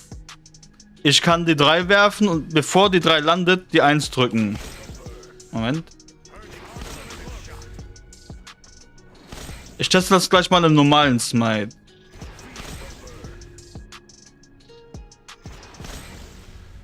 Okay, also ich werfe die 3. Noch einmal. Noch einmal. Okay, so. Ihr habt es ja gesehen. Wir versuchen das jetzt gleiche in normal Smite. Dann können wir auch dort bleiben, weil dann spiele ich ein bisschen Ranked. Das will ich jetzt sehen.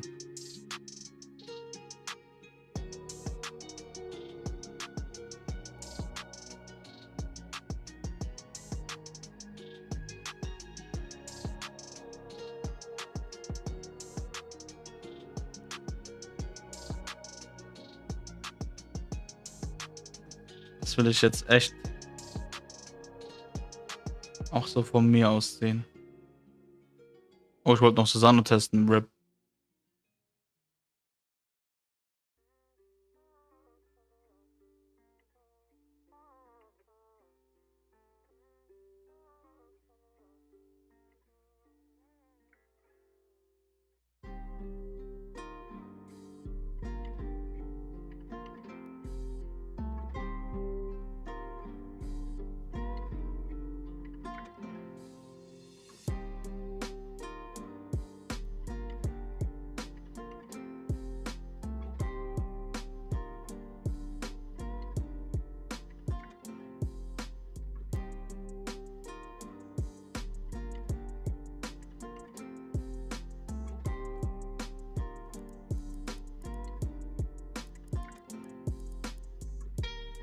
So.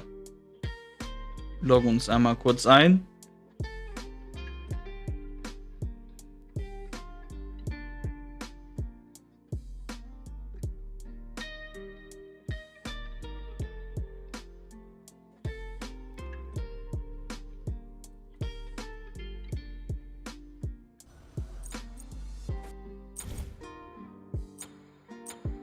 Ihr habt da gesehen, wie krass Vulcan nach der 3 was machen, oder es kam mir nur so vor, aber ich glaube eigentlich nicht. Auch wenn ich kein Vulcan-Main bin, glaube ich, dass das eine große Änderung ist.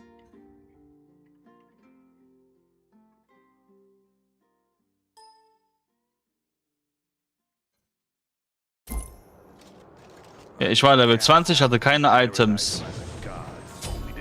Ich hatte halt nur noch released. Genau. So, gleiches Szenario wie eben.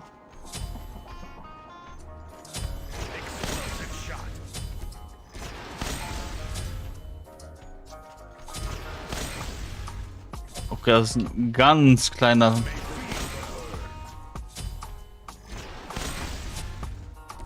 Feinschliff nur.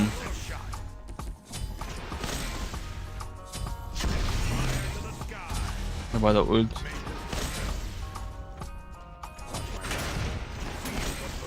Ja, das ist aber echt 20 Millisekunden oder so, die einen Unterschied macht.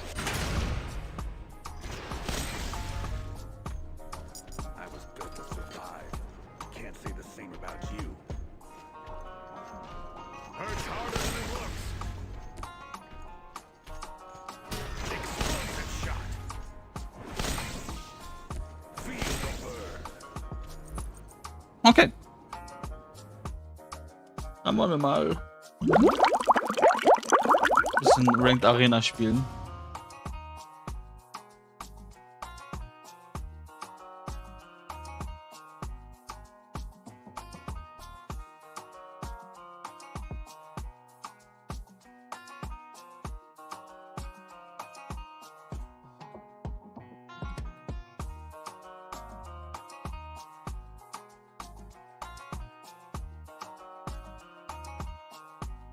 Ich habe einfach 2 Zuschauer auf Twitter, aka X. Und die können leider nicht schreiben, das ist so doof. Weil würden die was schreiben, könnte ich das hier sehen. Ich glaube, auf X kann man nicht schreiben.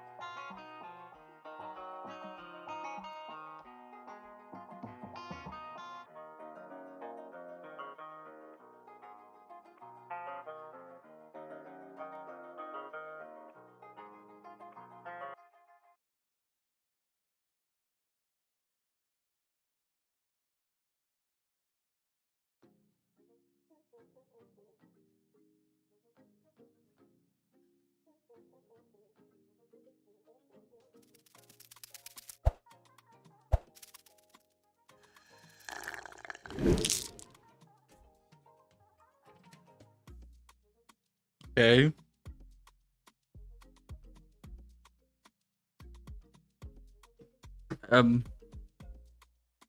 Ihr Girls Lover. Was geht? Hallo, Alu. Na du? Herzlich willkommen. Wir sind gerade in Game. Nein, ich möchte keinen ADC spielen. Vielen, vielen Dank für den Follow, E-Girls Lover.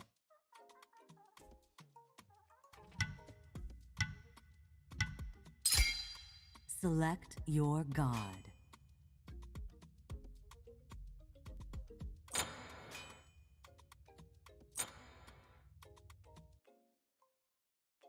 Ich hoffe, dir geht's gut, Alu. Ich hoffe, du hast auch die Patch Notes gesehen. Weil, die waren schon wild.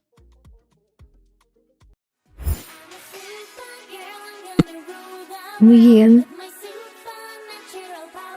William.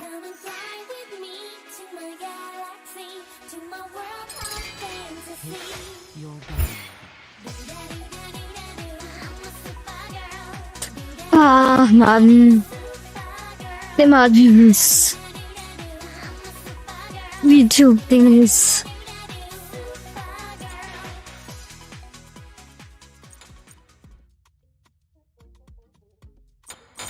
Bock auf Zeus. Ready to destroy the weak.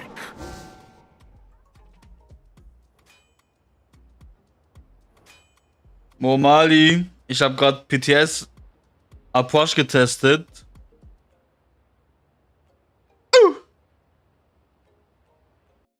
Diese Speed-Dinger sind schon echt sehr gute Quality of Life Änderungen.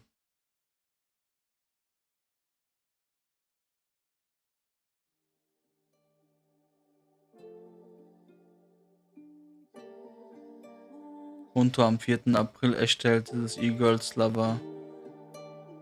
Ich glaube, nee, darauf habe ich keinen Bock. Ich bann den mal hier. Ciao.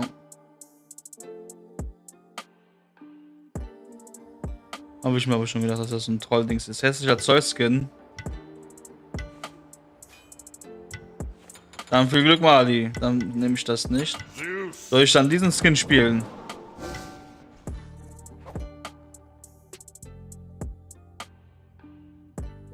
Das ist besser.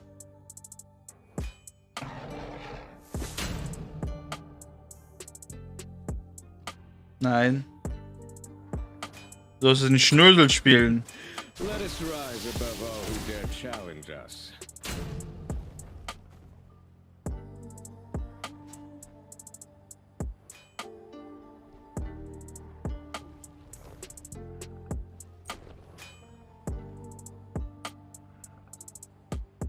Oder den spielen. Ja, DJ habe ich schon so oft gespielt.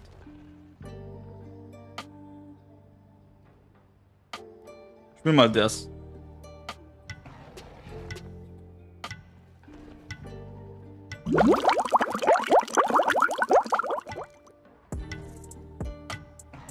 Mir gefällt, was wir an Comp haben. Ymir, Cthulhu in Frontline. I like it.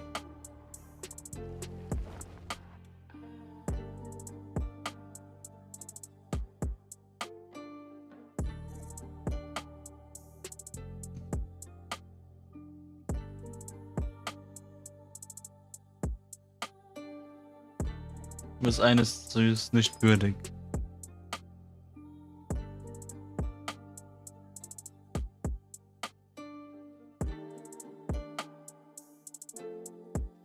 Okay.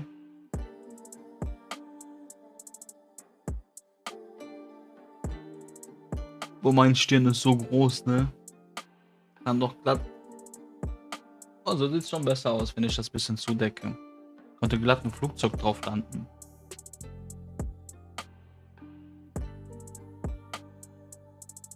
Ja, das ist schon besser als so. Guck mal. Auch wenn ich keine Geheimratsecken habe. Also halt ein bisschen, aber es ist normal. Kann ich das vielleicht mal so ein bisschen überdecken.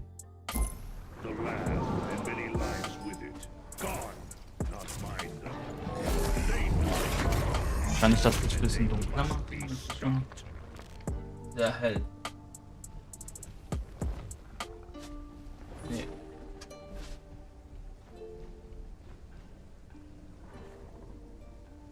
Ich hätte gerne Rank.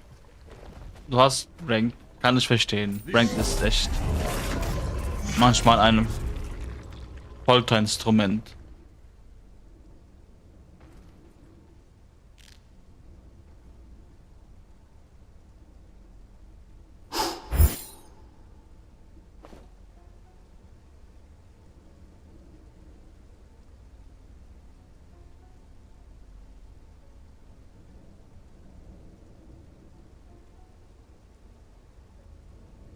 Maybe just a bit more.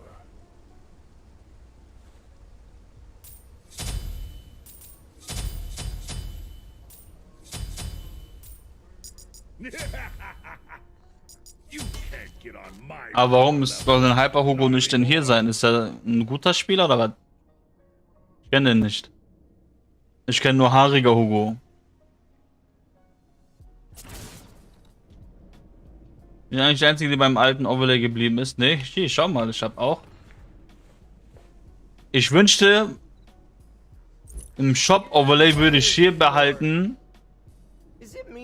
aber das HUD, das Neuere, weil das ist schon sehr alt. Aber Shop mit Controller in dem neuen kannst du knicken. I'm gonna shock your entire world. Das kannst du ultra vergessen. Dort einkaufen zu gehen, bis du da einkaufst, ist das Spiel schon vorbei. Mit Controller. Schade, dass da keine Quality of Life Changes kamen.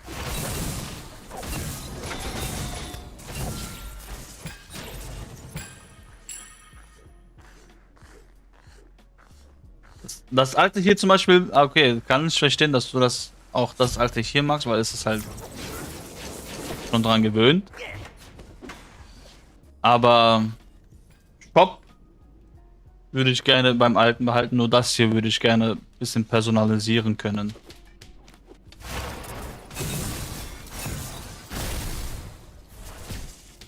Oh.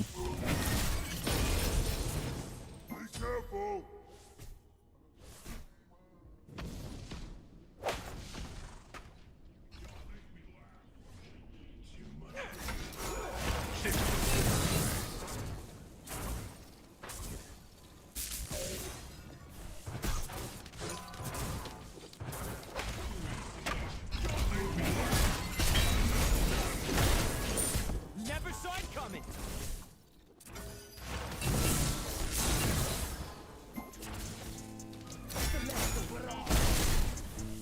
Tell me something, dann sag mal.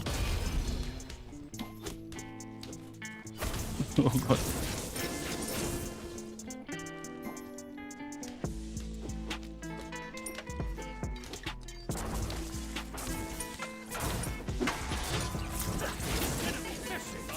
Dann sag doch was. Ich kann keinen Gedanken lesen.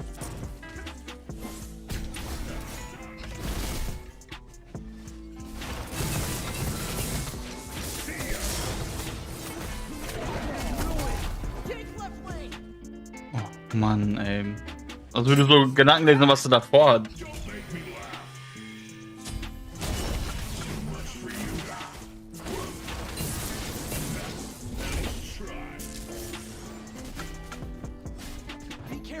Ja, der ist schon überall gebannt, Abin. Das ist Endstufe.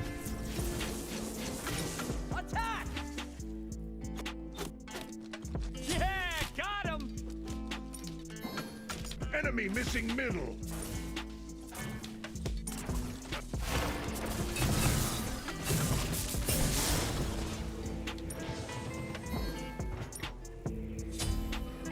Nein, das ist wirklich unironisch krank. Als, ohne Spaß. Unironisch jetzt. Ohne offen ihn zu beleidigen zu wollen oder so. Er braucht wirklich Hilfe. Das ist jetzt ungelogen. Man kann das vielleicht so als Spaß sehen, was er da macht. Aber das ist ernsthaft. Ein ernstes Problem.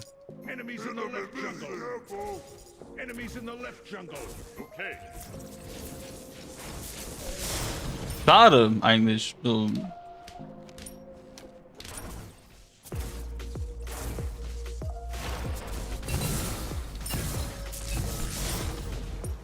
Aber deswegen weiß ich dann, dass es mir im Leben gut geht. Ich glaube, da machen wir, glaube ich, bis ein paar Runden Assault. Wenn wir gleich auf so einen Typen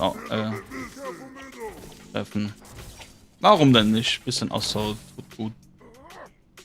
Aber eine Runde Rank gespielt und beschlossen, es nicht mehr anzufassen. Macht das. Also, macht das im Sinne von behalt diese Einstellung. Alles klar, Abim. Nee, bei mir ist der überall gebannt. Das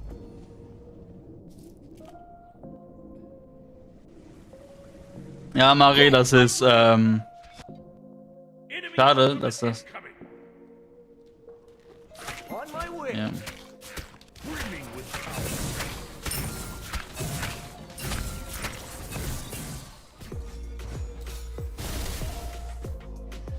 Vor allem, der Nisha hat gerade gesagt, ich habe nur zugeguckt. Ja, ich habe ja auch gerade Abilities auf die Ult gemacht. Auf die Wave gemacht.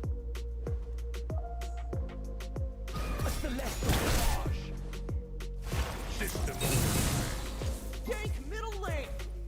Falling back. Careful left.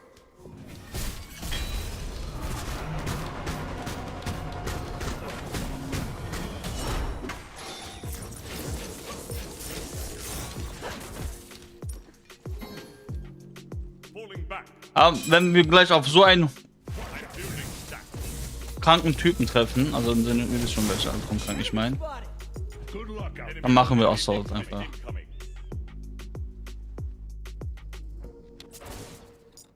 On An my ally's way. been slain. Okay.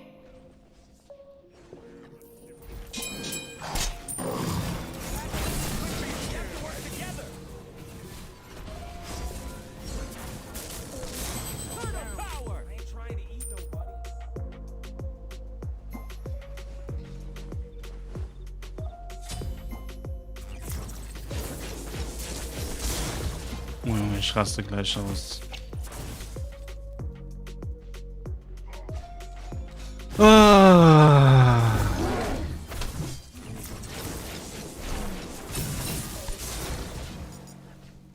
Your middle tower is under attack. Everything as you know it is already over. Step back and take a hard look at yourself. Yeah, rough, isn't it? Enemy missing. Your left tower. Enemy missing middle. Good luck out there.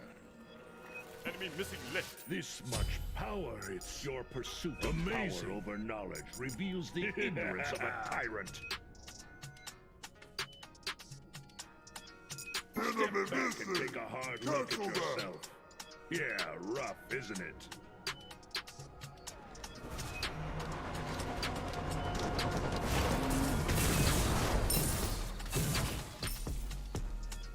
You can't get on my power level. Not anymore. Ich muss mir angewöhnen, die zwei wieder zurückzuholen. Enemy missing left. Thanks.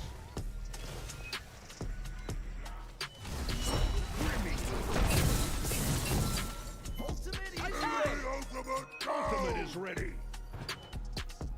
Dann guck, ich folge dir mal jetzt deinem Call. Mal schauen.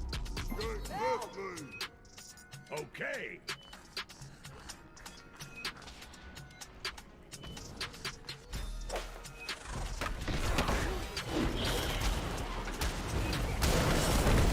Enemy has been slain. So, was habe ich jetzt hier gebracht? Ich habe Midway verloren.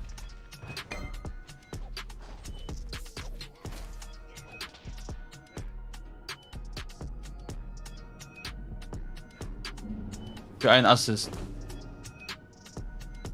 Okay. Und wahrscheinlich verliere ich jetzt auch die Midcamps. Cool. Yes. Sorry. Yo, Robbie. Was ist hier? Robbie, nicht Robbie. On my way. Hi. Wie geht's dir?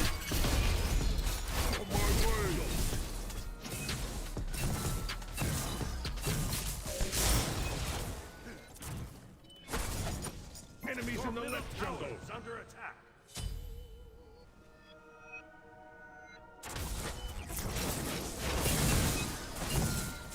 Enemy ultimate in careful. Enemies incoming right. Hast du seit Jahren wieder angefangen zu spielen, auf deinen Kanal gestoßen? System override. Zwei Zufälle, die gut miteinander harmonieren. Wie geht's dir? Wie kam es dazu, dass du wieder spielst?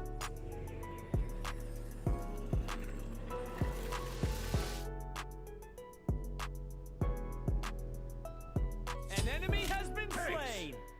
Eine Hassliebe zwischen den Spielern und Smite. I Mir geht's aber gut, dankeschön. Wie läuft's bei dir? Wir hatten vor dem Patch Notes Show, also Update. Wir haben uns die angeschaut, was es für Änderungen geben wird nächstes Mal, also nächste Woche.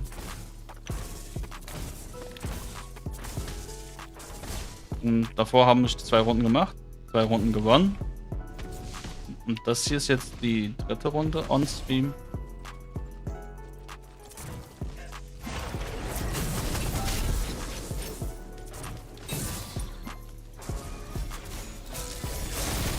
Wieso hat mir keiner gesagt, dass dieser Hugo so ein Ego-Typ ist, Alter? Oh.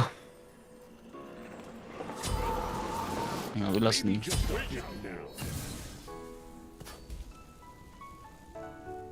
Viel Quality of Life Changes, so kleine Sachen, die aber viel bewirken.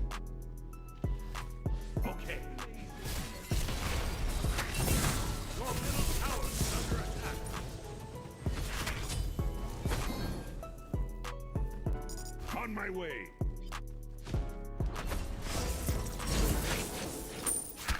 Destroyed a right enemy missing middle. Yeah, Be careful. Okay. Okay. Okay, Sobek ist wirklich mit Look on the bright side. At least it's not raining. links campen. Ultimate is gone. Yes. Follow me.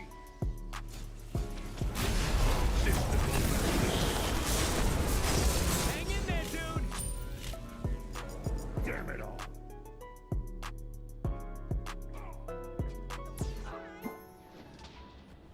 It's all right.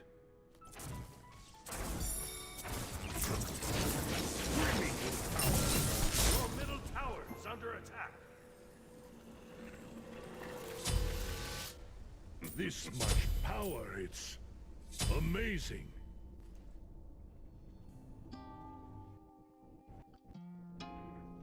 Schade aber, dass die sowas erst machen, wenn es mal 2 in den Startlöchern steht.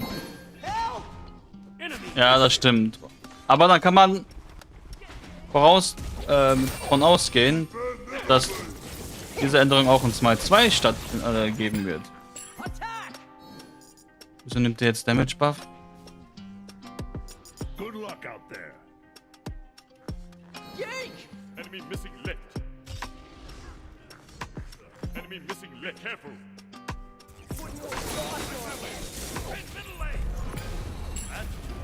On my way. Ultimate is down. On my way. Enemy ultimate incoming.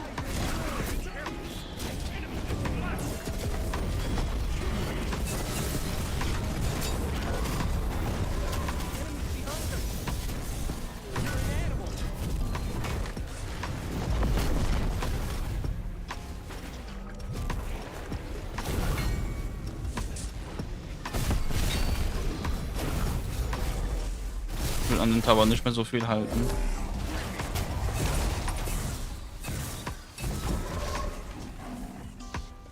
Need healing.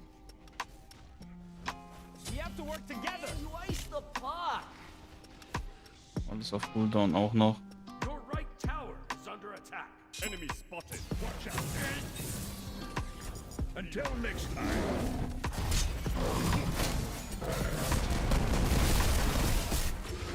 Noch so viel Cooldowns.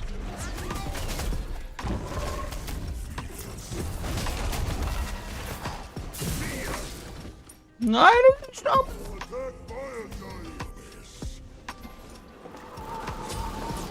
Maybe just a bit more. Cancel that. You can't get on my power level. Not anymore. Falling back. Retreat.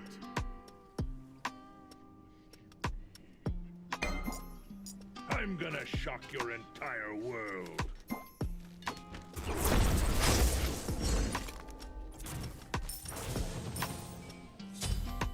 Your pursuit of power over knowledge reveals the ignorance of a tyrant. Thanks. Be careful, middle.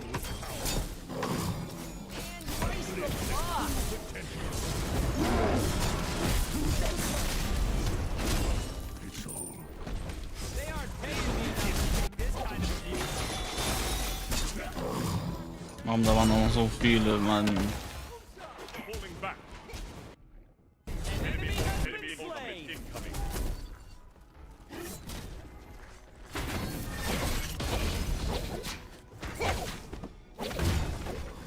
On my way. Enemy missing left. Be careful.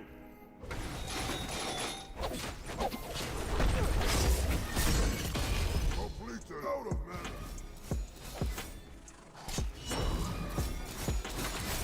Good luck out there. Step back and take a hard look at yourself. Yeah, your racism power over knowledge reveals the ignorance of a tyrant. Warum macht die mir so viel Damage? Ich glaube, es ist sein Base. Vladimir, ne?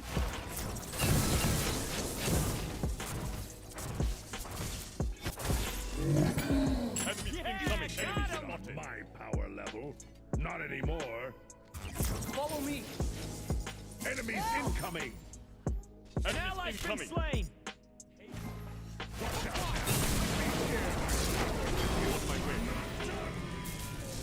Never doubted myself for a minute. On my way.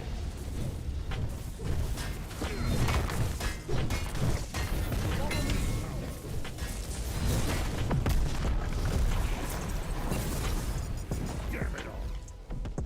Be right An back. enemy has been slain. Okay. This much power. Jetzt habe ich nochmal ein bisschen Cooldown Reduction. Wird mir jetzt Attack the gold fury. echt gut tun.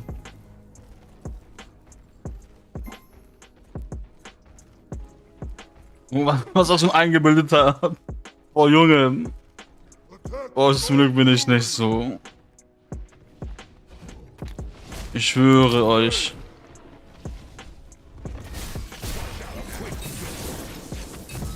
Plasma burst. Enemies incoming. Ultimate is down. Damn it all. Ja, ja, ich spiele einfach. Ich lasse mich da nicht beirren. Das ist wohl ein ultra guter Mann, der gut in einem Videospiel ist. It's all right.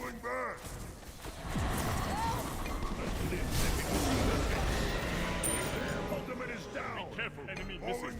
Be careful. Be careful left.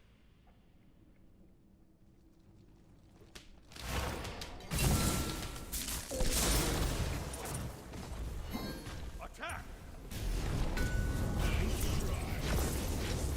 Enemy missing left. Be careful. We have to work together. Hey, what's up? Hey, what's up? Aye.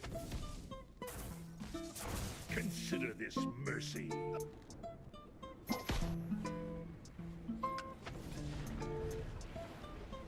Follow me.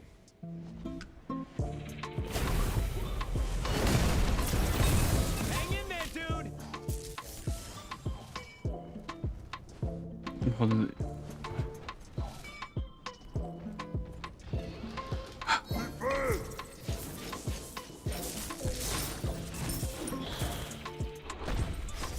Your right tower is under attack. See ya. Enemy ultimate down. Falling back. Be careful.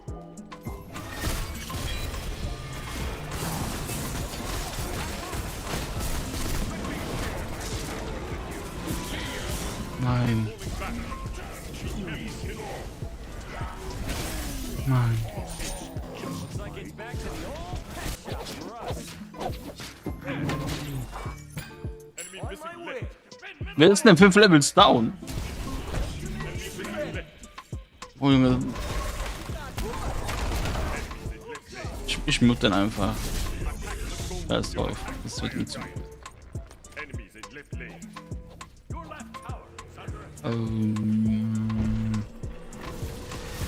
Und nochmal Soul Gem hier. An enemy has left the game. Until next time.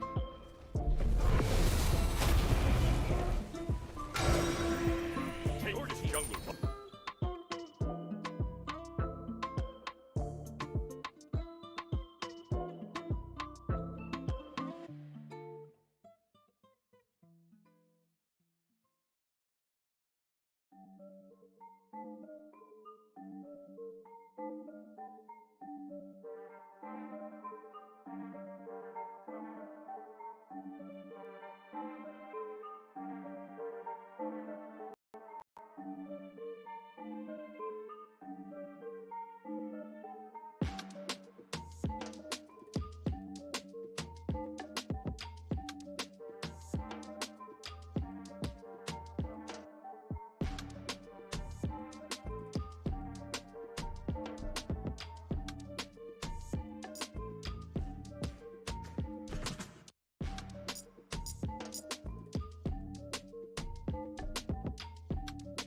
Und noch Soul Gem.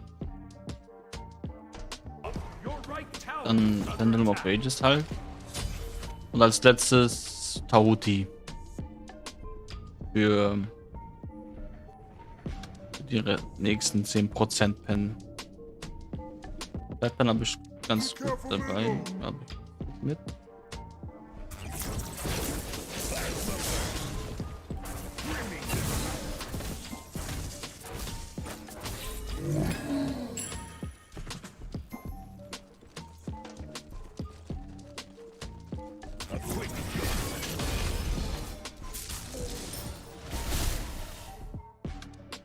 Hier ist 10, in Desolation ist 15.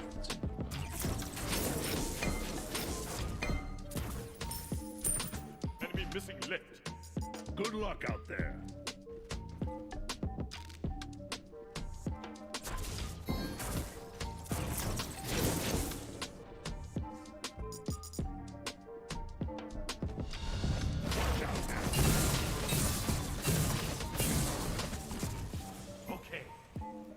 I'm gonna shock your entire world. Everything as you know it is already over.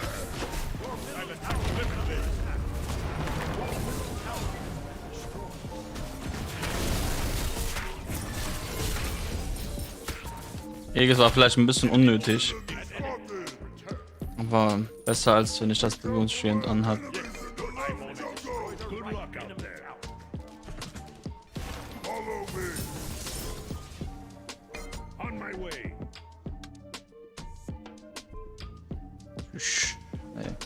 You're an animal.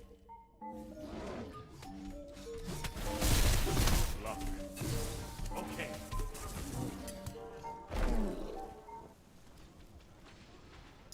You can't get on my power level. Not anymore. Sauce on it.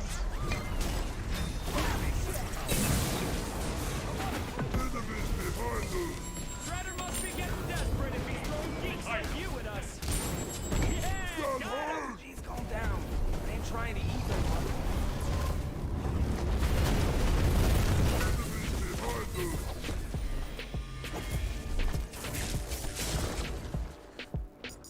Damn it all.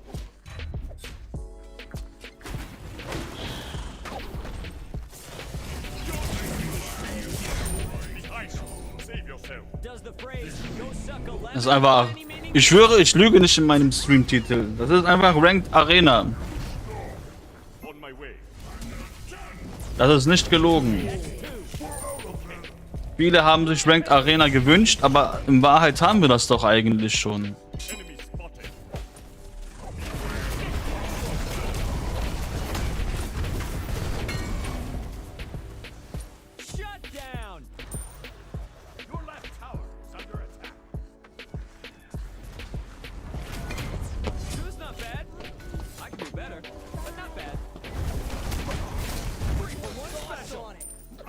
Was machst du da, Miki?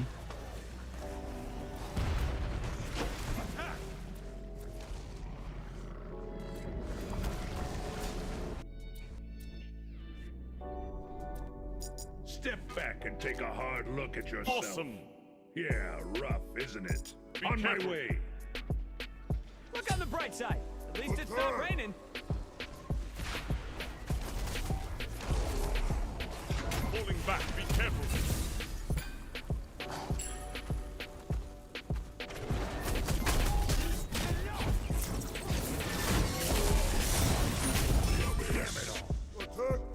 Yes, on my way.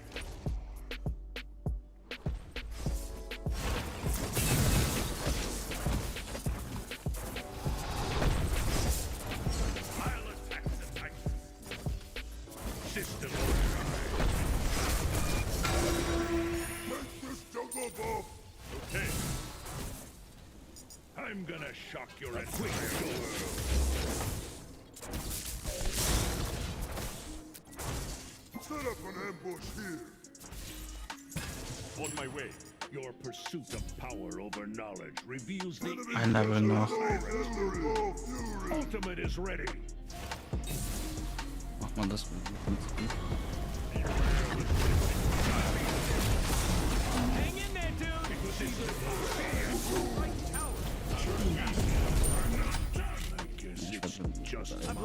An ally's been slain. Okay. Das ist einfach Ranked Arena.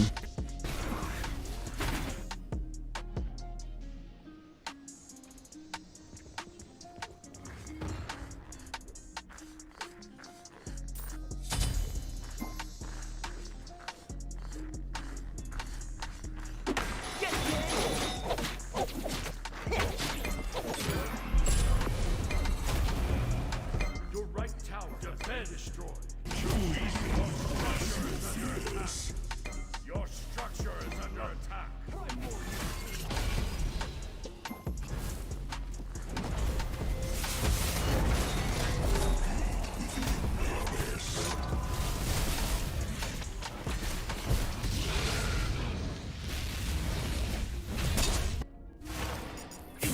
Get on my power Your level. team has Not destroyed anymore. a left enemy tower.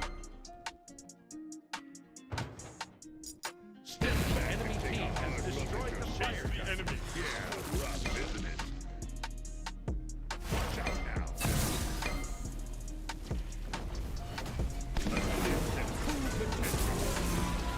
You're an animal. Follow me. We have to work together.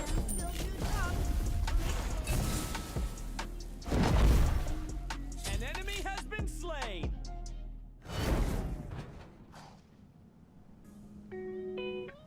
Save yourself. I'm on it. Look on the bright side. At least it's not raining. Ich muss noch das Camp machen für Level 20.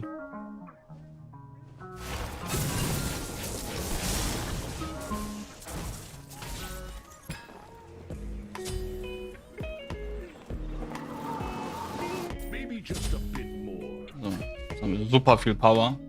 I'm gonna shock your entire world. Nicht so ganz viel pennen. Nur 20. Wobei, die haben auch gar keine Pennen. Ist auch Bock auf Everything as you know it is already over. Ich nehme mal so ein bisschen Pennen. I'm gonna shock your entire world. Your pursuit of power over knowledge reveals the ignorance of a tyrant.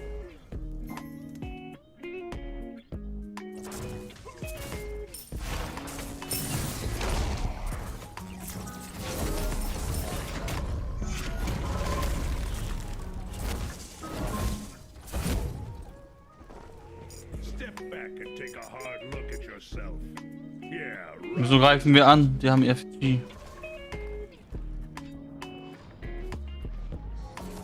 Yeah, got him.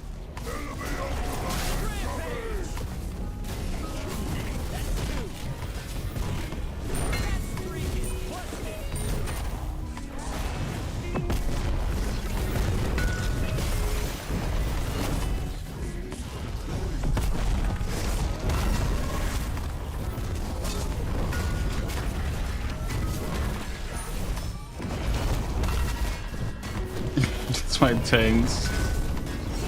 Als ob? Kriegt er noch einen Kill? Schade, dass die FG haben.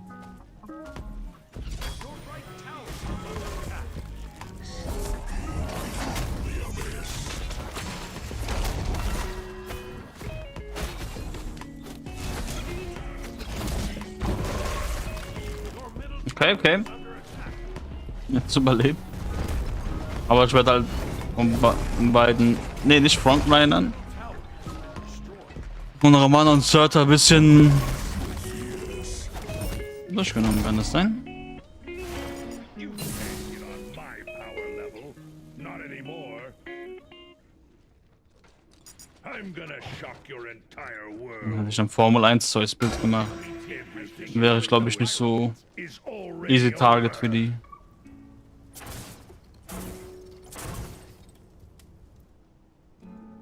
I will find each and every one of them.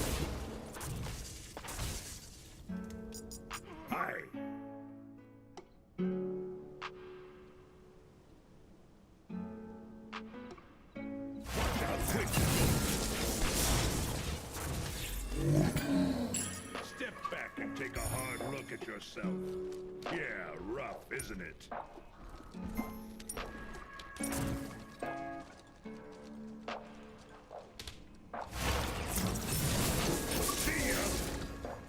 Your pursuit of power over knowledge reveals the ignorance of Aber a noch tyrant. ganz wenig für Tahuti. Das wird so big. Würde ich das kriegen für den nächsten Fight.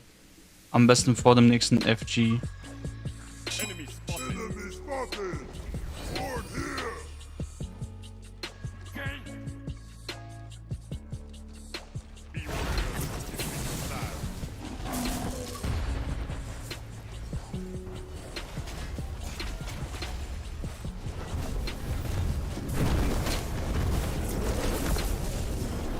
Ah, er ist ja Damage immun.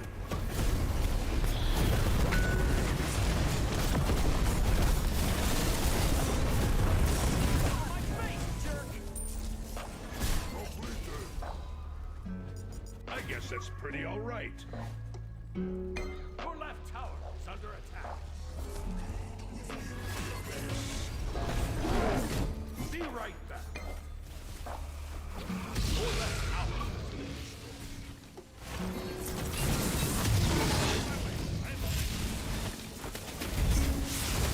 Das ist ein EFG. Ultimate is down.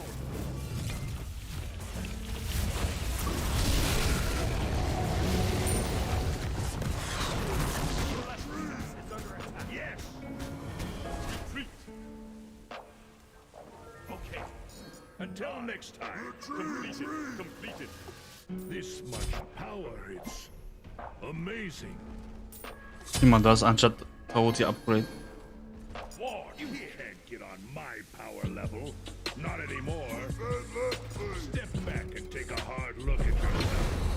Yeah, system override.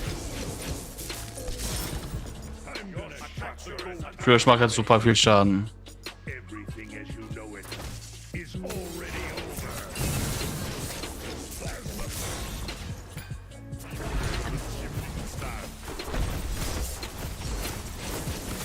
It's either us or them.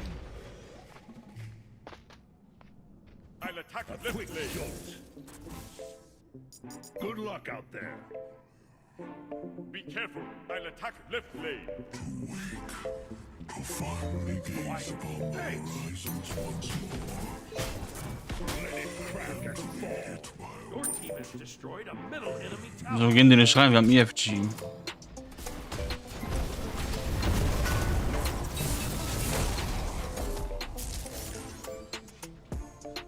Was macht er da?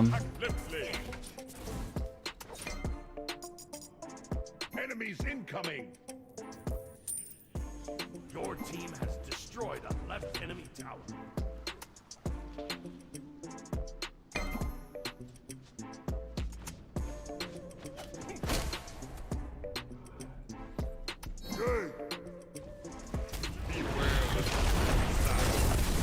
Slain an enemy.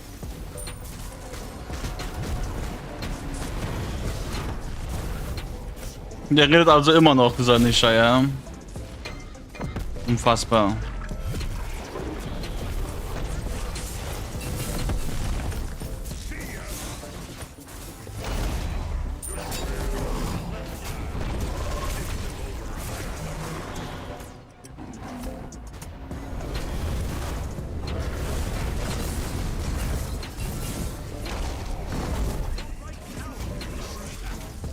You're an animal. Ultimate is ready.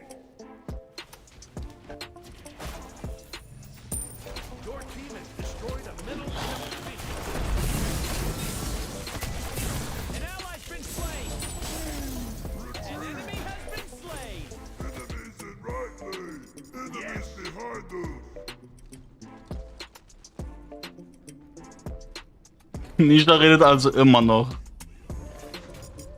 Yes. Unfortunate. Ultimate is ready. Okay, that's too bad. Sorry.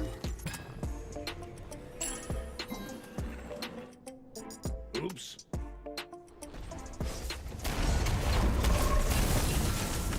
Hugo redet also immer noch, ja. Lustig. Einfach nur lustig. Look at yourself. Yeah, rough, isn't it?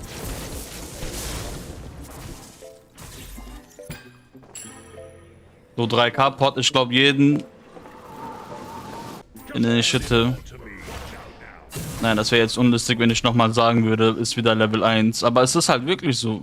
Wenn ich jemanden mit einer Combo treffe, selbst wenn, glaube ich, einmal nur die Ult hätte, nur ein Tick, das scheppert schon anders. Your pursuit of power over knowledge reveals the ignorance of a tyrant. You can't get on my power level. Not anymore. Ich brauche aber nochmal den Powerpot, deswegen spare ich nochmal für 500. Oh. Enemies in the left jungle.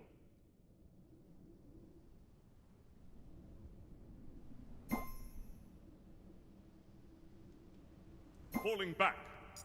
Until next time. Ich weiß jetzt nicht, wohin mit mir. Ich glaube, ich mache noch die Wave. Roll ein Wort. Yes. System Und machen dann ready für den FG-Fight. I can make use of this. On my way. I'm gonna shock your entire world now.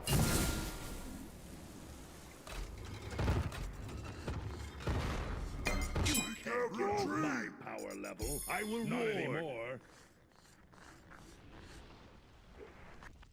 Completed.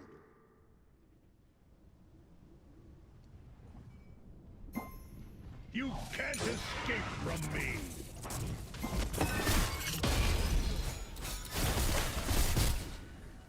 Quick attack, fire giant. Oh.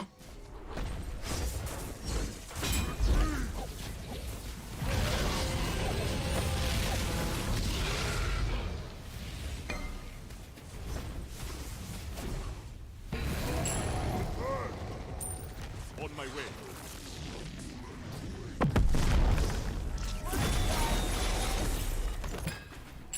Be right back. Until next time. For teleport.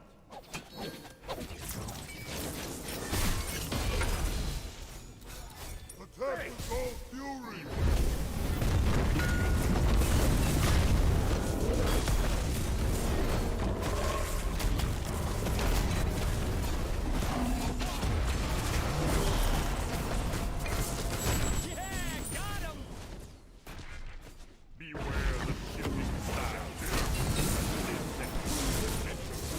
Nein, der Sprung ist ein bisschen weiter als ich dachte.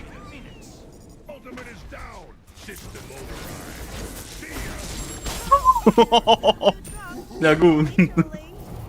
Der ist auch so gestorben. You did good, kid. Wie geht's dir am Ding?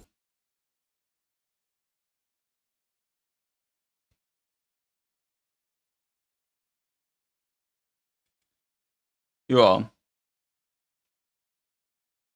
G.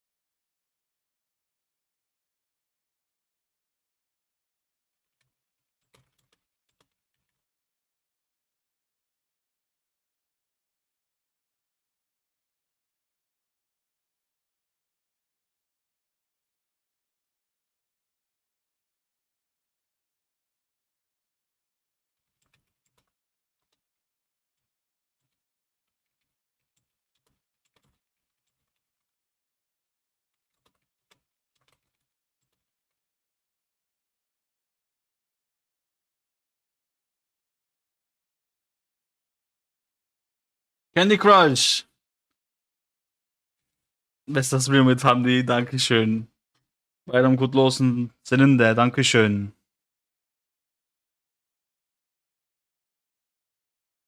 Dankeschön, Candy Crush. Ich hoffe, Bayram bei dir auch gut gewesen. Happy Bayram, Jungs. Happy Bayram an alle außer am Pisco, wobei ich glaube, er weiß gar nicht, was das ist. Wir haben schon gerade eben mit meinem Bruder gesprochen. Ich glaube, ich sollte aufhören, sich darüber lustig zu machen, weil ich glaube, unironisch, dass man da, dass er da krank ist.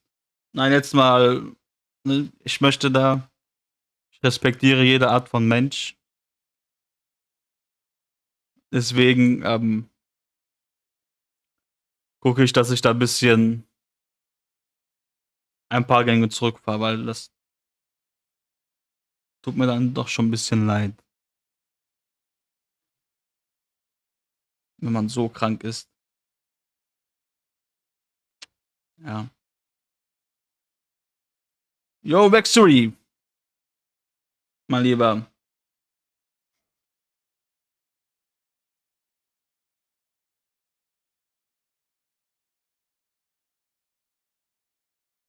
Sind im Game. Mit Vexury, mit Paintsy, mit Rogoto und Monkey King.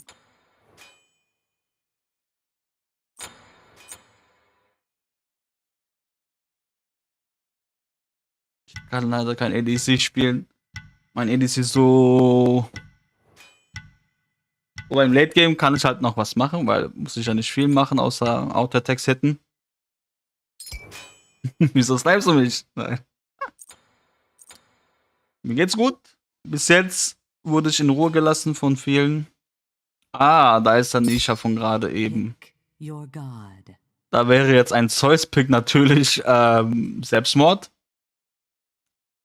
Weil der halt dann komplett auf mich Fokus legen würde. Und deswegen sage ich einfach mal Baba Yaga, oder? Ich aber mal auf die drauf. Überleg auch zwischen Chung. Naja, Chunga nicht. Nee. Ich glaube, es ist ein Chunga. Baba Yaga. Baba Yaga.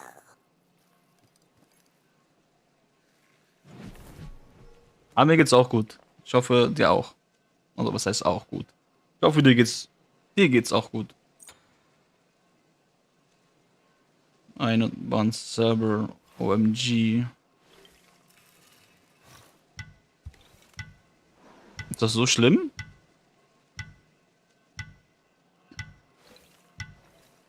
Also, mein Bann ist gut.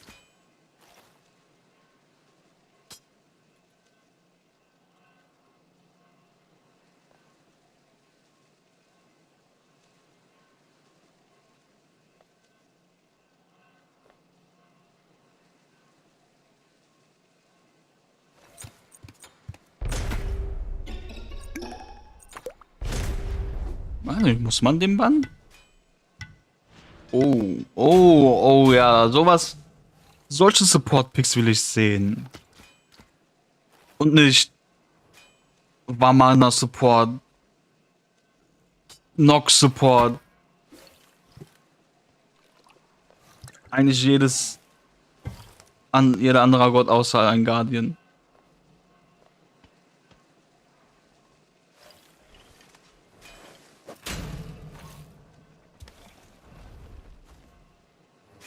Wobei Arthur würde ich jetzt auch nicht unbedingt haben wollen als Support.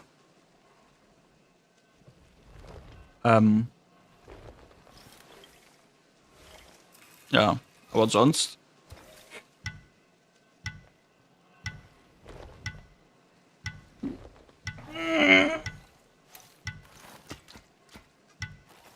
Oh.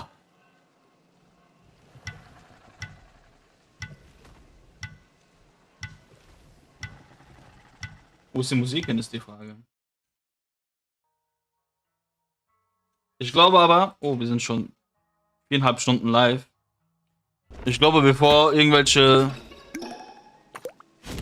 kranke Leute im Stream landen, sei es durch Snipen oder durch irgendwas anderem, Machen wir heute die letzte Runde für heute.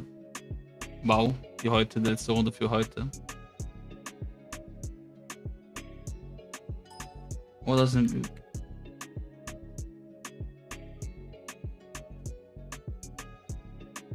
Aber wir schauen mal. Ja. Be scared. The forest won't bite. He's afraid I will bite back.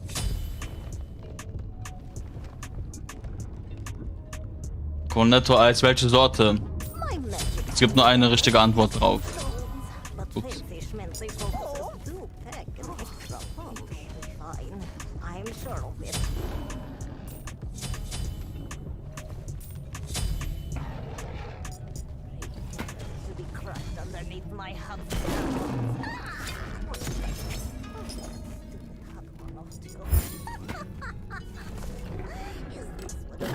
Ja, wir kommen langsam in die Big Lobbys, Leute. So langsam.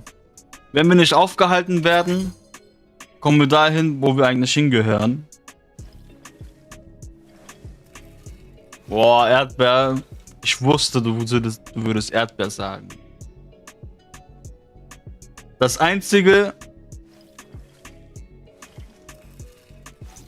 wo ich mich auf ein Happy End freue, nämlich die Schokolade am Ende des Stiels. Das ist für mich die wahre Bedeutung von Happy End.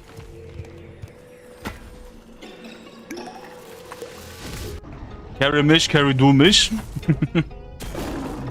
Aber nein, good luck, have fun. Aber Haselnuss, ja, Haselnuss geht noch, aber Vanille bin ich so nicht. Eis und Vanille war irgendwie nie mein Favorite. Immer Schoko oder Erdbeer. Ja, für viele ist das halt unantastbare Kombo. Weil Eis und Vanille. Ja, ich wusste das, guck. Du hast auch Wissen betroffen. Nein, du. Also. Stracciatella habe ich so als Kind zu viel gegessen. Kann ich mittlerweile nicht mehr sehen. Ich glaube.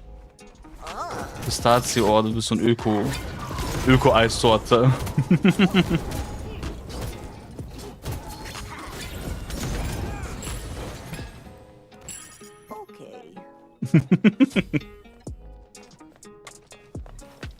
Haben wir einfach Veganerin geworden. Pistazie. Nein, soll ich euch mal eine Secret-Sorte? Das haben nicht viele Eisdielen. Aber wenn ihr eins findet, ey, probiert Joghurt. Ich sag's euch, Joghurt. Ich weiß, hört sich so komisch an. Aber probiert mal Joghurt-Eissorte. Ihr wollt danach nichts anderes mehr essen.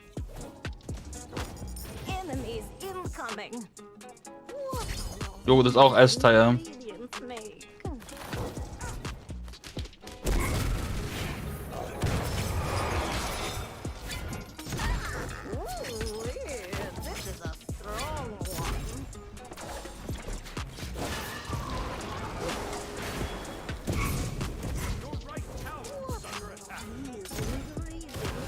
Ja, Joghurt ist einfach göttlich. On my way.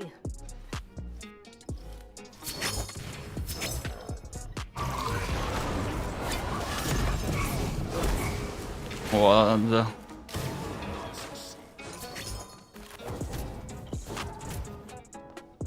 Out of mana. Mango Kiwi kann ich mir auch extrem gut vorstellen. Mango Kiwi. Das ist eine gute Kombo. Hört sich auf jeden Fall auf Papier nicht schlecht an.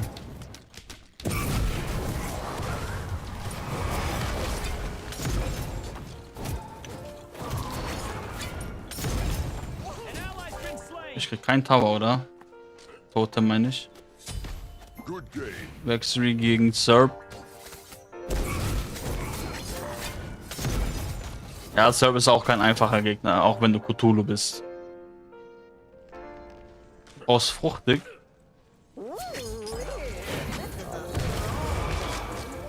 Schoko muss man aufpassen.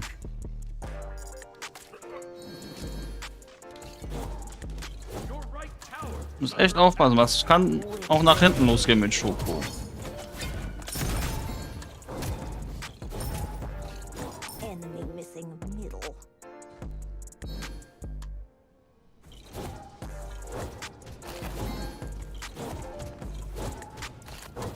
Haben wir dies geschrieben?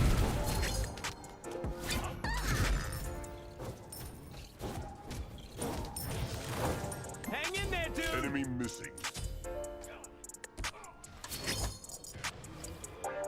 Have entered my domain. Ja, haben die es schon echt? Auch, das hat schon angefangen mit seinen Teesorten.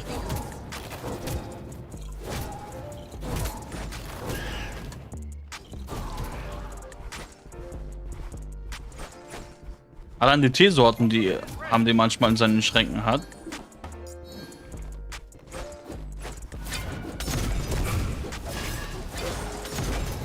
Da habe ich schon gemerkt, okay, haben die, hat Ahnung.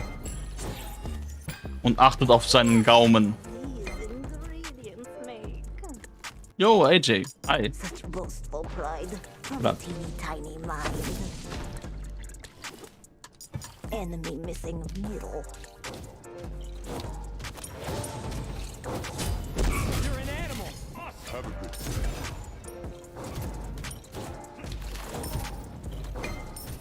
Das sieht nicht gut aus dort rechts. Unsere Dolin ist schon 3-mal gestorben. ultimate is ready. Attack.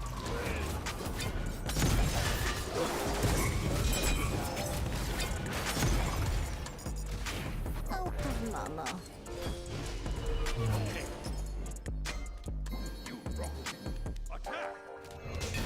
Was soll ich denn machen? Boah, ich schwöre, ich müde gleich einfach alle. Kann ich bin zurück. Your left tower is under attack.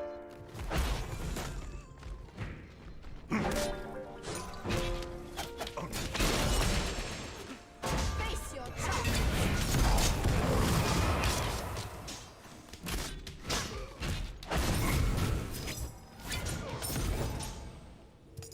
Good riddance. Boah, ich glaube, als VIP kannst du das sogar. What I can do with this. Baba ist bekannt für HCC. Ja, ich glaube, ich mute die gleich einfach alle einzelnen. Wirklich. Auch allein vorhin der Hypo Hugo mit seinen 28k Damage. Ich glaube, da hast du recht, AJ. On my way. Wait.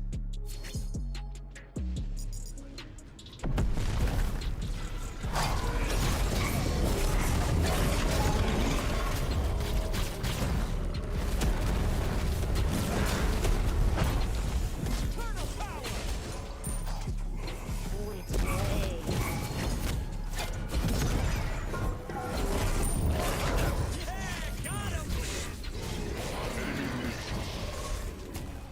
Ooh, weird. Good rhythm. Okay, okay, Leute. My message can be done with 6 and Schöne Rotation von uns. Refreshmentally focuses do. From punch. Mango Fanatiker. Ich schwöre, ich glaube, muss ich auch machen, so wie du das machst, AJ.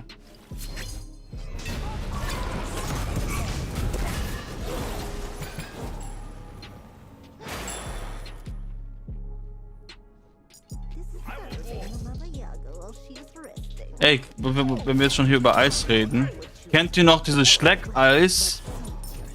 Wie hieß das? Schlecker, wo du so... Das war so ein Kreisel. Und dann konntest du das immer hoch und runter drehen. Ne, nicht drehen. Muss da mal worden, ne? Ist nicht deine Stärke. Kennt ihr das, was ich meine? Ich glaube Schlecker oder so hieß das. So. Nee. Nicht wie dieser Supermarkt von damals, dass es nicht mehr gibt. Schlecker, sondern...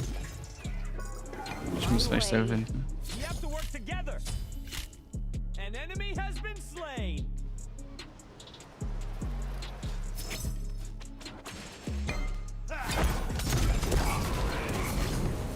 Taunt.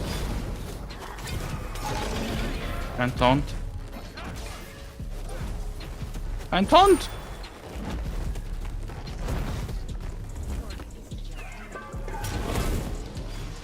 I'm returning middle lane. Ooh, yeah, this is a strong one. Wie nennt man? Ihr kennt das bestimmt, wenn ihr das seht.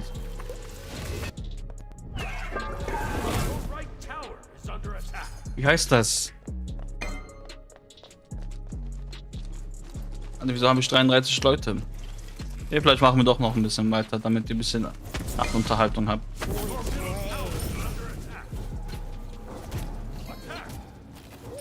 These ingredients made. Hallo Domme, welche Farbe hat das? Das war so weiß, das war so eine Zylinderform. Hatte so einen Kreisel und Zylinder und da war so ein Maskottchen drauf mit so ausgestreckter Zunge. Dann konntest du das so hoch und runter. Wie heißt das Eis? Was denn? Wo du das so hoch und runter schrauben konntest. Was ich dir letztens sogar gesagt habe.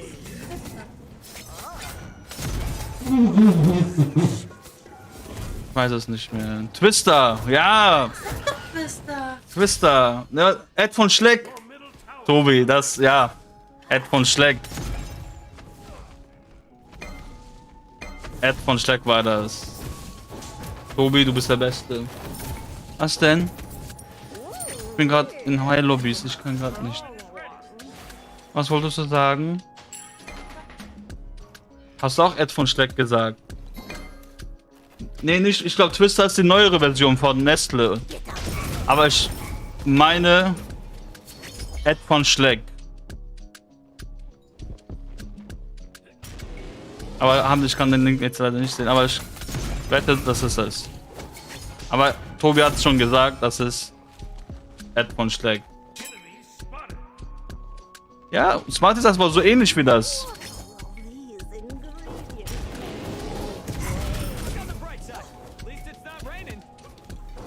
Aber Ed von Schleck, Bruder, ey. Hm.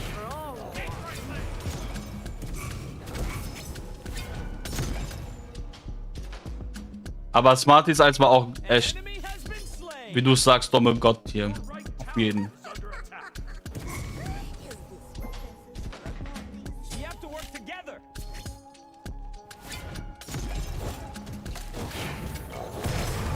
Okay, ich muss jetzt ein bisschen zu viel über Eis geredet.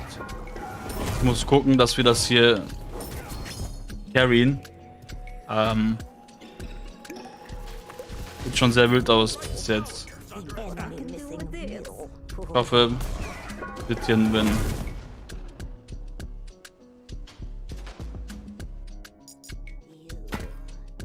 Nein, Vexury. Ah, okay, er kommt raus.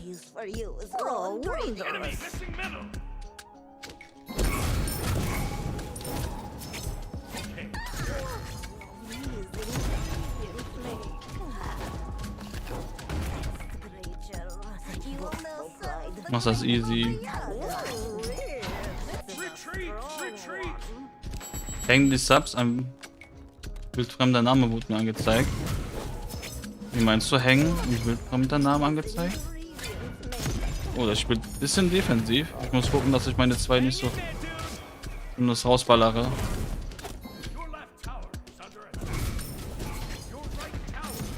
Ich muss gucken, dass ich ein bisschen mehr rotiere jetzt.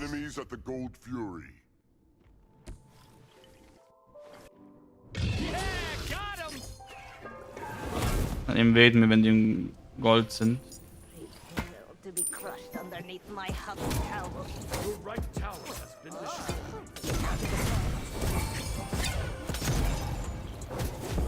Machen wir das. Oh, der Red Buff ist jetzt gerade gespawnt. Obwohl ich invaden wollte.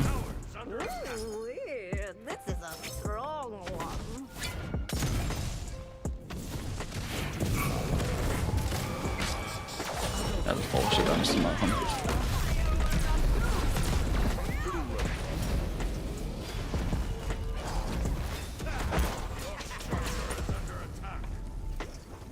Need healing. Good rhythm. You have been slain. Okay, das wird echt schwierig werden, das Spiel. Habe ich das Gefühl. Bis ins Late Game auf jeden Fall schwierig.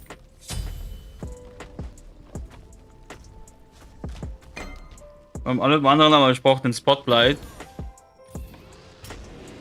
Ehrlich? War da ein anderer Name? Hey, das habe ich ja noch nie gesehen.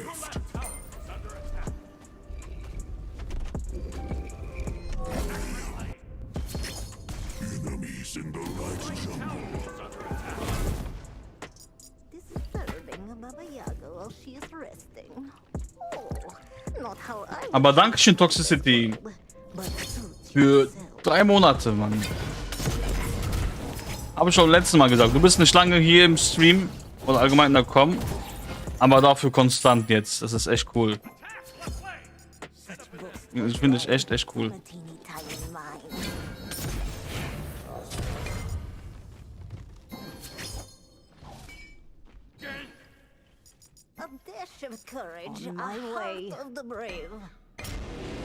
Boah, ist Level 15.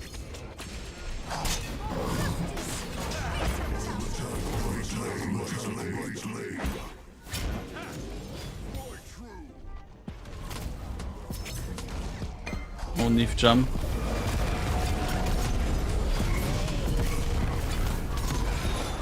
Ich treffe nix.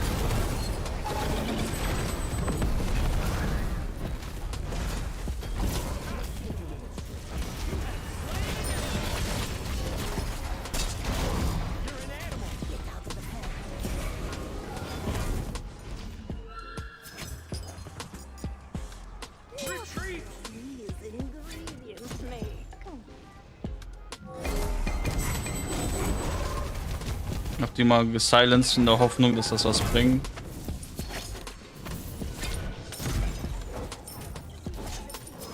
Nee.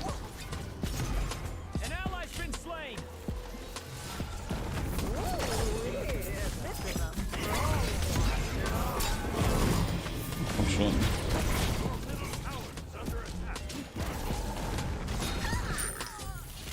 Nein, die 2 ist was rausgeflutscht.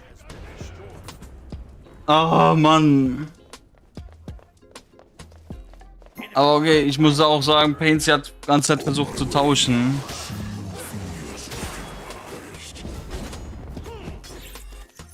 Ja, ich glaube mit Sofortcast. Wobei, nee, mit Sofortcast holt sie auch nur Dingens raus, ne? Die 2 erst nur raus. Wobei... ich weiß es nicht.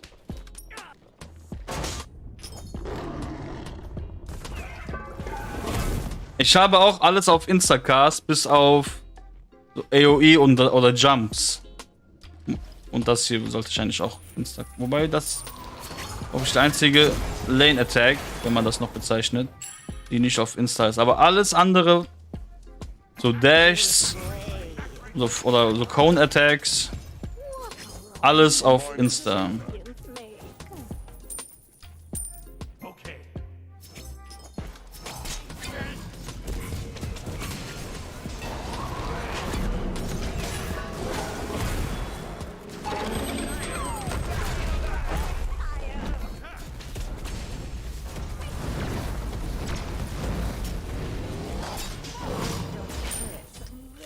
Ich will nicht durchgehend fighten, Mann.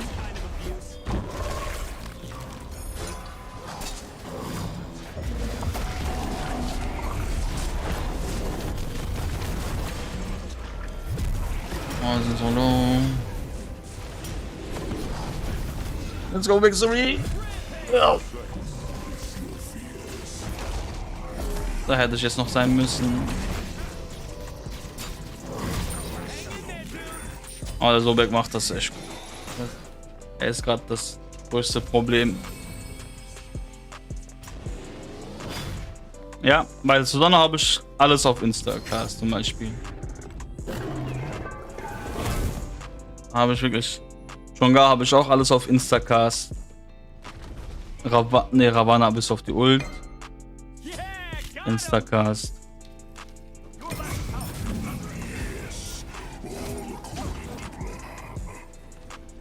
Ach, wenn das. Warum unterschätzen voll viele dieses Ding? Warum? Warum machen wir das nicht? Guck mal, wenn die fighten, dann geht es einfach meistens um nichts, aber so wichtige Sachen. Eislieb machen die dann.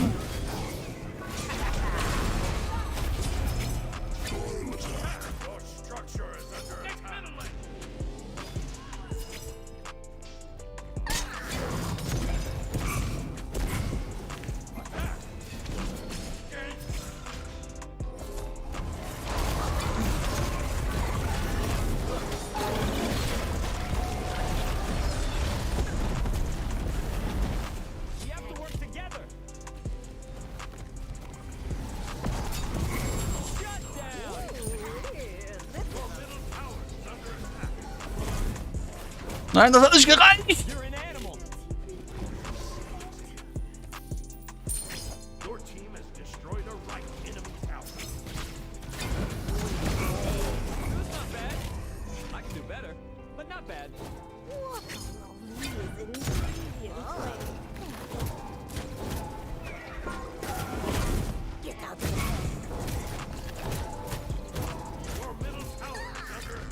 Oh, ich brauch Damage, Mann.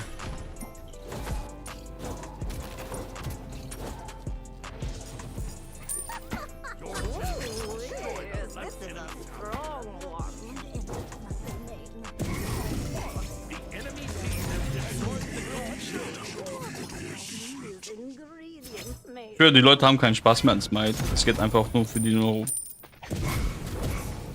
um zu blamen und alles mögliche außer Spaß.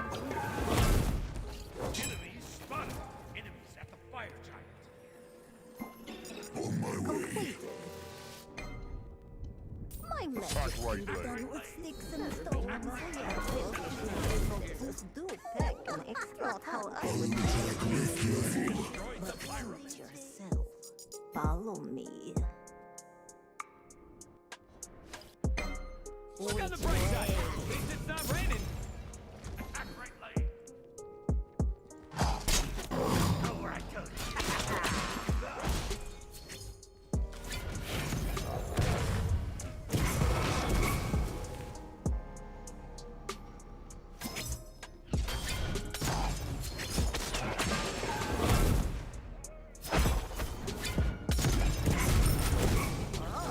Enemies incoming left.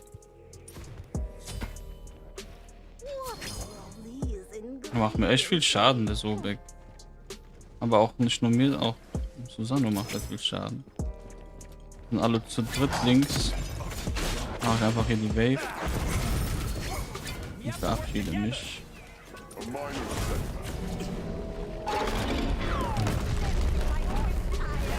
Genießt es nicht, aber.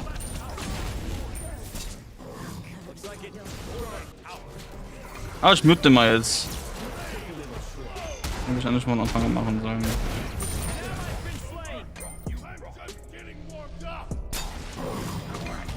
Aber Elden Ring Boss, ja, bisschen Slate Game ist ich.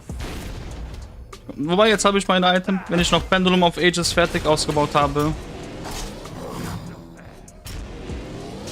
sollte das kein Problem sein.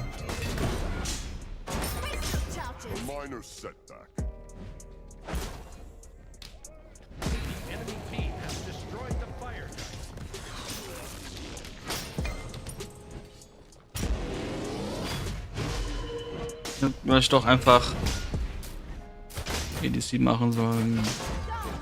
Aber ich möchte die Mitte nicht abgeben. Wenn ein ADC fragt, ob ich ADC mache, während ich das Support habe, dann okay, ey, von mir aus. Aber mit ungerne.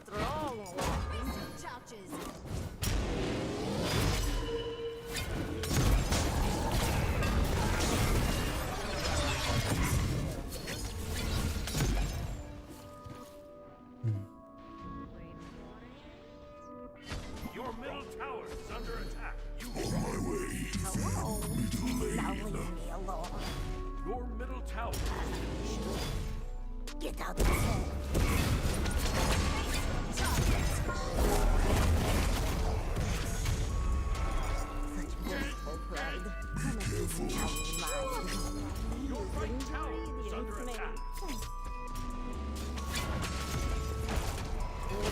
Guck mal, dann kriegt man den nicht tot.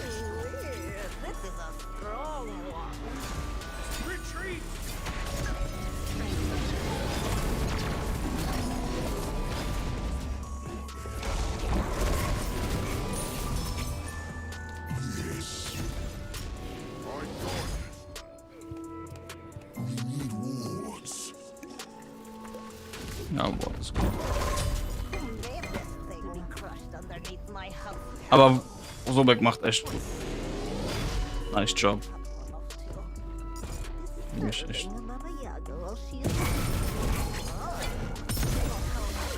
Ohne viel Schabernack, aber er macht echt gute Arbeit.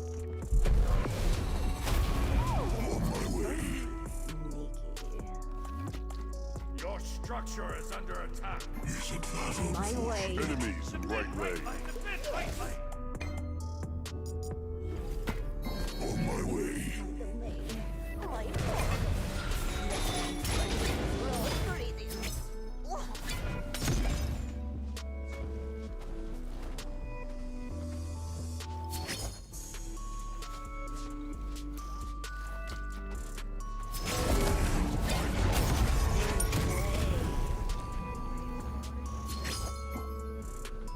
Mach doch dann noch die Oni-Wave. Das ist dann nur... Ach man.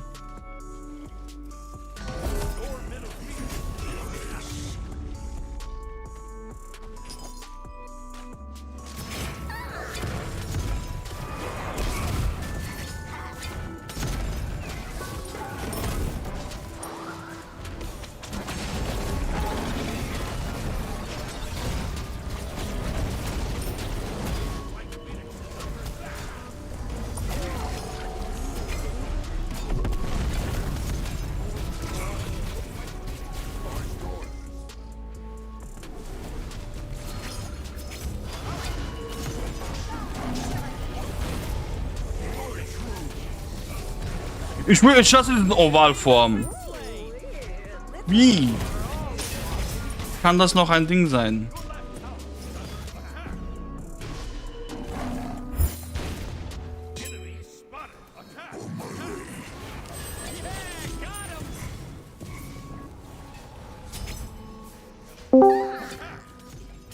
Nein. Schön das dann von ihm.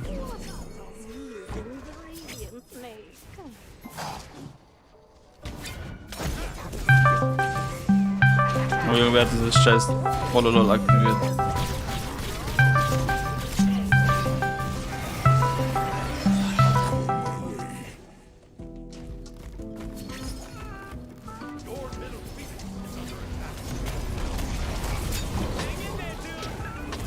Was war das denn?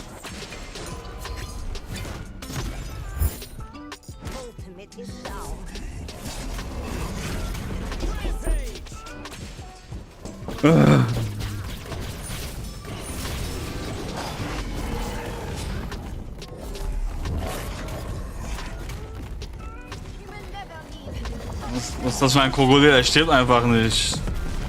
Ich schwöre, der macht so gut Arbeit. Alaramba, wir kommen aus dem Lurk raus.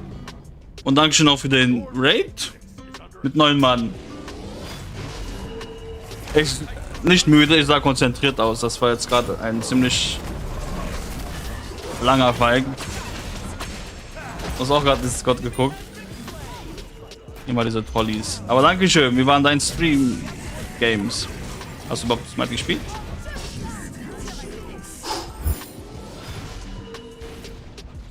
Komm, geht in die Mitte. Geht in die Mitte. Verteidigt das Ding.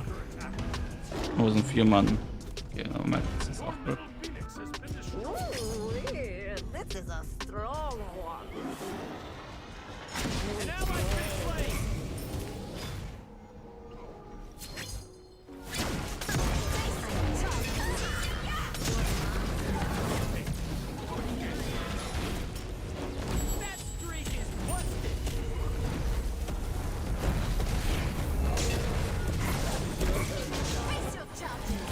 Nein, mach doch den Jump!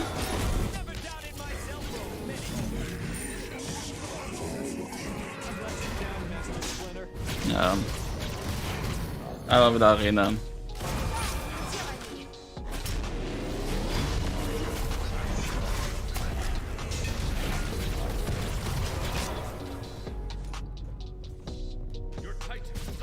Magic Commander Deck. Was ist das denn? Haben wir noch nie gehört. Magic Commander Deck. Aber okay. Okay. Sag ja, viel Spaß.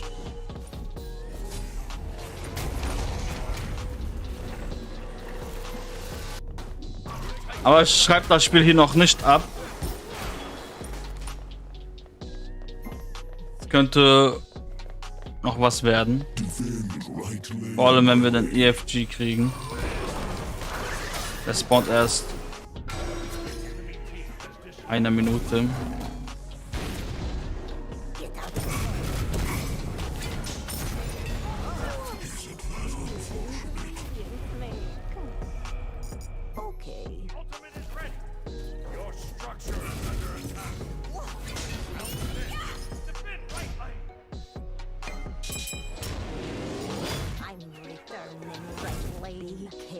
In the jungle.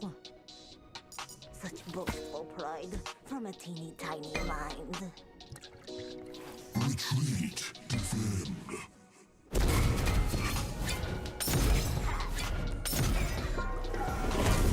On my way. Okay. Ich hoffe, das war die letzte Fire Minion Wave.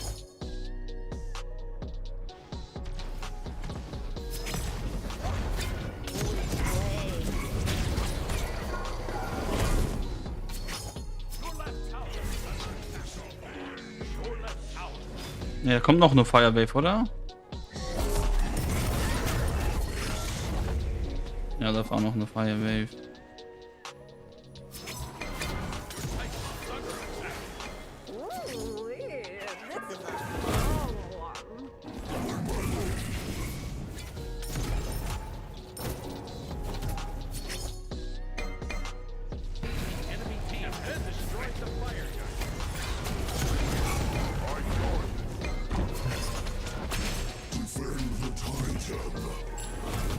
Jetzt, oh mein Gott, das Damage Buff lag das schon die ganze Zeit.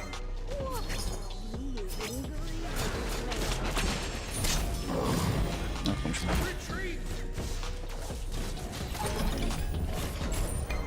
Does the phrase "go suck a lemon" hold any meaning to you?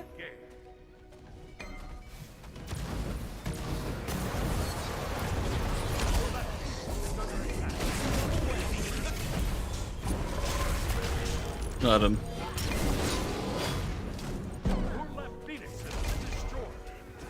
Da bist du ein Uff. Ich weiß aber auch nicht, warum die da gefightet haben. Ich wollte einfach beim Phoenix jetzt chillen, nachdem wir das verloren haben. Ja.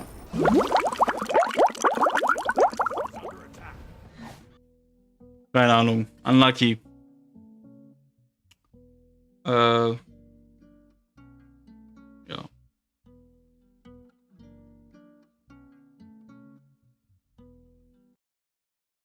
Unlucky, wir haben es versucht, Vexury.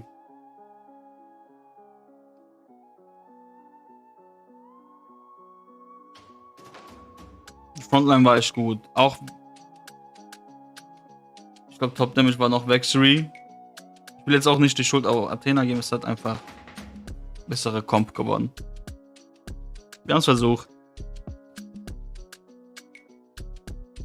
Oder Szenenwechsel, ja, ne?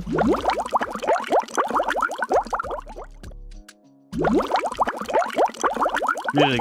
Das war eine schwierige Runde.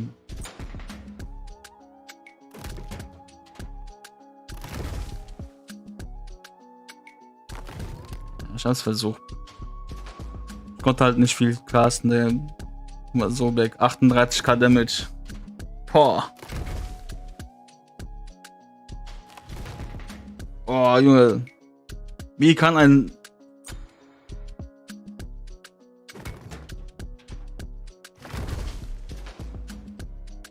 Er hat keinen Starter. Okay. 36k. 38. Er hat mehr Damage als der ADC. Was?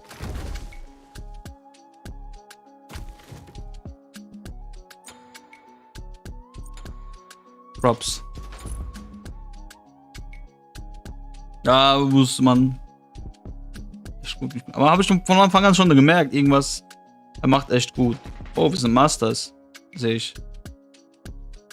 Ey, ich habe diese Season also auch noch Masters gehittet. Cool. Schaut mal. Cool. Letzte Season mit Masters abzuschließen ist schon nice. Jetzt nur noch 3000 einmal mehr erreichen für GM und dann ist gut. Ich glaube auch, der hat irgendwann safe was verkauft am Ende. Aber wir haben Masters erreicht. Das ist cool. Letzte Season Master, davor die Season GM und davor die Season GM. Ist gut. Ist gut, ist gut. GZ, danke. Ja, das war ein harter Ritt. Einige Blockaden waren dort auf dem Weg mit Trolls und kranken Leuten, unironisch kranken Leuten. Aber wir haben einmal reingedippt in Masters.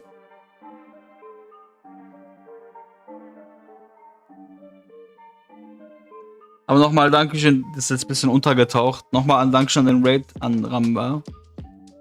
Und Toxicity auch Dankeschön für deinen Sub. Ich lasse das mal kurz doch mal abspielen. Warum stand da ein anderer Name drauf?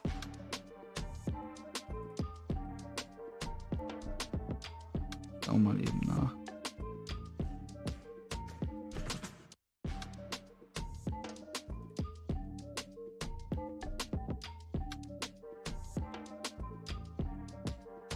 What the fuck?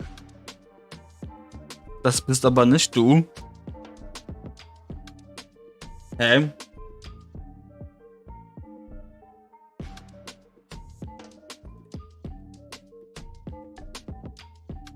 Hä, warte mal, warum?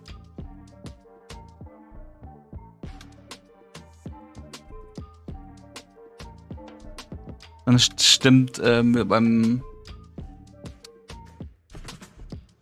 Elements nix. Ja, hier, Follower Alert und dann der Name. Ist doch alles drin.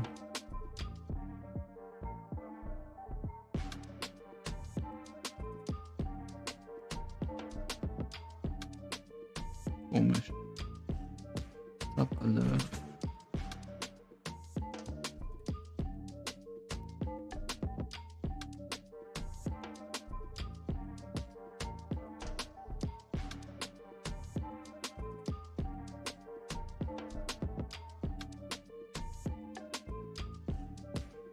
Jetzt eine Frage noch. Behält man den Progress im Alpha oder wird es resettet?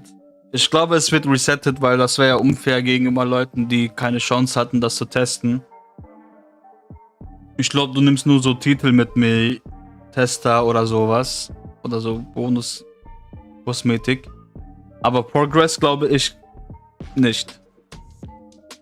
Vermute ich mal. Ich habe dazu auch jetzt nichts unbedingt. Aber ich meine, so wie bei Smite 1 das war.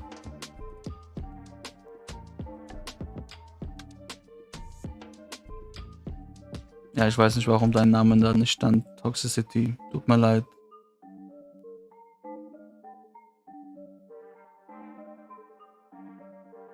Ich lass mal einen anderen Sub-Alert testweise mal machen. Von Kazukane gestern. Ne, vor 5 Stunden.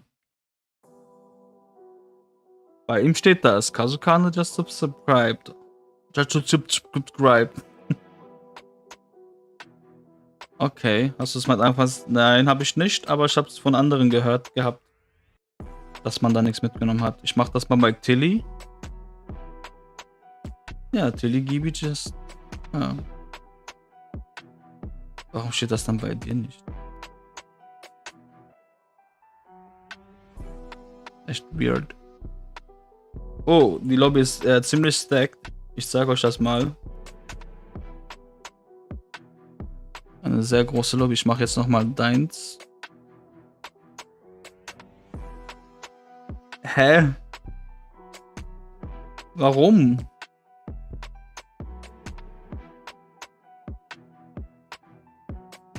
Aber ich appreciate das trotzdem. Nochmal. Dankeschön. So, ich muss picken. Cthulhu ist gebannt. Cerberus ist gebannt. Dann spiele ich gerne Surtur.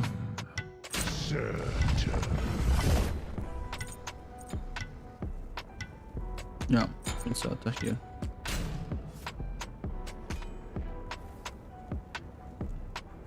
Ich hole mir noch mal kurz was zu Drinky. Bin gleich wieder da. Aber die Lobby sieht sehr wild aus hier. Mit Yokai. Nee, nein, mit Nate. Kalitos, Monkey King, der komische. Und Alina.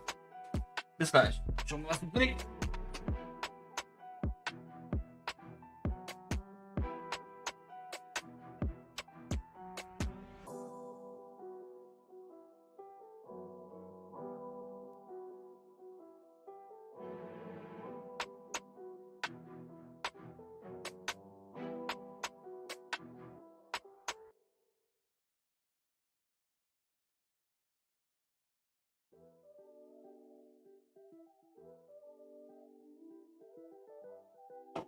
Oh.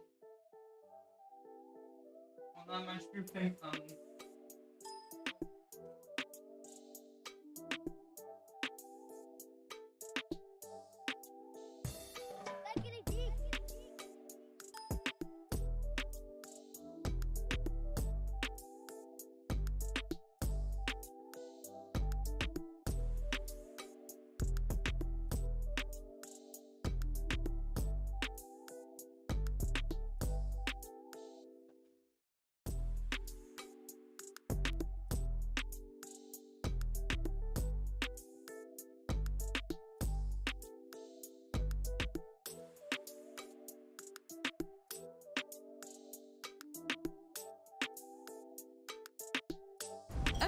Okay.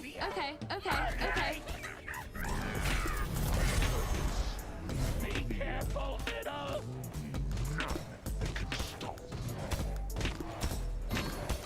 You possess hidden potential. Be careful left. Iki, du musst da weg. I guess we'll be seeing. Alles klar, nochmal. Ramba. Dir wünsche ich noch eine gute Nacht. Ich kann mich nicht hinsetzen, weil Milky sich da hingeht. Milky, du musst da gehen.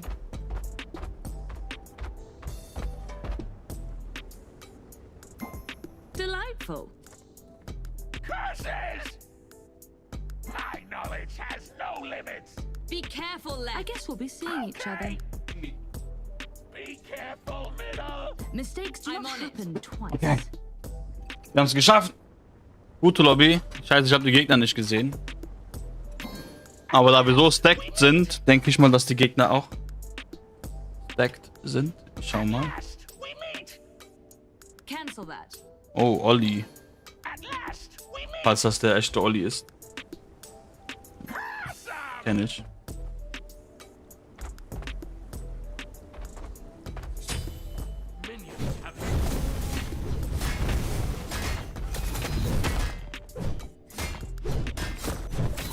Freeway Cola, Zero.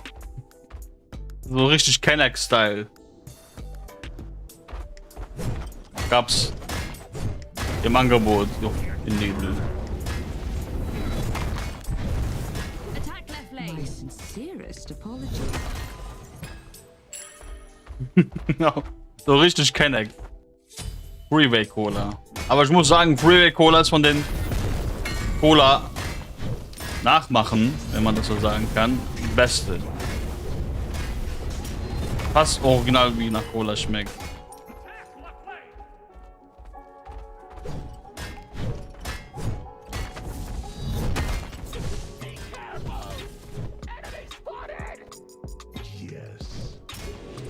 True, ja, ne?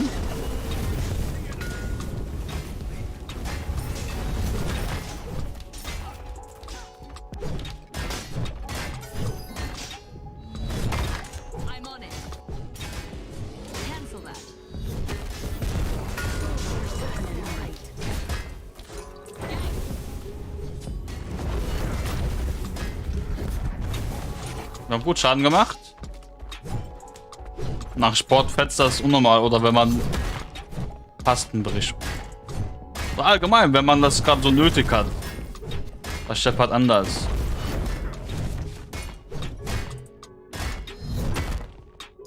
Fate will see your body lifeless, broken. Immer in der Schule geholt. Oh, das auch.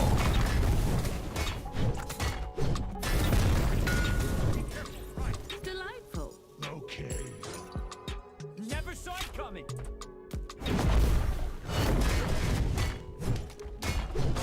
Challenge you.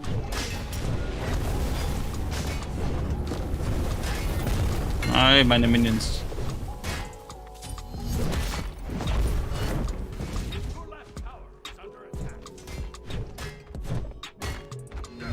Wir holen uns Cloak auf jeden Fall. Circumstances conspire to give us the enemy incoming.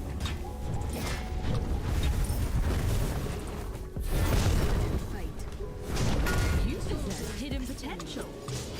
Yes. Be careful. Mistakes do not happen twice. Mighty is it forged in the fires of Muspelheim.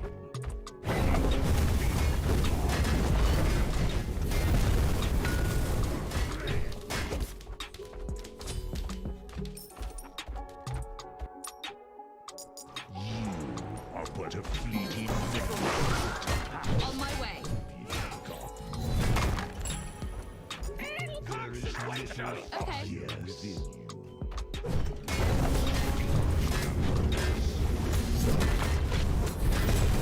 Enemy spotted.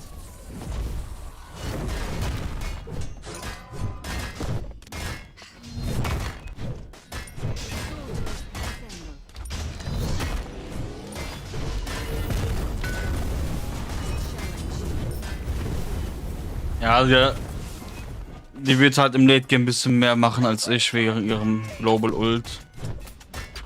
Laning Phase sieht halt gut für mich aus.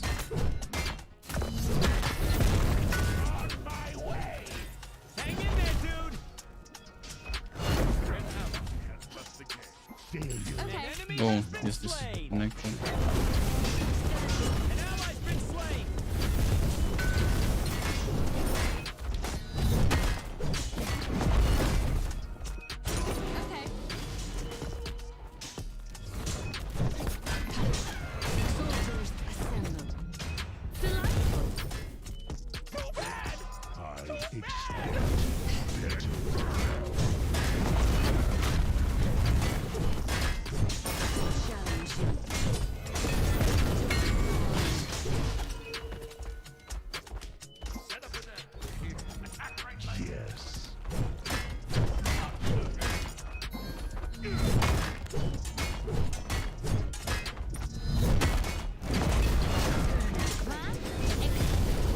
Nein.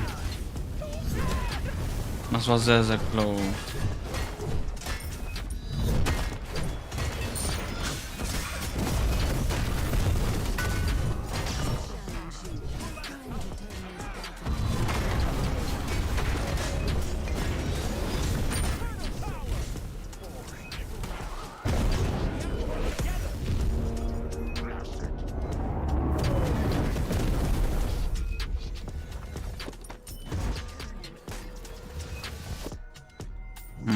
Ich hab's versucht. Aber ich muss das jetzt auch ein bisschen nachmachen. Können wir auch mal pausieren für sie? Und Alina zurück.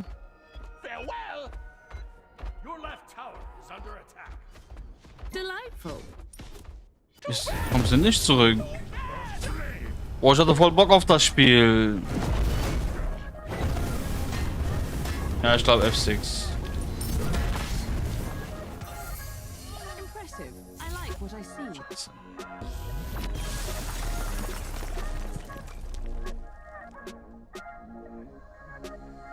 Das war richtig unlucky jetzt. Fuck.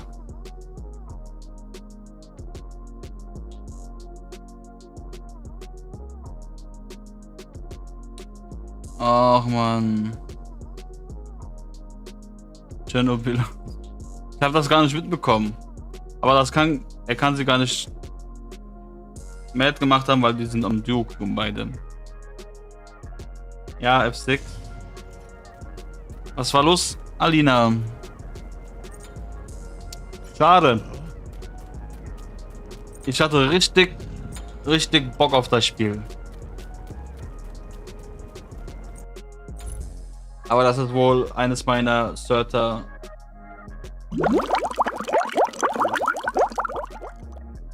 Mein Certer ist halt super verflucht.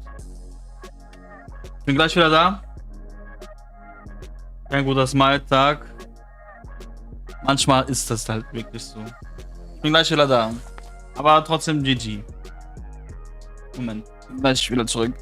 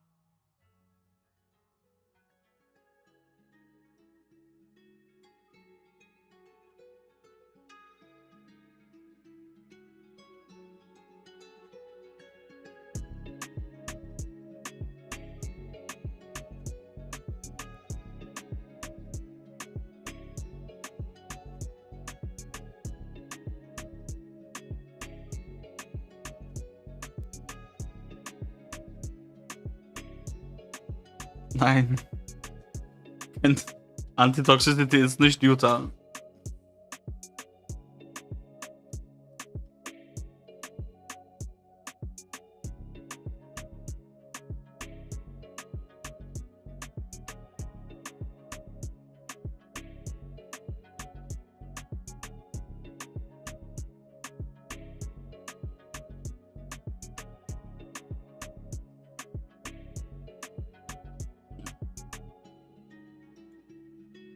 Oh Mann, ich hatte richtig Bock auf diese Runde. Hab ich das schon mal gesagt? Nee, ne?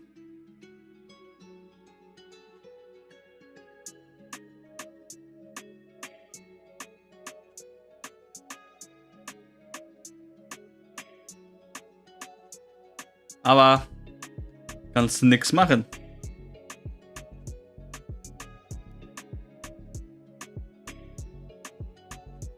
Okay, okay. Hier sieht man, dass ich das geschafft habe.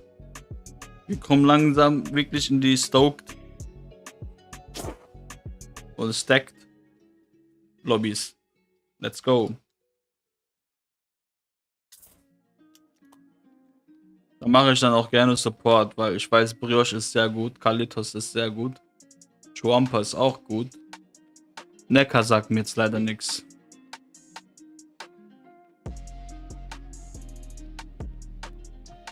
Puedo? Ich glaube, das heißt, darf ich.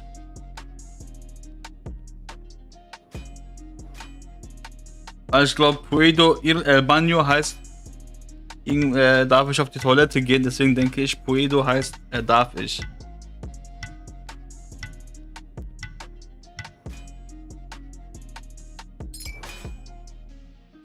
Mein Traumleben. Oh, ich habe vergessen, Topf zu bannen, weil ich so viel geredet habe.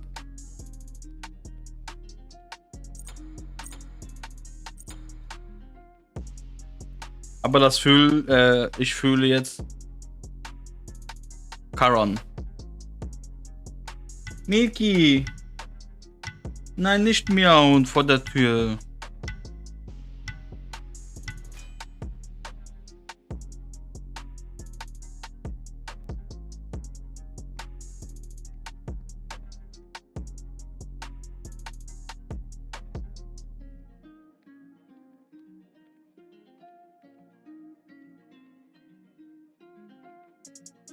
Okay.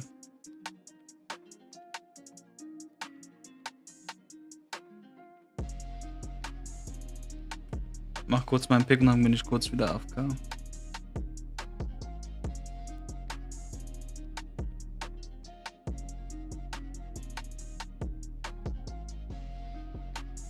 Haben wir sonst? Wenn noch jemand mit Heal kommt. Okay, nevermind. Dann wollte ich vielleicht Cerberus picken. Ja, okay, damit ist kein Cerberus. Bin gleich wieder zurück.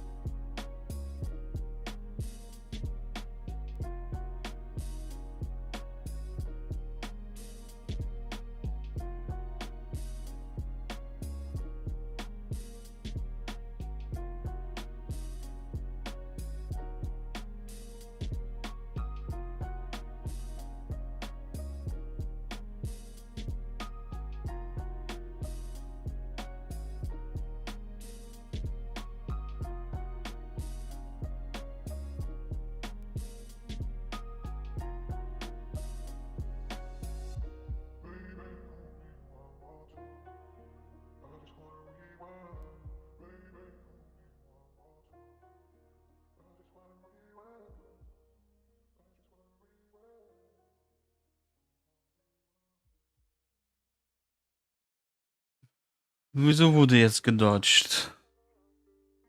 Riosch hat gedodged. Schade. Schade.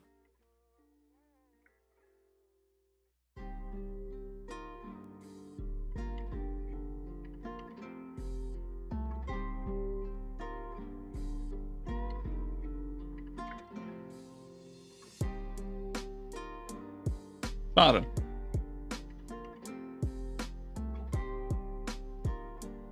Hab ich schon gesagt, schade.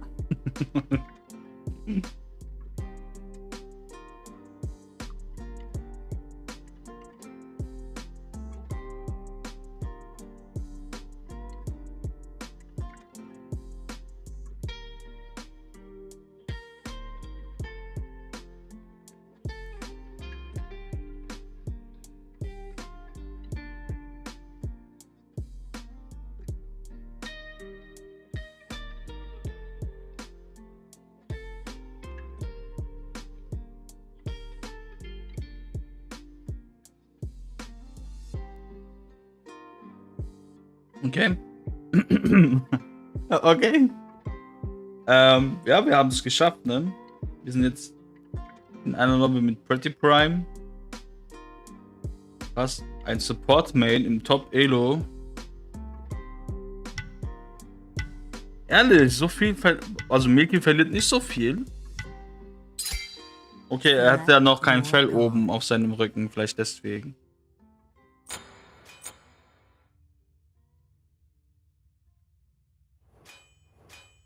Aber krass, was für Lobbys wir jetzt haben. Nice. So gefällt mir das. Jetzt kann ich auch nicht so leicht gesniped werden von eigentlich Bronze-Stacked-Leuten. Ne, auch wenn ich mit das hier bürste, das geht auch irgendwie. Meiner ist Perser. Perser und Siam-Mix, glaube ich. Und am Sonntag, oh, ich freue mich auf Sonntag. Sonntag gehe ich meine Bengalkatze, oder was heißt meine? Die Bengalkatze, die für mich reserviert ist, besuchen.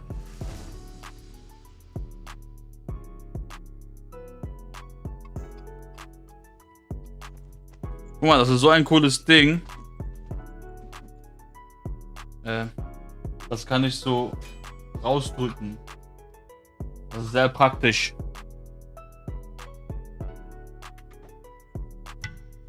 Ja, ich werde mit dem weiße Bengalkatzen züchten. Oh, deiner ist echt auch süß, Mann. Haben die. Der ähnelt meins irgendwie. Ja, okay, das ist auch beides Perser. Süß, Mann. Ja, meiner ist heller. Aber so vom Gesicht her alles echt eins.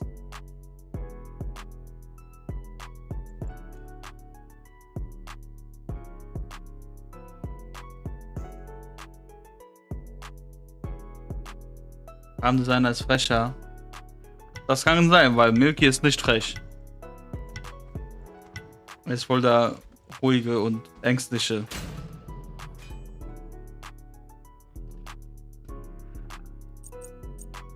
Ja, sind total lieb. Er versucht zu jagen, er macht halt diese typischen Jagdmoves, aber wenn er dann jagt und er merkt, dieses Spielzeug verhält sich ein bisschen komisch, haut er wieder ab. Ah, haut er wieder ab. Ey, was ist meiner Stimme los? Sollen wir mal Sobek spielen? Sobek Solo.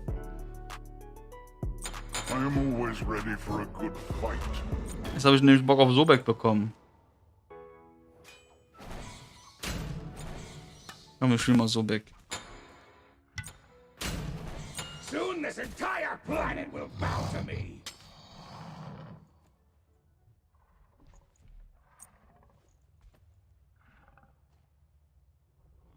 Weibliche Europäer, also nichts gegen Leute, die europäisch haben. Aber das sind halt ultra Standard-Katzen. Ich weiß nicht, das würde ich mir nicht holen wollen. So diese... Nee, das würde ich nicht machen.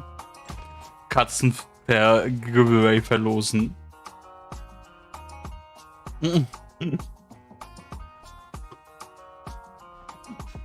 Nein.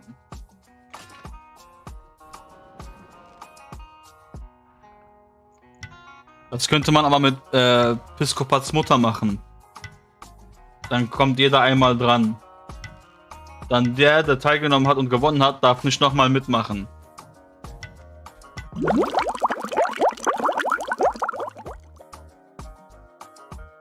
Wobei, sie hatte sowieso bestimmt jeden von euch. Und ihr wusstet das nicht mal.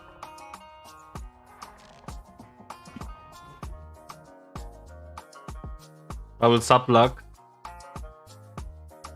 Wobei, bei einer, die halt sehr viel Erfahrung hat, könnte man das mal probieren mit Subluck. Wer weiß. Irgendwann vielleicht. Oh, warum ist die Cam so runtergedrückt bei ihm? Ich fühle mich so klein, what the fuck? Hä? Ist das normal? Die war schon dran. Ja, die ist so ein bisschen wieder unterwegs nach Hause. Seinen Sohn füttern, weil er weiß ja nicht, wie das funktioniert.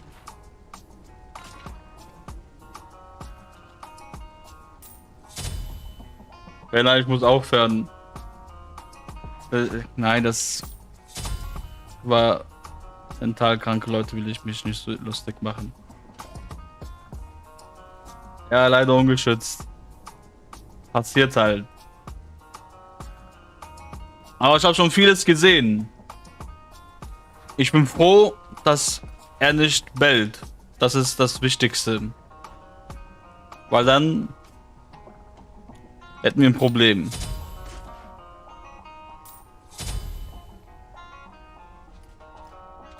I could kill you now, but that would be too easy.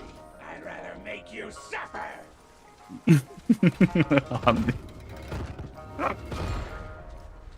Oh Mann, ey. Jetzt. Alles nur Entertainment hier. Es ist ja alles nix ernst gemeint.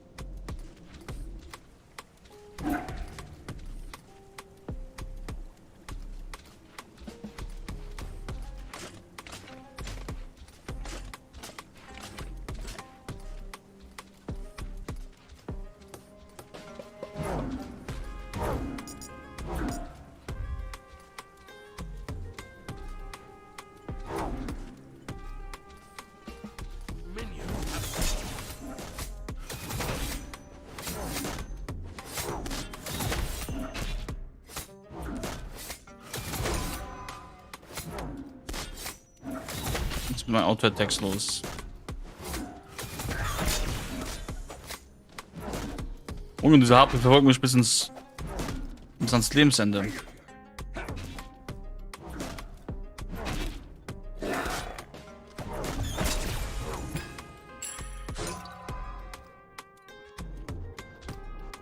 Ja, was für ein Plot-Twist ist das denn jetzt gewesen?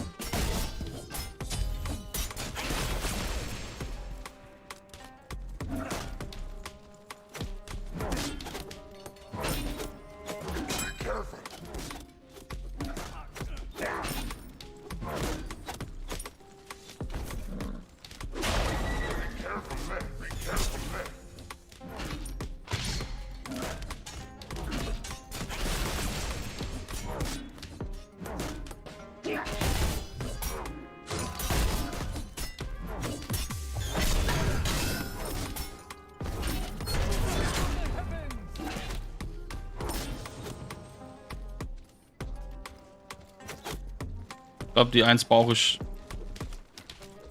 noch nicht. Wie mache ich noch mal?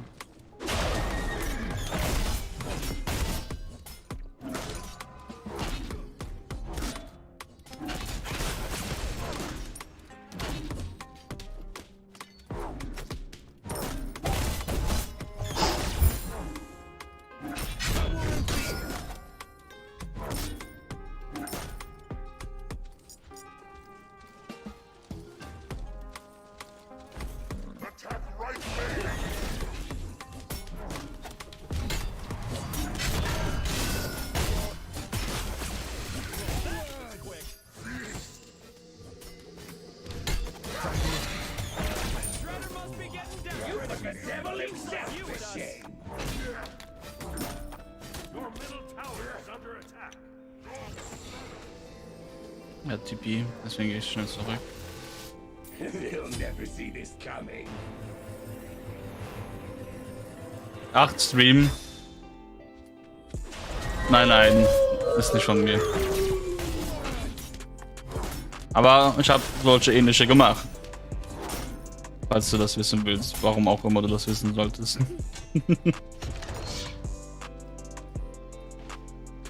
Ja, ich kann jetzt. Wobei ich könnte das da contesten. Ja, meint ist schon so.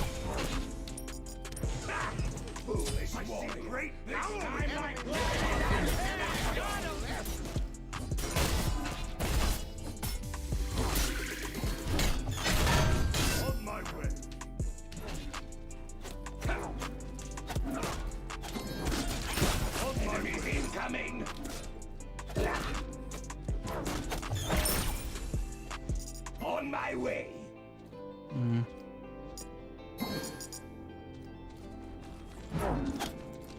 Completed. Ja. Wieso sehen wir alle?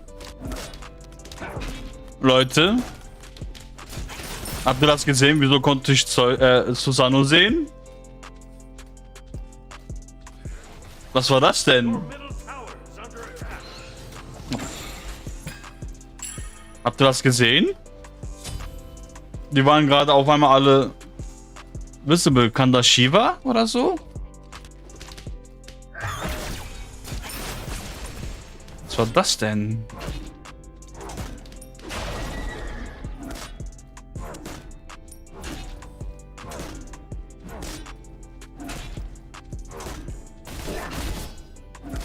Ah, ich glaube, ich war schon immer ein Fan von Resident Evil.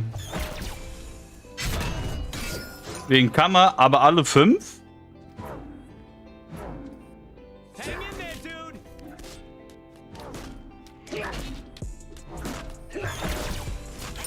Oder ist das jetzt wieder irgendein Hackmasche von irgendwem?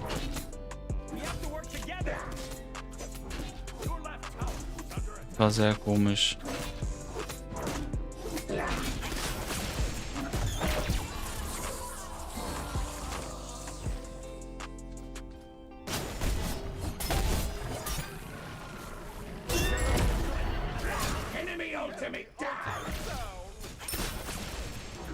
Das war sehr merkwürdig.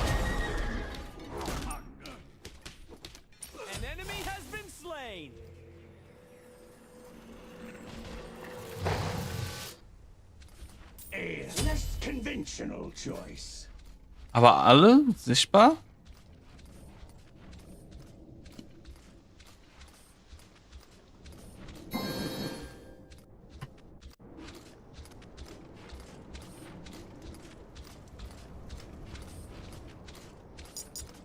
Enemy missing right.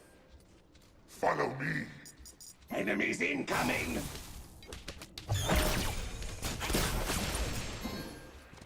Okay, ist in der Mitte.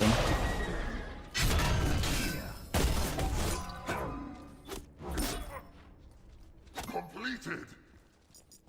Ach, alles gut. Fight my minions to gain XP before our inevitable showdown. I have the upper hand. Ready to hear my evil plan? Enemy ultimate down, outlaws and all. None of my previous plans worked, but no matter. This one is foolproof. Ah, yes. Fight my minions to gain XP before our inevitable showdown. There's no escape for you.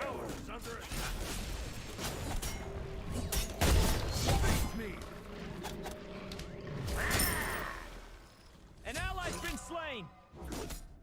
Oh, how regrettable. Das ist der echte Pretty Prime überhaupt?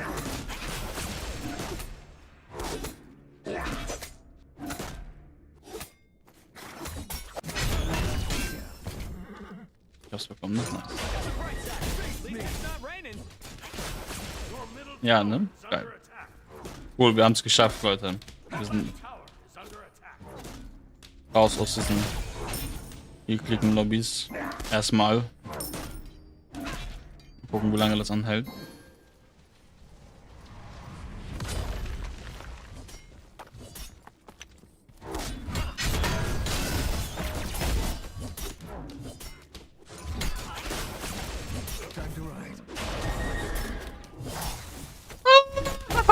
Ich bin tot, ich hab's verdient. Ich hab's verdient. Also,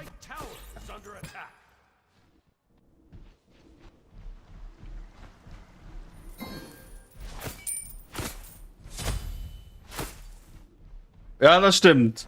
Das habe ich in den Lobbys davor schon gespürt. Und so ein Hyper-Hugo,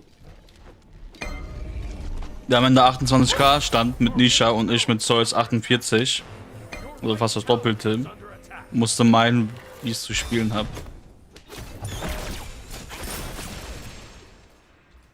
Ja, oh, der wurde unnormal genommen, aber von dem gegnerischen Jungle.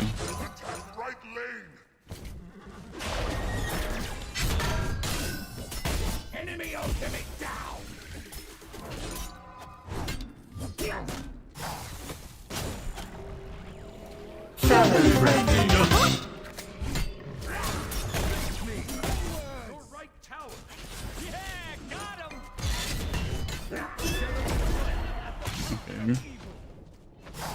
Jetzt hat er wieder seinen Ult ab. Komisch. Oh, das weiß ich nicht.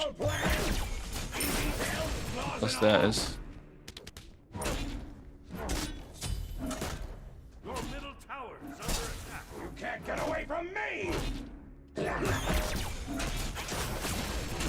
Kann das Ding auch mal aktivieren? Danke.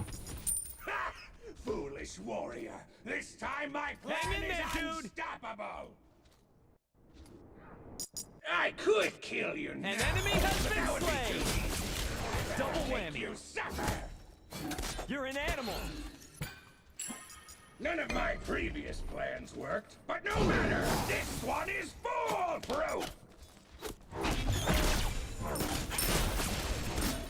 Your left tower is under attack. Kann gar nicht zurückgehen. Minions sind da.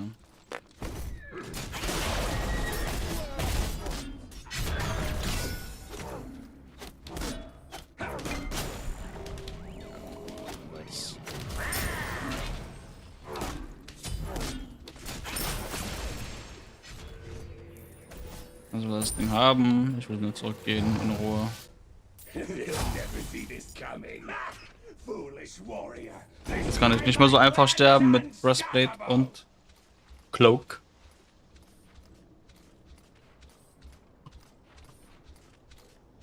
I have the upper hand. Ready to hear my evil plan? In detail, flaws and all? Your right tower is under attack. Be careful.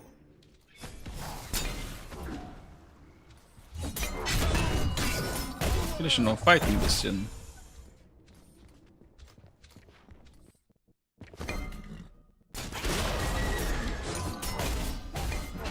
An ally's been slain. Okay.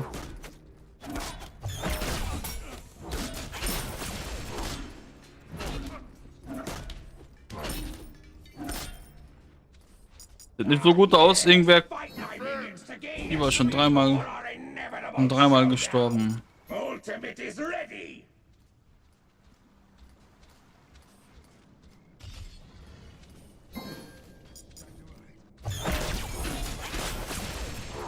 Yeah, got him. We have to work together. Your left tower is under attack. Attack! Completed. Attack! Oh, joy, joy, joy.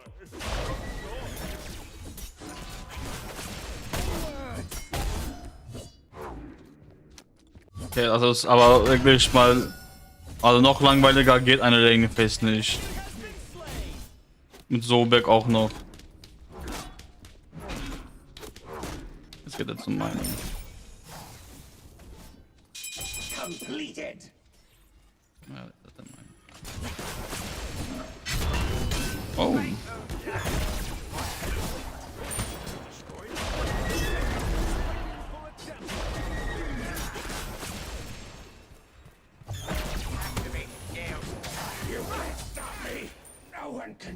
It's back to the old pet shop. Enemy for us. ultimate down. Schade, ich dachte, ich werde nicht sterben mit Breastplate. Wir gehen noch mal aber ein drittes Physical Protection. Enemies incoming left.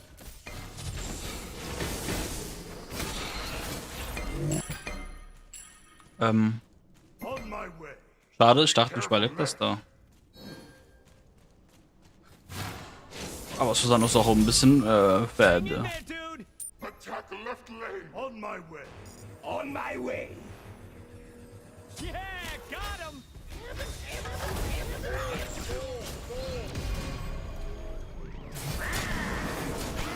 Enemy has been slain. I'm returning right lane. Eigentlich habe ich voll Bock auf die Minions, ne? Ich glaube, ich mache das auch. Boah. Das musste einmal sein.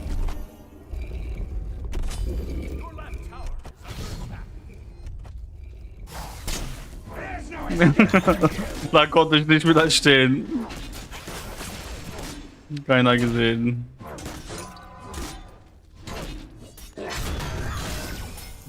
Das musste jetzt einmal sein.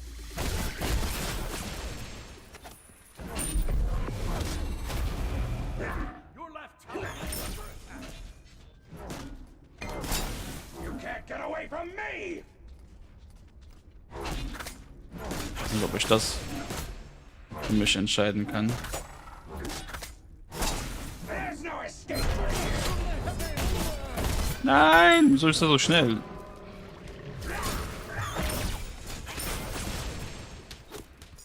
Enemies incoming. Ha! Foolish warrior. This time my plan is unstoppable.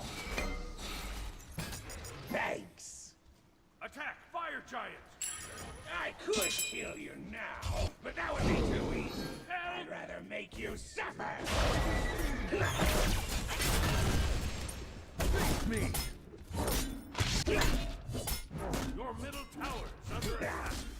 Ja. Im Late Game muss ich einfach gucken, Ultimate is go. dass ich Backline einfach ganz auf den Sack gebe mit Ledge Shield noch am Ende. Was holen wir uns noch? Irgendein Magical Cooldown Reduction. Bauble auch. Auf jeden Fall. Enemies incoming. Be careful, left. Boah, kriege ich diese Dinger überhaupt kaputt alleine? Enemies incoming. An ally's been slain. All part of my grand plan. Ach, Mann. At least it's not raining. You're an animal. Shut The down. pleasure is yours, I'm sure. Ja, muss ich erstmal wieder alle muten. You're an animal. Ihr habt Gold gemacht. Ja, dann geht doch nach Hause.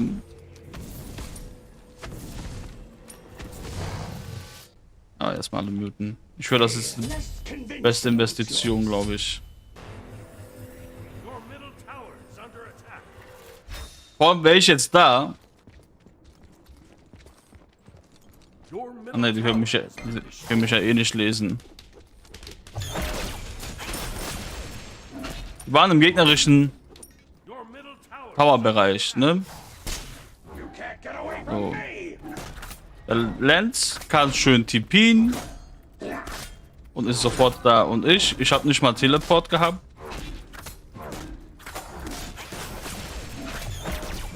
Aber ich soll dahin. Let's go. None of my previous plans worked, but no matter. This one is foolproof. Kill you now, but that would be too easy. I'd rather make you suffer. I have the upper hand. Ready to hear my evil plan? In detail, flaws and all. Ah, yes. Fight my minions to gain XP before our inevitable showdowns.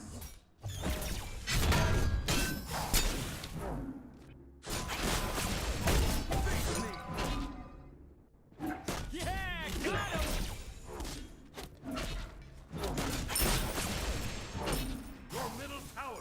Enemies incoming middle. An ally's been slain.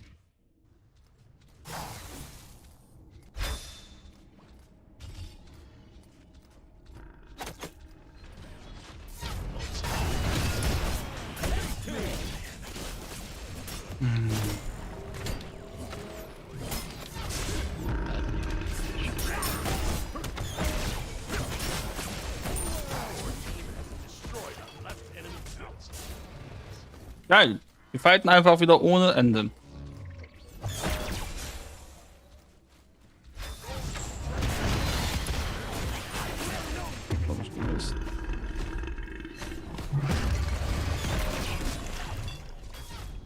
Hang in there, dude. I return. Your middle tower is under attack.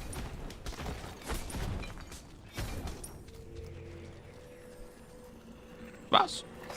Also, auch wenn ich jetzt hier oben in den Lobbys bin, aber das macht, glaube ich, noch weniger Spaß, als wenn ich in anderen Lobbys wäre. Aber gut.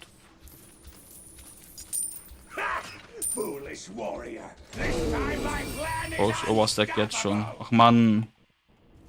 Hätte Onis holen sollen.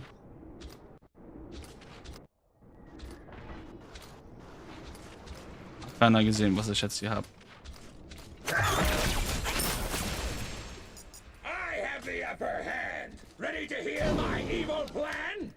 In detail, flaws and all.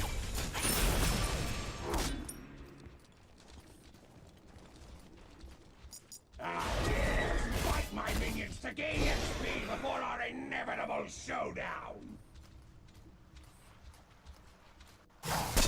There's no escape for you. I could. Your structure is under attack. That would be too easy. Your structure is under attack.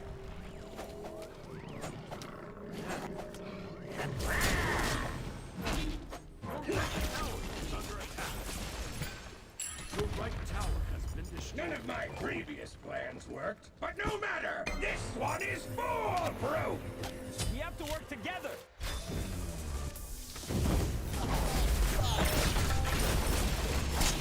Warum sind doch alle Full Life?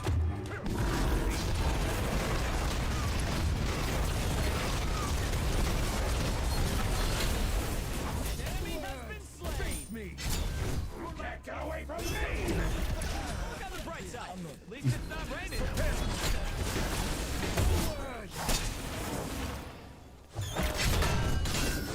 Your left tower is under attack. Face me.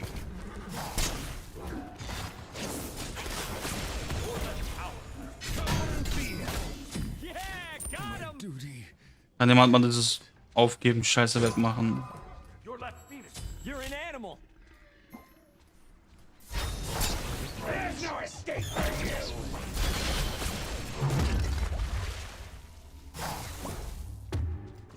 Blitzed as usual, baby.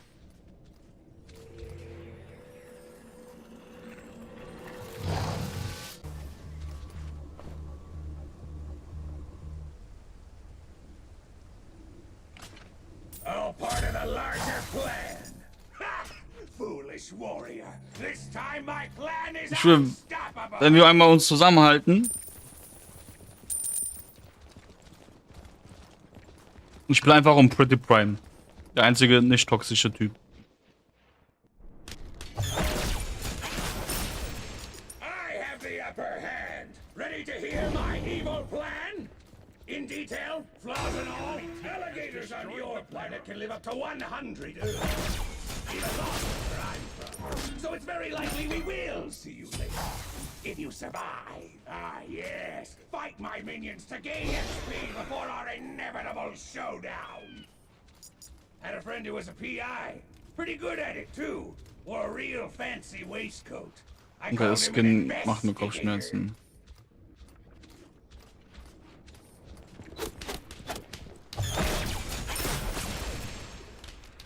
Set up an ambush here. We haven't yet begun to terrorize Your this team land. has destroyed a right enemy tower. Enemy missing. Set up an ambush here. On my way. I could kill you now, but that would be too easy. I'd rather make you suffer.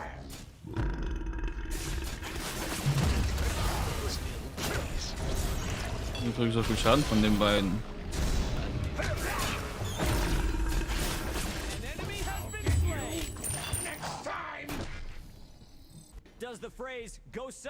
Ich habe auch nur ein Magical Defense, wenn überhaupt das als Magical zählt.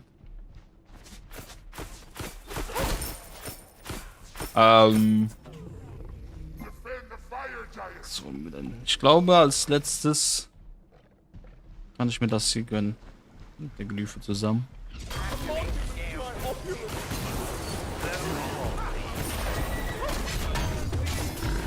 Das war so close. Oh, das war sehr, sehr gut von ihm. Schade. Set up an ambush here.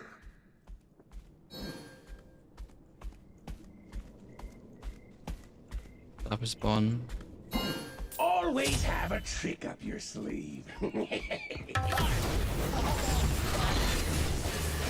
Okay. Okay. Er wurde aufgefleischt. Your middle tower is under attack. On my way.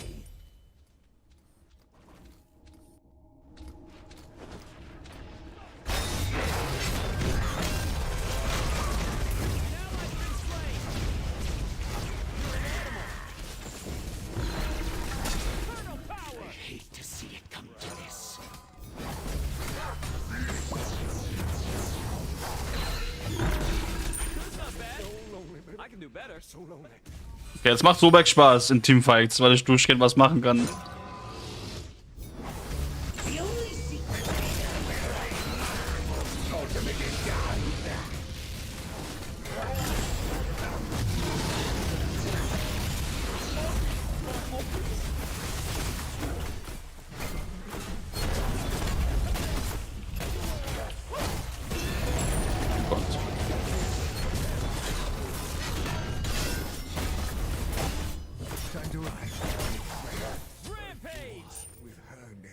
Diese Plugs in diesem Teamfight hat jetzt bitte keiner gesehen, ja? Gehörte alles mit zur Show.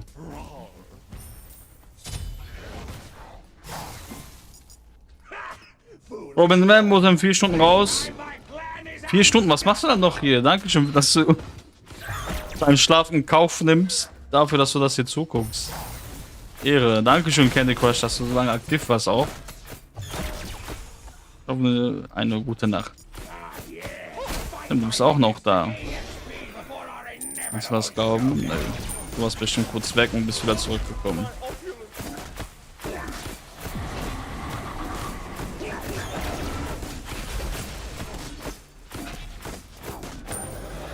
Alles von mir.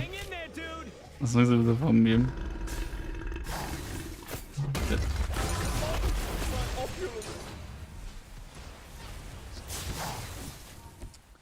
Oh Junge, wieso kriege ich so viel Schaden von den Vortex von Janus? Was ist das?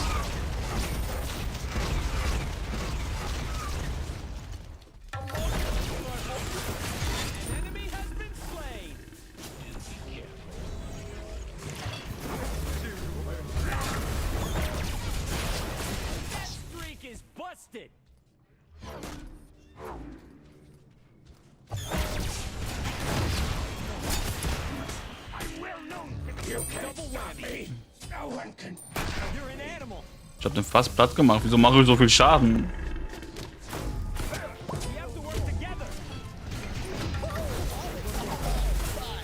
Was denkst du bitte von mir? Oh, nicht Spaß.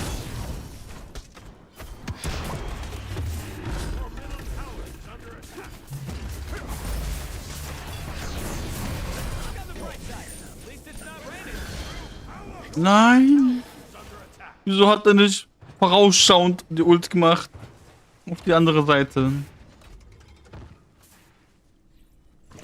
Vom Portal. Your middle tower is under attack. Your middle tower is destroyed.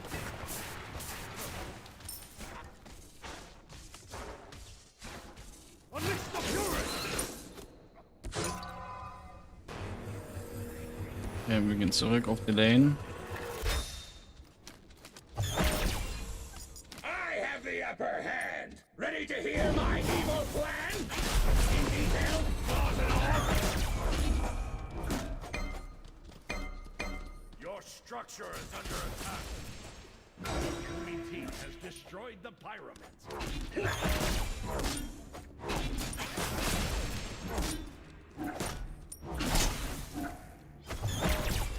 Da habe ich so extra Gold verloren. None of my previous plans worked, but no matter. This one is foolproof.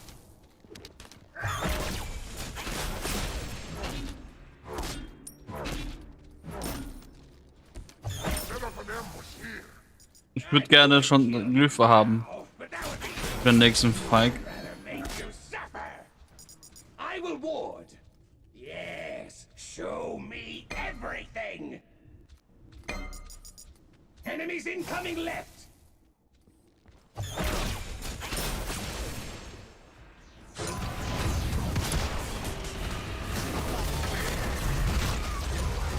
Wo habe ich so viel Schaden bekommen, Mann?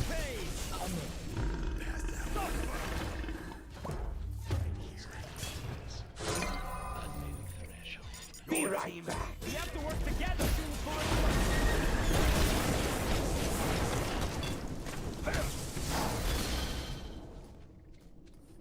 Kann ich nicht halten.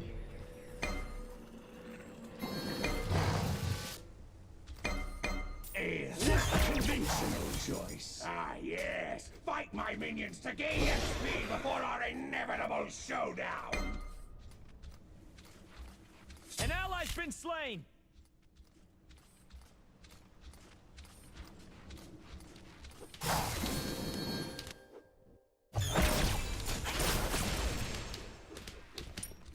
I have the upper hand. Ready to hear my evil plan? In detail, flaws and all. Ha! Foolish warrior. This time my plan is unstoppable.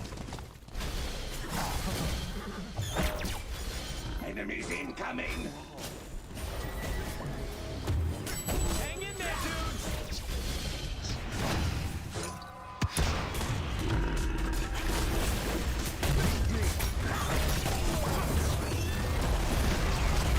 Ja.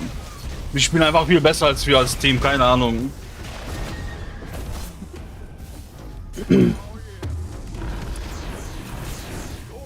Ah.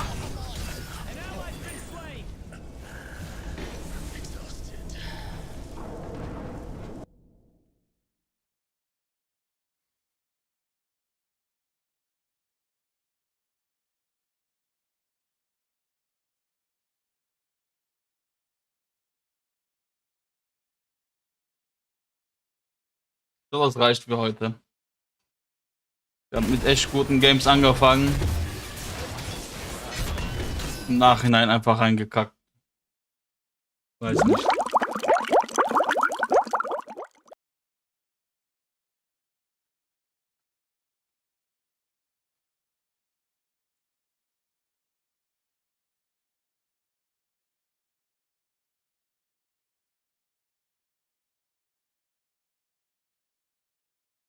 Nee. Das war's für heute.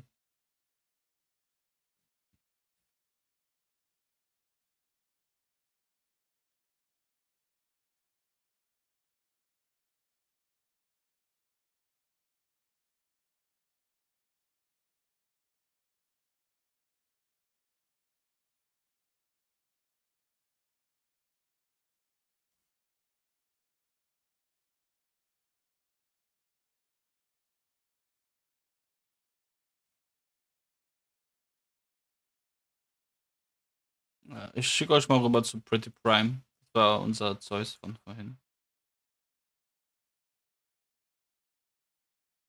Dankeschön, dass ihr da wart. Viel Spaß beim Pretty Prime.